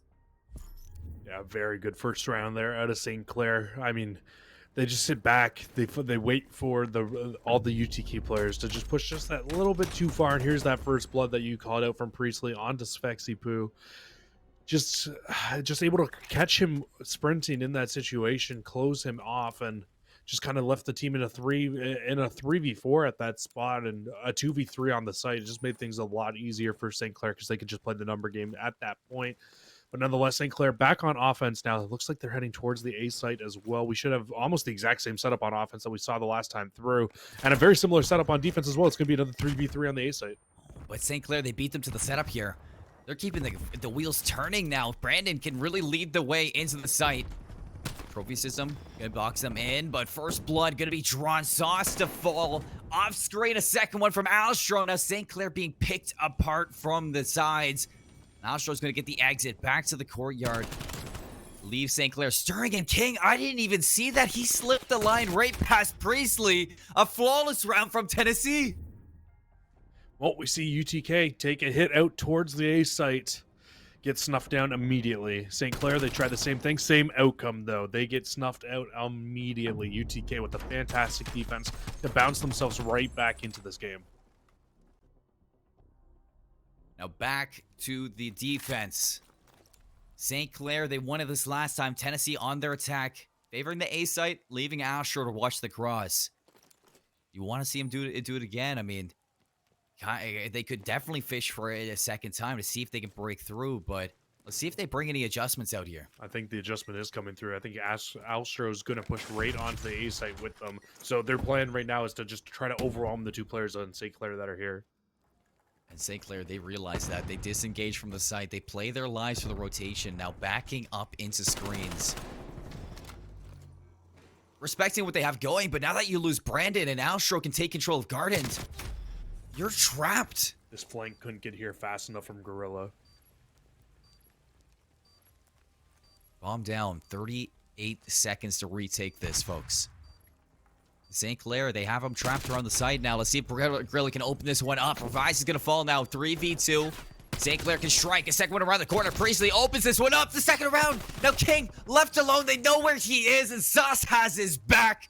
St. Clair break in. They win another defense. And it's the flank from Gorilla. I said it couldn't come soon enough. Well, it came early, and once he found that first blood, it turned all those players on Tennessee around. They had to start looking both directions, the 2 players that were in that outer catwalk, and it just made life that much easier for the rest of the players on St. Clair to be able to pinch in, find these last 2 kills. Yes, King makes it a little interesting finding one onto Priestley, but it just really wasn't really in question at that point. It just felt like in a 3v1, he was just in a tough spot. He was bound to get found out, and sniffed out he was. St. Clair, they will take that round. Now back on offense, we saw an A-hit come out of them from the last round.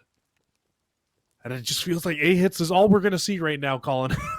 Well, Gorilla got away with that defense twice, or that flank twice. I need to see somebody box him up next time to not allow that to happen, but we know how this spelled out last time around. St. Clair went to the A side. Now we're going to turn the time, rewrite the script, and that's one way to do it. 2 big kills to open up this site to get this bomb down, and now Tennessee, they have to answer back with some kills just to pull it back.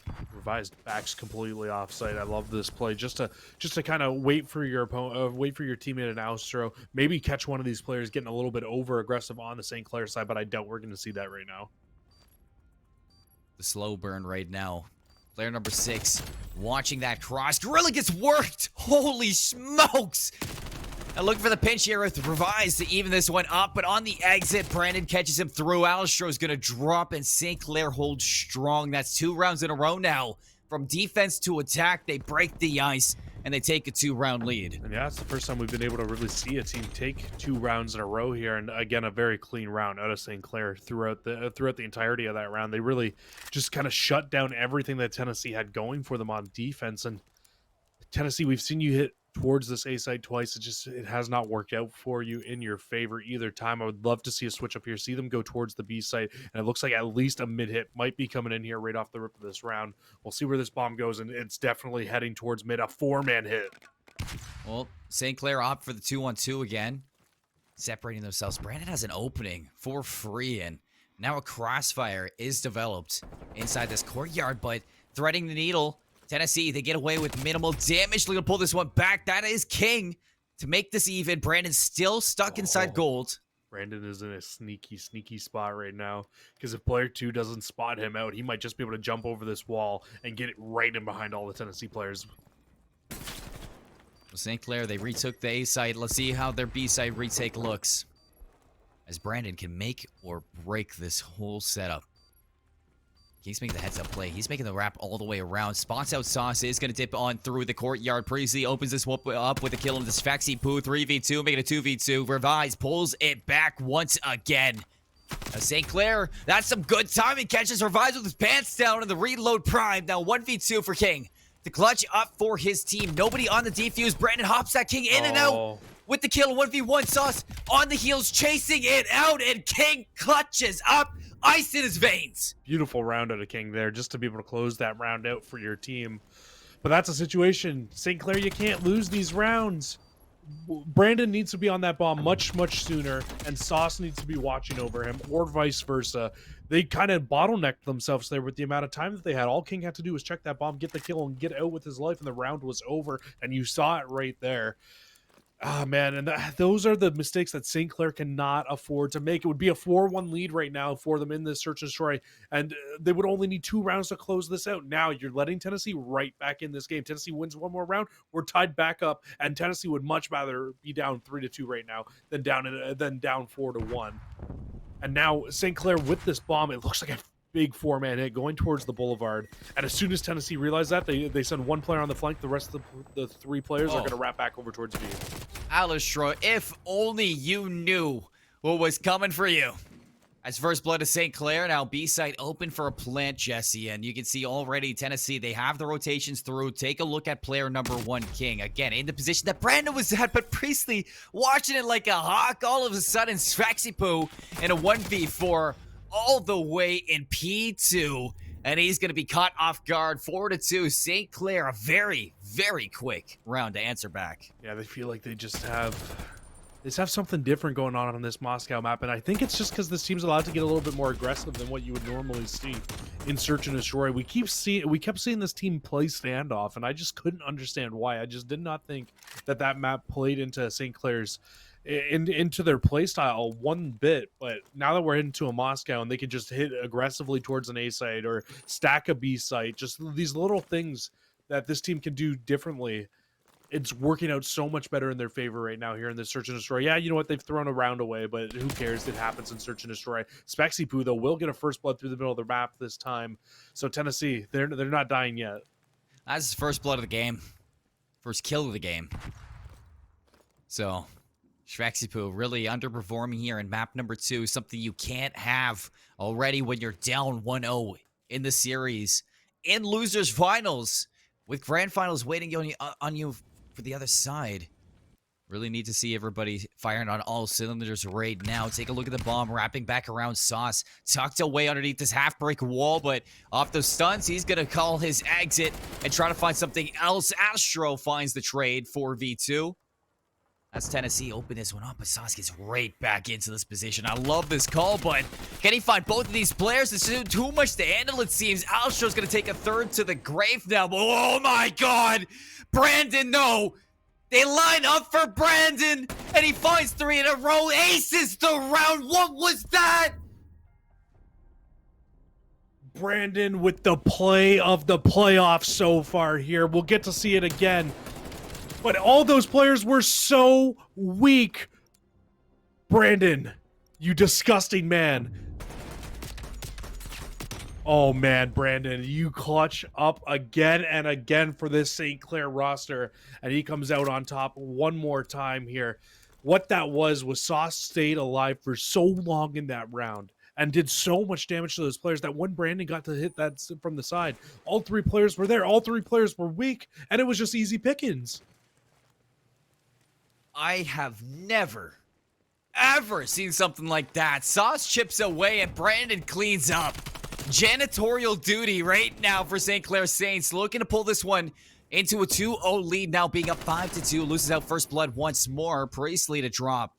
That's a heavy hitter off the table. Alstro's going to get the information for the wrap. Back up to the B side. Actually meet them right in the apartments. The hipfire's good for 1, but that's about it. Maintaining player numbers. But he does lose out on that B side. It's open for a plant.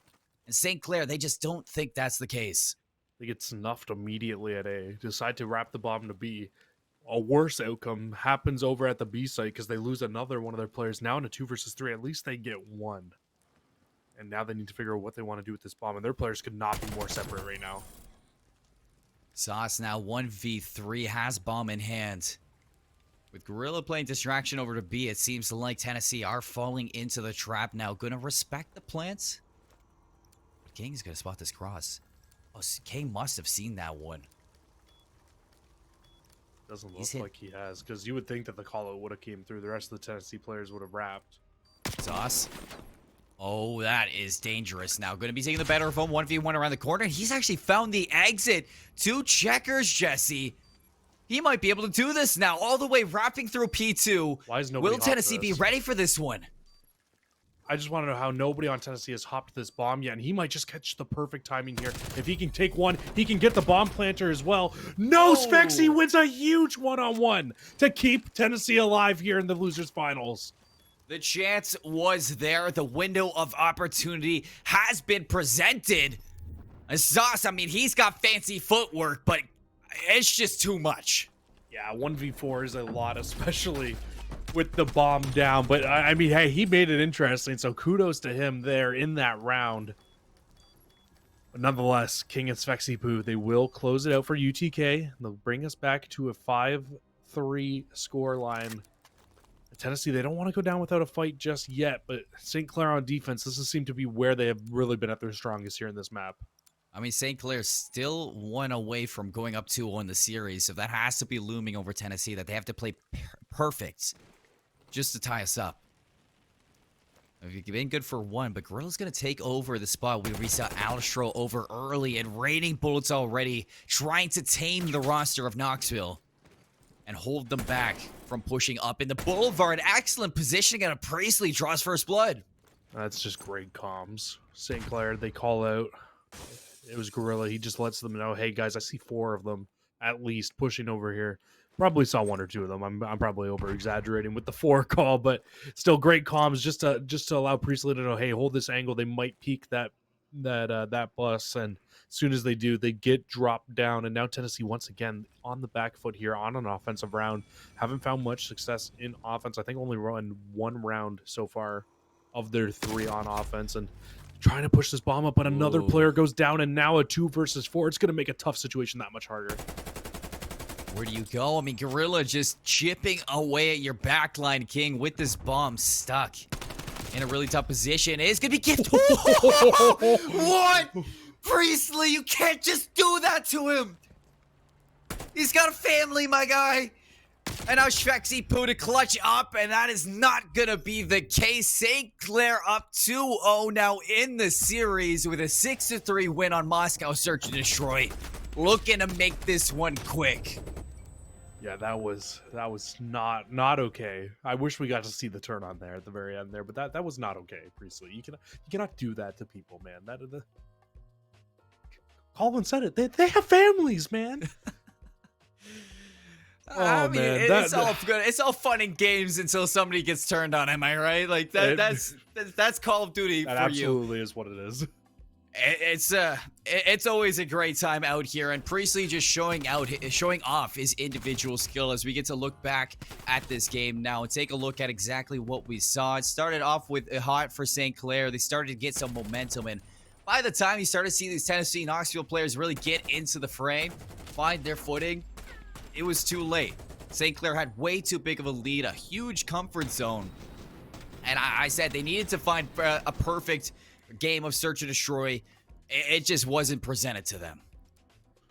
Yeah, I mean, you're absolutely right. This was the win was on the ledger here for St. Clair, and they took it. They grabbed it and they ran with the win for themselves. This is the final round. We'll get to see that final kill one more time here.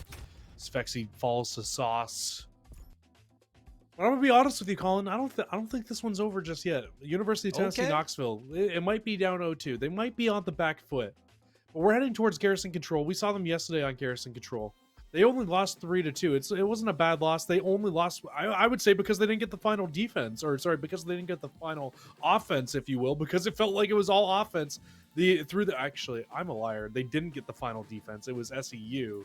It was all offense until the final round. Now that I remember it, we've seen so much COD in the last 2 days. Okay, I'm gonna confuse a couple rounds here and there, but they were getting. It was all offense through the first 4 rounds. They just didn't get as many kills as the likes of SEU did to guarantee themselves the defense in the final round, and it kind of shot them in the foot. SEU got the final defense. They were able to beat them out there. The only round on offense that wasn't won, and then I don't know, man. St. Clair, when they played SEU, they kind of looked dead in the control. It was also a 3-2. It was on raid, but that was an all defensive round. So I mean, what's going to work here? A lot of times in sports, you can say a good defense beats a good offense, but Call of Duty, it's a completely different story and 2 completely different maps. And you know, Wise Man once said, a strong defense is a strong offense. So you have to look at it both ways. If University of Tennessee can start firing themselves up now inside the server, they can pull this one back for sure. They showed up good against the likes of Independence Community College back in their series previous to this one. And on Garrison, we know what we're going to get out of University of Tennessee. We don't know what we're getting out of St. Clair in the playoffs because we haven't seen this team go to Garrison Control too often, Jesse. So I mean, when you're looking at St. Clair, the win condition is set right in front of you. You're looking at your submachine guns to just keep on pace, because University of Tennessee, they have been falling short to the Slay factor, and if that's going to be the case in Control, St. Clair looking to close this out in 3. Yeah, they absolutely will be looking to close this one out as early as possible for themselves. I think the other big thing that we need to look at is that they might go to an Apocalypse hardpoint. We see both these teams look very good on that map, so who is it going to go to? This could really end up being the swing map of the entire series. Well, there's only one way to find out. Let's head over to Garrison, check out the Control. Tennessee on the defense, St. Clair on the offense. I had it backwards. Tennessee on the offense, St. Clair on the defense. Let's get right into it, Jesse. I would love to roast you for that, but I called a fighter plane earlier. So you know what? Wait a second. No, I had it right. Okay, well then why are you self-doubting yourself, Seymour? This is you need some self-confidence in you. But nonetheless, St. Clair off to a great start here.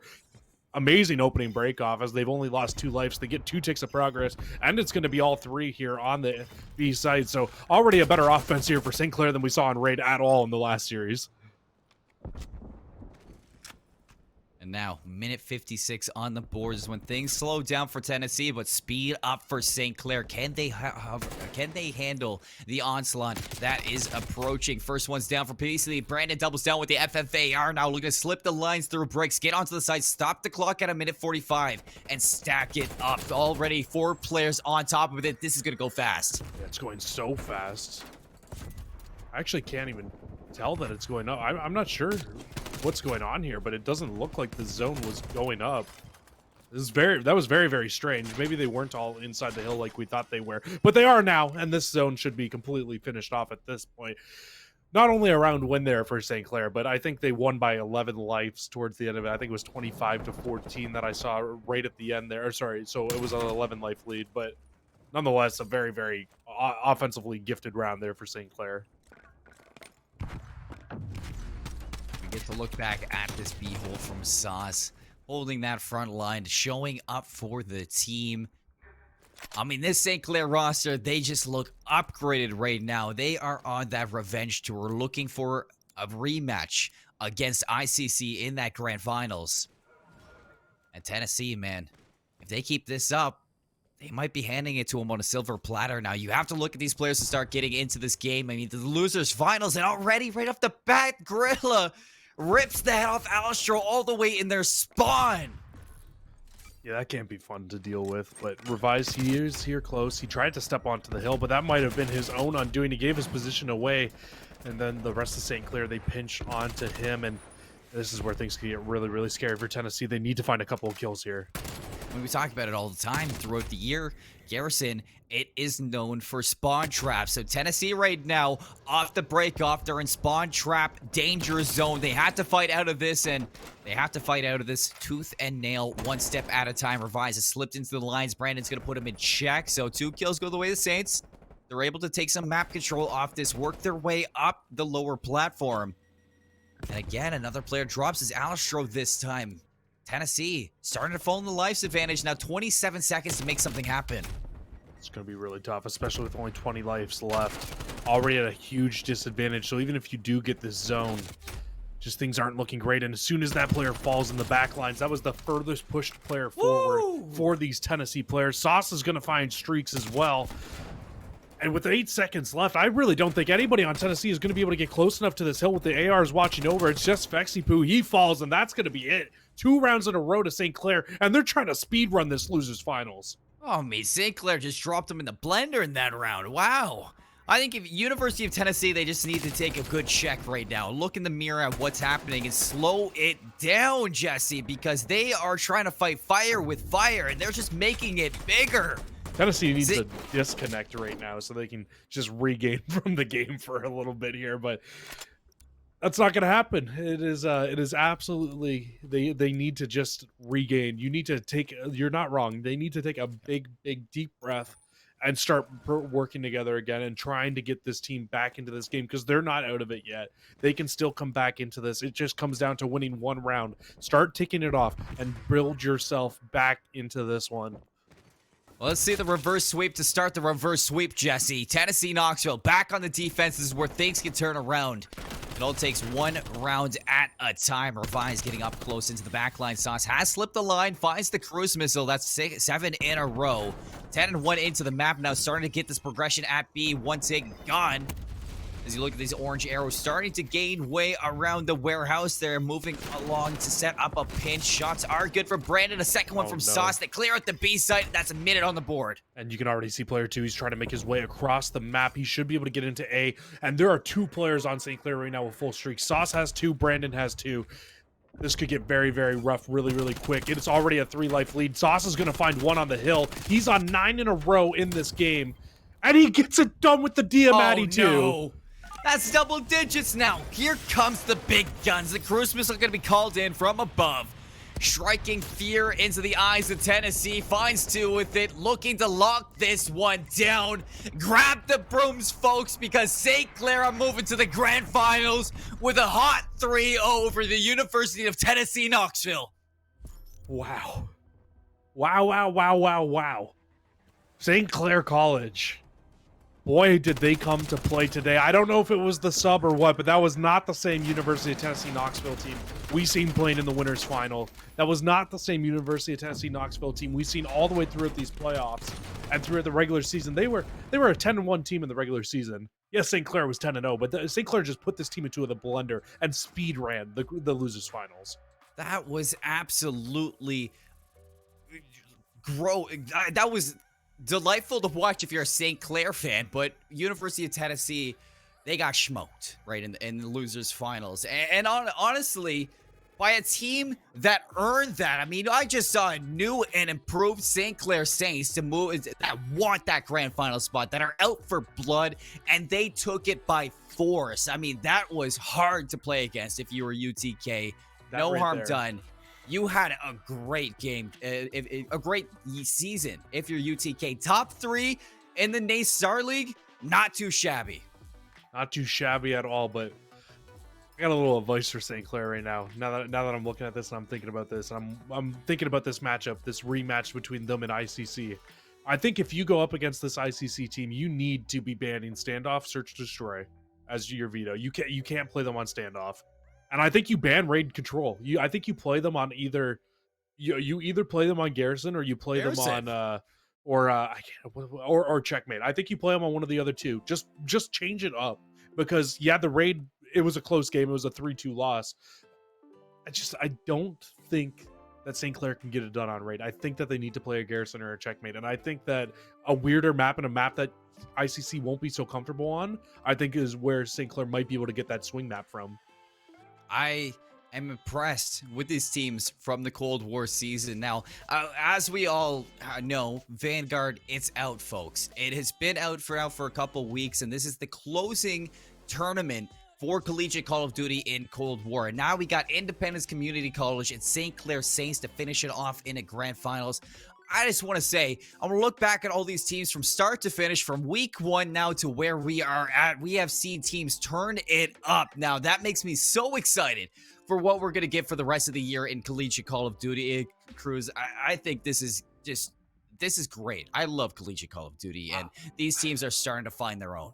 You know what I want to see more than anything, Seymour? I want to see, come December 4th or 5th, well, obviously we don't know exactly which date we're getting it on. I want to see St. Clair come out. I want to see a bracket reset, and I want to see a Game 5 Round 11 to close out the Cold War season for me and you. I think that it would be the best thing possible. You get a bracket reset, a brand new best of 5. Could you imagine that being our last series to cast in Cold War? That would be something amazing to see. Make it happen. I don't even make it happen. I'm not saying like us and the NACE fans. We need to manifest this. We need a Game 5 Round 11 bracket reset to come through. Screw it. Give me 2. Give me 2 Game 5 Round 11s, because we'll get the bracket reset. Just 2? Yeah, I'm calling for it. We need 2. That's a little much, Jesse. Come on.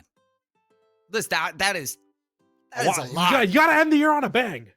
That would be absolutely insane. To finish it off like that, I mean, that would be what, 10 maps? I don't even want to calculate how many rounds that would be, but that would be the grand finals to remember out of here, folks. If you're just tuning in for now, you are tuning in to the later end here of the NACE Starleague playoffs here for Call of Duty action, where St. Clair Saints just swept University of Tennessee Knoxville to make their way into the grand finals in a very, very convincing manner. And then, now, Jesse, why don't we run through a recap here before we get to this interview? Let's take a break now and check in later on this interview for St. Clair Saints. So everybody stay tuned while we get things sorted out.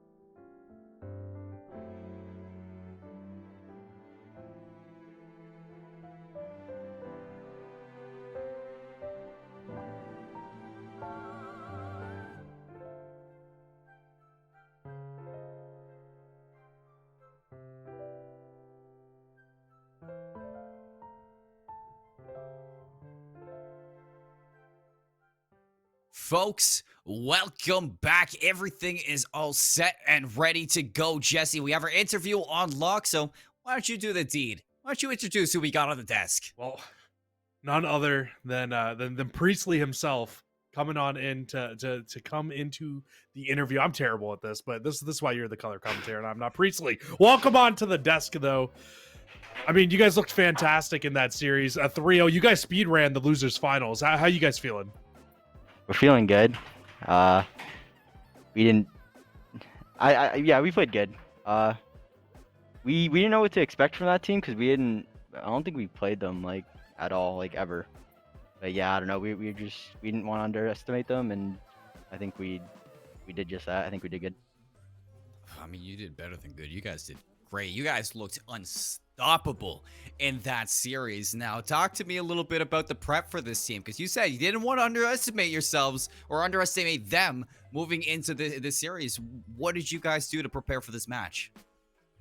I think we just had like deep talks about like what maps we wanted to play. I think, like throughout our vetoes, I think we've been getting good map sets for ourselves, and we know what our good maps are. And so I don't know, when we go into a series and we're confident on the maps we're gonna play, I just think it makes it a lot easier on ourselves. So like this series and the series we played earlier today, I think we liked the map sets we got and we were confident on them, and we knew we were good at them, and I think that helped. We were confident and it helped a lot.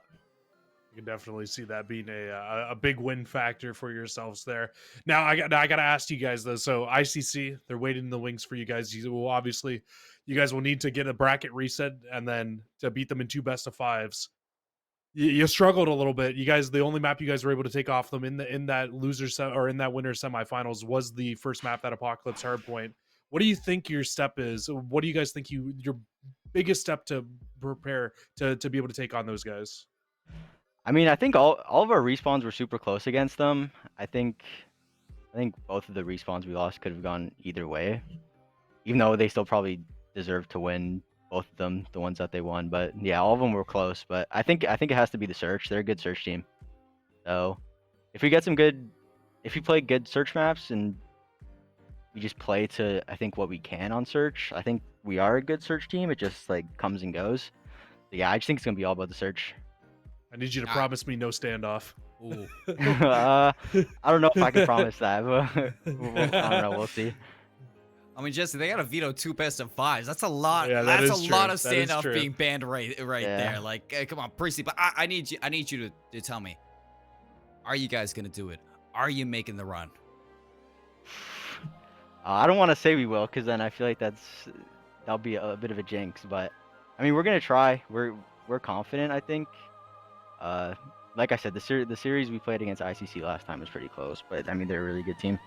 They got some really good players. So yeah, I mean, we're gonna try our best. It's gonna be a good series. Hopefully 2 series. I mean, you guys don't need to sell yourself short. You guys are also a very good team. I was honestly very surprised to see that last one come out. I thought you guys were going to take both hard points in that series against them the last time. I thought it was going to go down to a game 5, and that the control was really going to be the swing map for both of the 2 teams. So I'm really excited to see that grand finals when it comes up in 2 weeks. Yeah. Yeah. The one thing, the raid control, I think we played good on that. I just think I remember no team won on offense. Yeah, it was all offense. Yeah. Yeah. Or So defense. Yeah. that one was I just think both teams played the same. It's just how it was. No team could win on offense. So that was it. And then the hard points, both of them, I think we lost the second one like 250 to 200. So yeah, It was close. it's gonna be super close. Well, Priestley, I'm gonna let you kind of celebrate right now, because you guys are walking into the grand finals of the NACE Starleague playoffs in a few weeks, and I know you guys must be excited about that. You looked lights out tonight, and I hope you